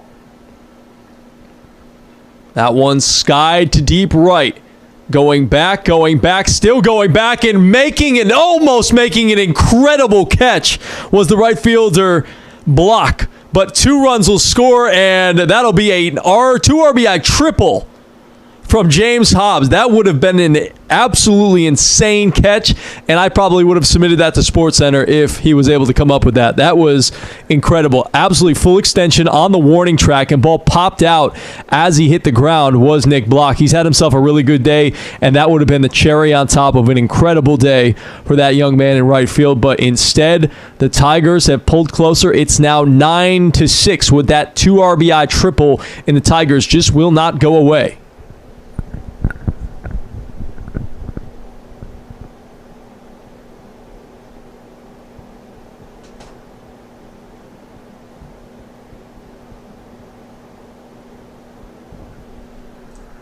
So now it'll be up to Cam Grimes. That one's fouled off of his foot as he corkscrews into the ground.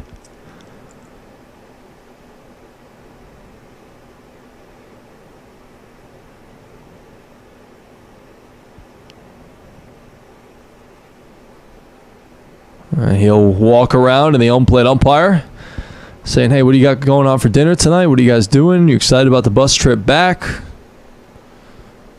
And he'll make his way back behind home plate as Grimes tries to walk off that foul ball, and that's not easily done to walk that off.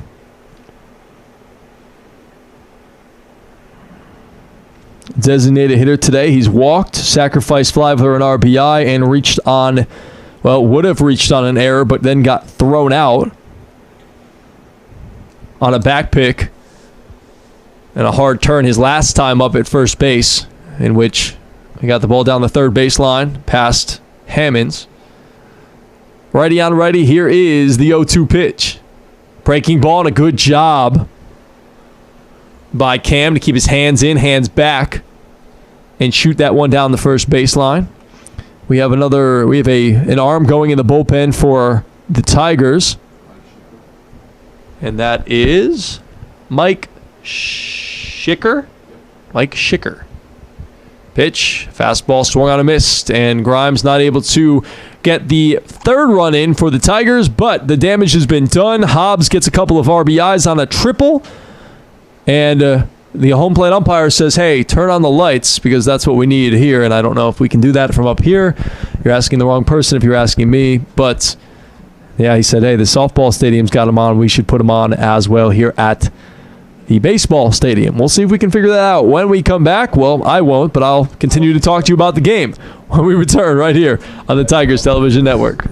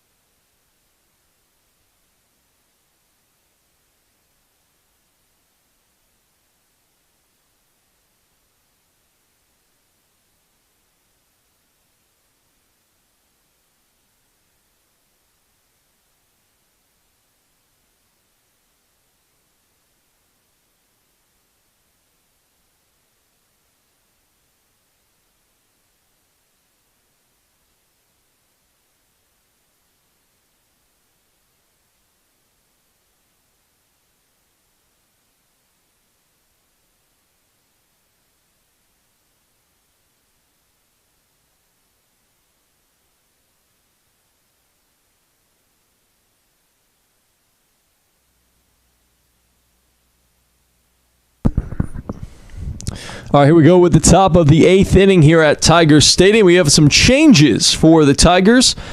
The shortstop, Gray Laspaluto, will be on the bump. He'll take over for Sam Fulton, and he is grounding to the new third baseman, Cam Grimes, who fires across the diamond, and Satisky can't get his foot on the base, and that's going to be an E3 on that one because that wasn't a scoop. He just simply missed the throw. I don't know if he got his feet tangled up or what happened on that, but it didn't look like great footwork there by Satisky, and was not ready for the throw, and that'll be an E3, and that'll allow Hammonds to reach first base. So Hammonds is aboard for the third time today, and now it'll be up to a big cut, swing and miss by Matt Ellis.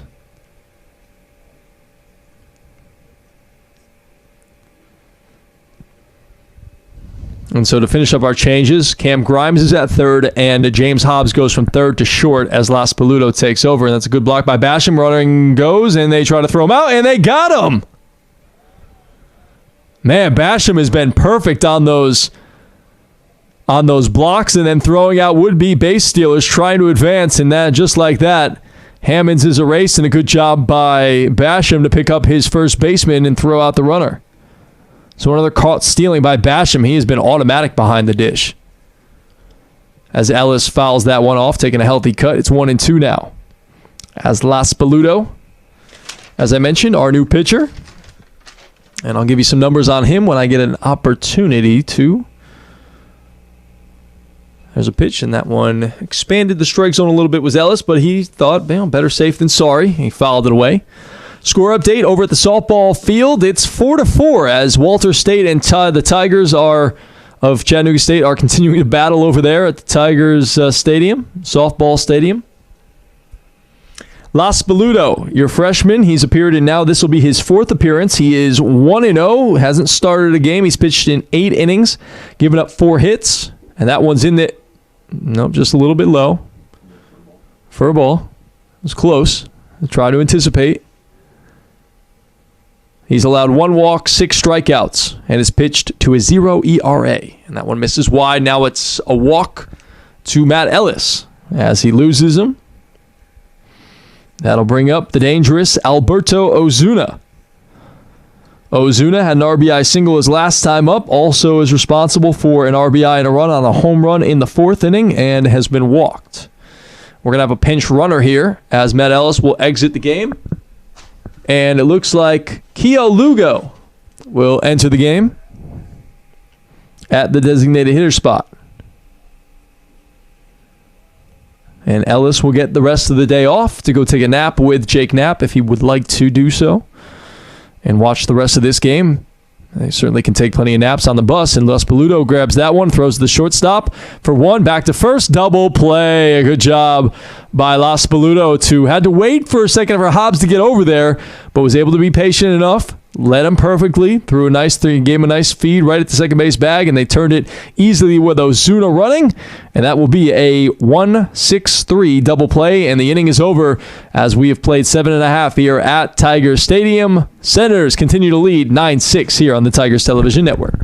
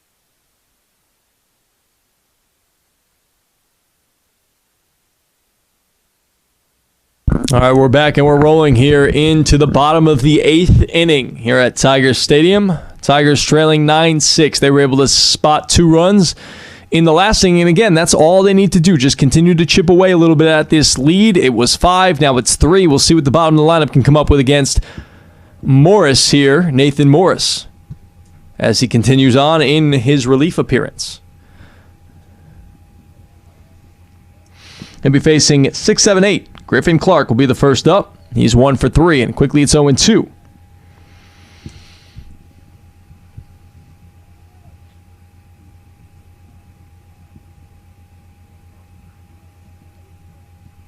For those of you who have been paying attention, breaking ball, good morning, good afternoon, good night, and he catches him window shopping, and that'll be the first out of the inning. 2 straight strikeouts dating back to last inning for Morris. Now to be up to Will Duncan. And again, those of you who are paying attention to SEC football, LSU has fought their way into the SEC championship game as they will take on Alabama. That tale as old as time, LSU versus Alabama. And I know Brian remembered what happened in 2006 in Tuscaloosa. Joey B. I know LSU fans can't really talk all that much because you guys win national championships all of the time.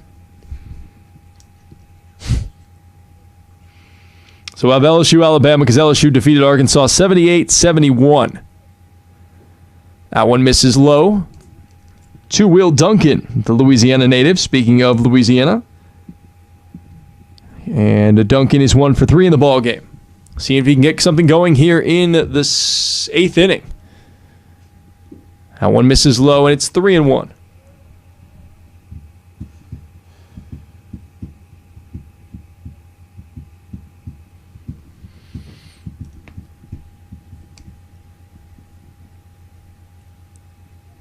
Should look for something good to hit here with a 3-run lead. Get a fastball, square it up, and you can deposit it into the left center gap for a double. Look at that.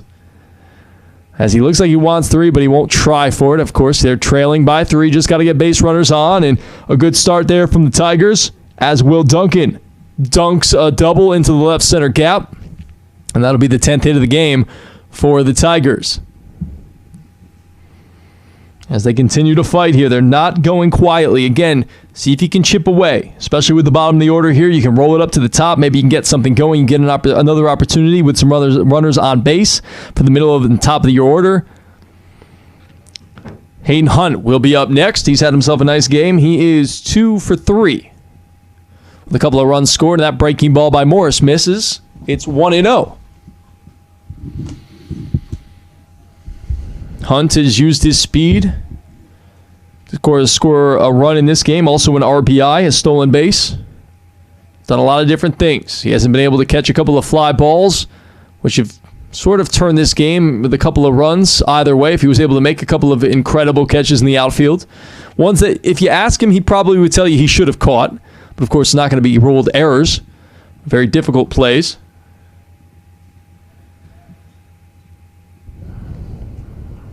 Good spot to hit here for Hunt. It's a fastball, and he gets one line to center. That will be played on a hop, and a good base running decision there by Duncan because that one was hit on a line. Not sure if it was going to hang up for the center fielder. And again, you don't want to risk it here when you're trailing by 3 runs. So I wouldn't presume that Coach Dennis was too upset about him not scoring there. But a good job by Hunt to take advantage of a 2-0 fastball and deposit it into center field and hit it hard. And again, the Tigers are continuing to hit the ball hard here. That'll leave things up to Gray Laspaluto, now the pitcher. Runners on the corners. Laspaluto takes up high.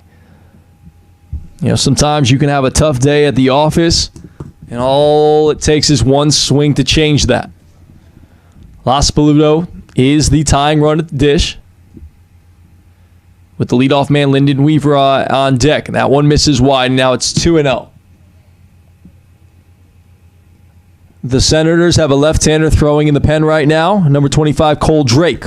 He's a left-handed sophomore, 6'5", 220 from somewhere in Texas. Not even going to try to pronounce it because I know Mr. McNeely will probably correct me. There goes Hunt. Breaking ball. They're going to throw down, and he's safe. Hunt utilizing the speed.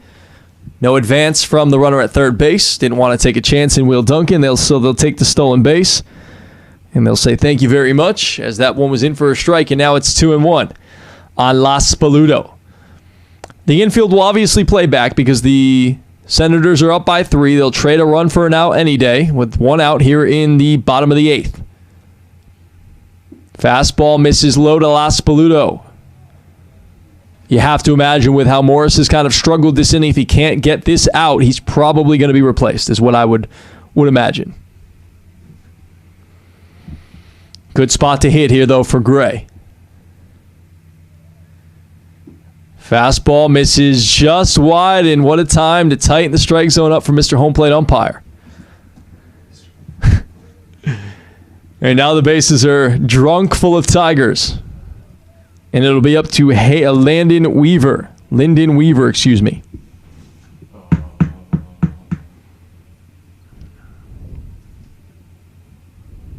And it looks like the head coach will have his way on out to the mound. Like I anticipated, I would assume that this would be his last batter. And will he take the baseball, or are they just going to have a quick chat?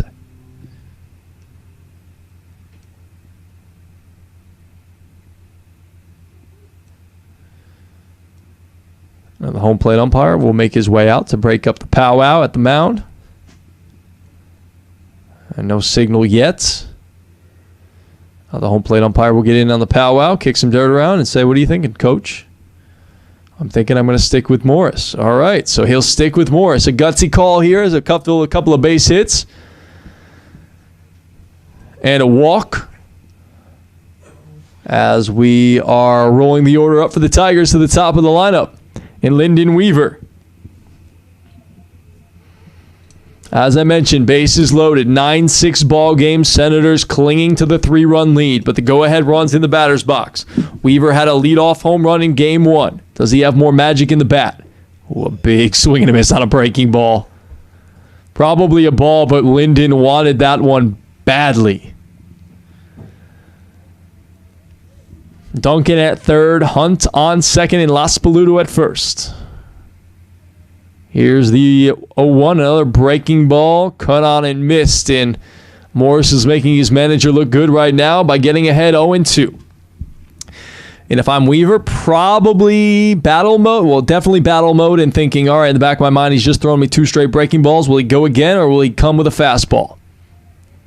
Fastball, and he tied him up inside, and he's going to be called out, strike 3. Or maybe not. 1-2 or 2-2? He just said strike 3. He swung twice, called a strike. Yeah. It's 1-2. That last pitch was a strike, which he called it a strike 3. Maybe he missaw it. I have no idea. That was a bit of an odd sequence there. I'm sure you saw it. He rung him up, but he wasn't super convinced about it. And apparently changed his mind. I don't know if I've ever seen that. But let's see if the Tigers can win with the new life. And that one misses high. And it's 2-2. If I was Lyndon Weaver there, I probably would have been swinging at anything close. How did that coach not have more? I would have been furious if I were the head coach of Walter State. But now it's 2-2. Choking up his Weaver, trying to put the ball in play. A breaking ball, and that one will be a definite strike 3. And Weaver fooled on the breaking ball. And that's a big second out for Morris, as that'll leave it to the hottest hitter for the Tigers, James Basham, with nowhere to put him. Basham on the day, 3 for 4 already. A couple of singles, a double, scored 2 runs. Again, the go-ahead run in the batter's box. Breaking ball in there for a called strike. So if Weaver just needed to make contact to try to get something going other than roll into a double play, it's going to have to be a pass ball. It's going to have to be a base hit or an error in order for the Tigers to get on the board here. Another breaking ball. That one misses a bit wide, and it's 1-1. A good call there for the home plate umpire. That one missed.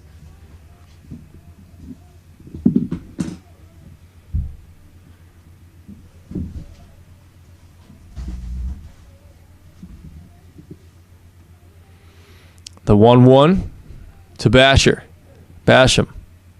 Another pitch. That one sits high. It's a bit of a fastball. That one missed high, and it's 2-1. So if you know anything about percentages in certain counts, depending upon what the count is, the percentage goes up or down. If it's in favor of the hitter or the pitcher, and it just went up a little bit for Basham. Fastball sprayed off to the right.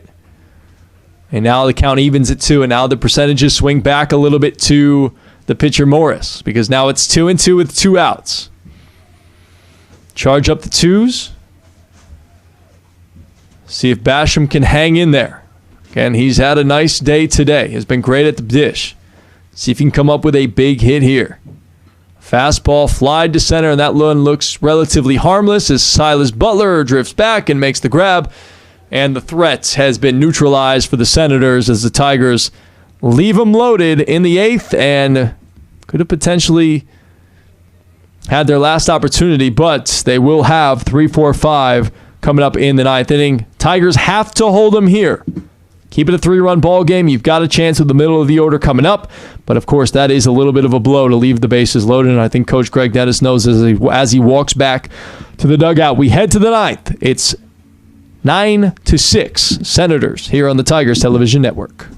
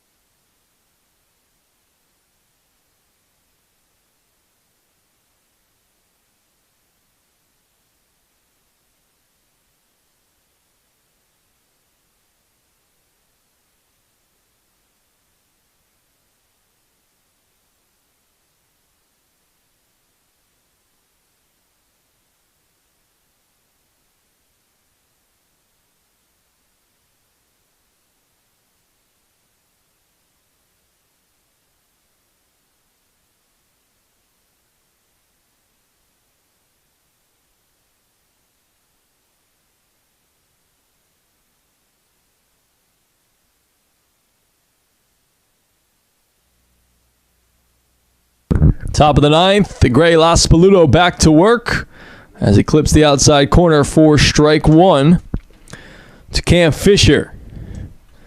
Fisher on the day, 0 for 3. 0 for 2, I should say. That one's also in there for a strike. Quickly ahead on the left-handed batter. 0-2. Outfield shifted around towards right as they normally do against the left-handed batter. Here's a pitch. That one's hammered to the short second baseman, Griffin Clark. Almost didn't come up with it and able to snow cone it just enough at the end of his glove and throw out Fisher, and that's the first out. As we do have the lights on here at the stadium now, and over at the softball stadium, it's a late run for the Senators as they've pushed another one across. It's 5-4 as we head to the bottom of the 6th. That one's in there for a strike from Laspaluto to block.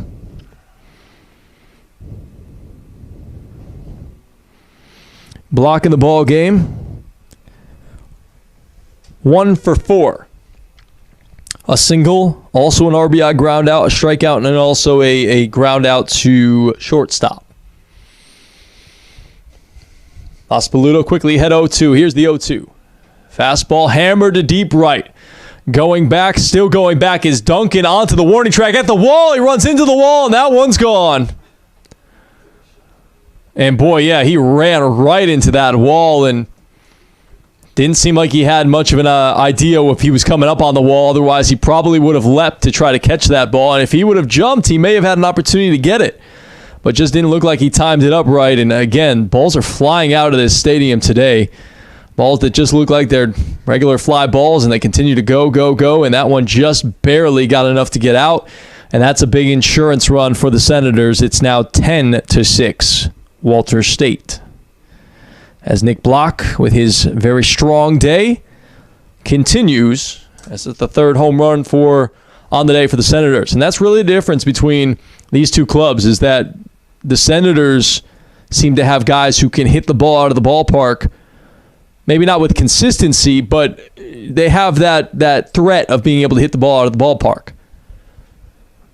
The Tigers don't have a lot of guys who can routinely pop the ball out of the ballpark. And that one's strike 3 called on the check swing. I think it would have been strike 3 called anyways. And they're 2 away now. As Cook goes down looking, we'll say. And now it's up to Skyler. No, I think we're going to have a pinch hitter here. We are going to have a pinch hitter.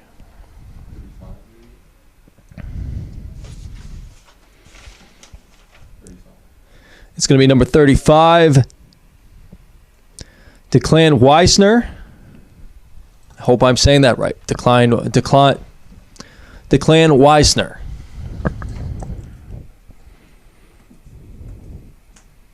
They replace one hard name with another. And I'm sure Bruce will let me know if I'm pronouncing anything wrong via anybody in the chat. Weisner grounds one through the hole, the 5-6 hole for a base hit. He's a freshman, 6 foot, 200 pounds from Castle Rock, Colorado. All the way from CO. So Weisner, in his pinch hitting opportunity, gets a base hit, wastes little time to even give you any stats on him. And that'll bring up Silas Butler, who's had himself a nice ball game in the second game. Struggled a bit in the first game, but has had a really nice game here in game number 2. 3 for 4. Now make it 4 for 5. And it looks like Weisner's going to go first to third. Good job being aggressive. And Butler wants 2. And he'll get 2. And the hustle plays continue for the Senators. They're just doing a great job of hustling and getting after every single little thing that they get, and it makes it tough to beat a team like that, and you have to love to see that if you're the head coach. So Butler now 4 for 5 in the ball game, and that will be a double. Push runners to second and third with 2 away now. That'll roll things back up to the top for Caleb McNeely, who will get a 6th at-bat in the ballgame. One almost gets past Basham as Las Paludo continues on. Again, 10-6, 10 runs, 14 hits, 2 errors for the Senators, 6 runs, 11 hits, and 3 errors for the Tigers. Good stop there by Basham, again continuing the good work behind the dish. Shaking and moving. Moving and grooving.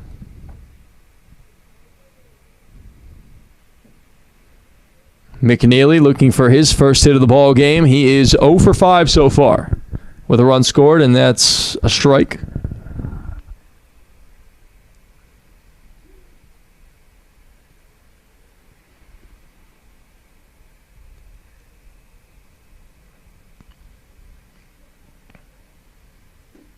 That one hits the outside corner, and it's quickly 2-2 now.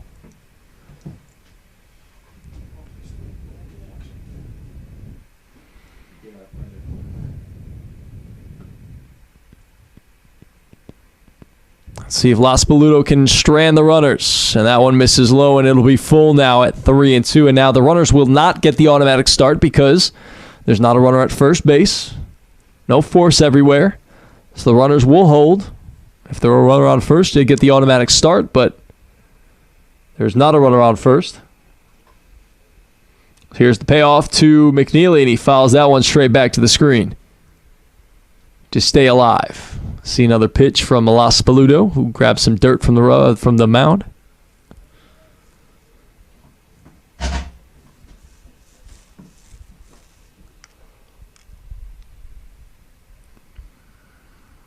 That's a little bit of a breaking ball, a wrinkle, and it's popped up by McNeely. Again, deep-ish to right, and under it is Duncan. makes the play, and that will limit the damage here in the inning to just 1 run on 3 hits, 2 runners left on base. We have played 8.5 here at Tiger Stadium. We'll come back for the bottom of the ninth, see if the Tigers have any magic left. It'll be 3-4-5 for the Tigers when we come back right here on the Tigers Television Network.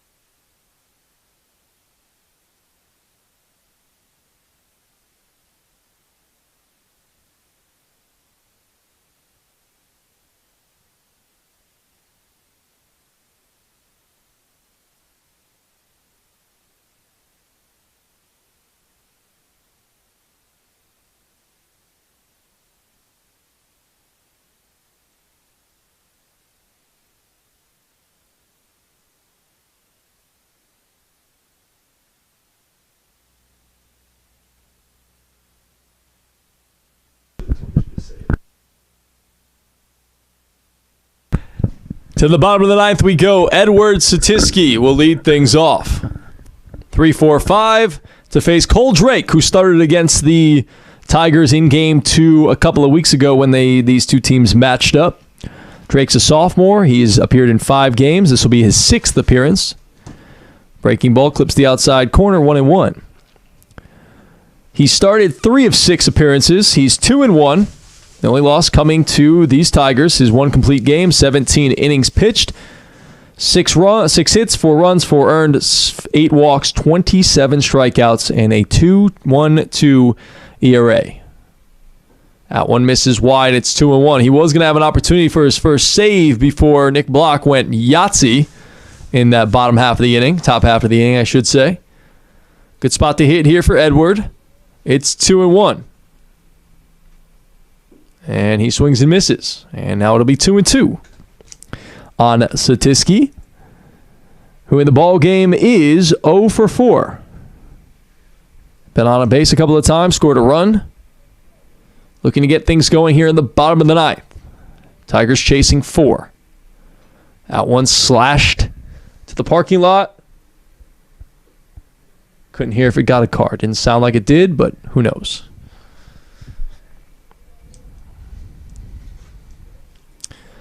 Still 5-4 out there at the softball stadium. Tigers trailing by 1. And that one's laced to center. Going back now, coming in on it, and I don't know how you can, I guess you can call that one a catch, but you can't call Hayden Hunt's a catch. That'll be the first out of the inning. Nice play out there by Silas Butler. His good day continues. And that's a tough day for Satiski because he's hit the ball hard a couple of times and he's flown out to the warning track a couple of times, a line drive, and nothing to show for it. But that's when, as a player, you have to be mentally tough and say, look, I've hit the ball hard. The results weren't there, but I know I put up quality ABs. I've hit the ball hard, and I've did all I can do. So 2 outs to play with here for the Tigers, and that one slashed down the right field line into the parking lot. That one will bounce around a couple of cars. for a quick 0-2 for James Hobbs, who's in the hole against Cole Drake at the 0-2. In the dirt, ball 1. These two teams will face each other once again on this coming Wednesday as the venue will shift to Walter State. 1 o'clock and 3:30 this coming Wednesday. On St. Paddy's Day. How about that? You guys got some green uniforms you're going to bust out? And that one's fouled. Good job to stay with it. With Hobbs. Hobbs in the ball game. Jumped in for Jared Emery, who left early after the top half of the first because of an apparent injury. And that's a swing and a miss on a high fastball, and Drake blows Hobbs away for his second strikeout of the ball game. That is Hobbs. So now 2 away. Last licks. And it'll come to Cam Grimes, who will have the opportunity to keep this game going.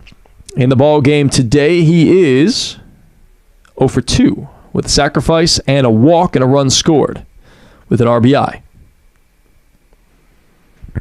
Grimes is your DH, although he's moved into the third base role with Las Paluto going to the mound. That one misses low, and it's 2-0.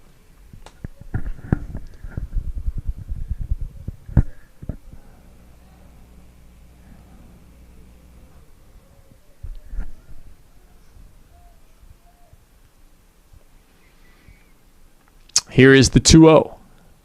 That one misses low and in. It's 3-0 now.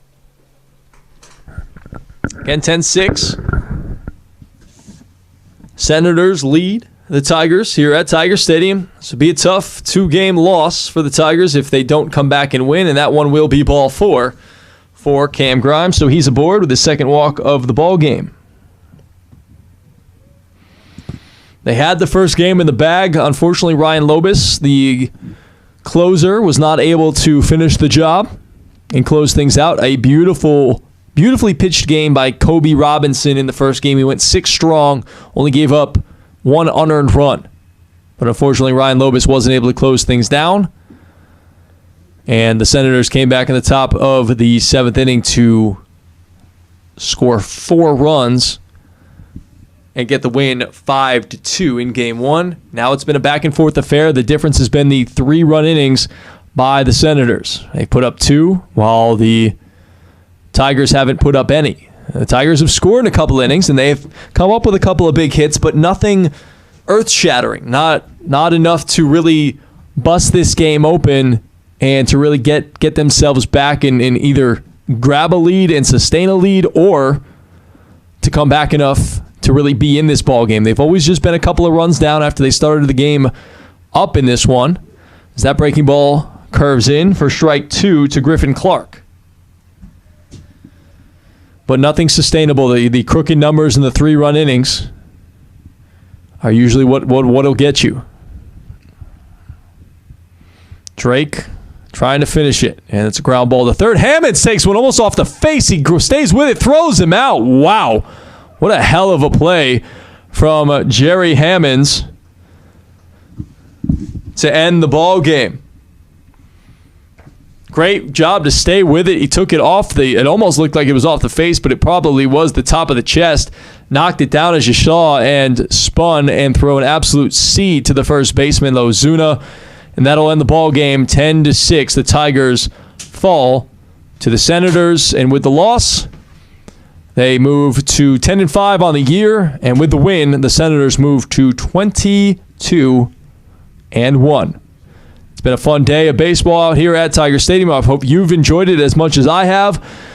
And I want to say thank you to everybody who is listening. Again, don't forget, if you enjoyed the broadcast or if you want to hear more about sports talk and things like that, you can hear me Monday through Friday, 12 to 2 in the middays on ESPN 105.1 The Zone. You can go to ESPNChattanooga.com, or you can go and download the TuneIn app and search ESPN 105.1 The Zone. It's free to download. You can take it on the go wherever your day may take you. And it'll be a good time there, and you're more than welcome to jump in. We'd love to have you along on the Sports Talk Radio journey. Again, Coach Dennis joins us every Thursday at about 12:20ish, and then head softball coach Blythe Golden joins us every Tuesday at about 12:20ish as well. Hope you have a great rest of the weekend. Enjoyed spending some of my Saturday with you, as I hope you've enjoyed spending it with me. Hope you have a great rest of the day. I'm Greg Larnard for Chattanooga State Baseball. This has been the Tigers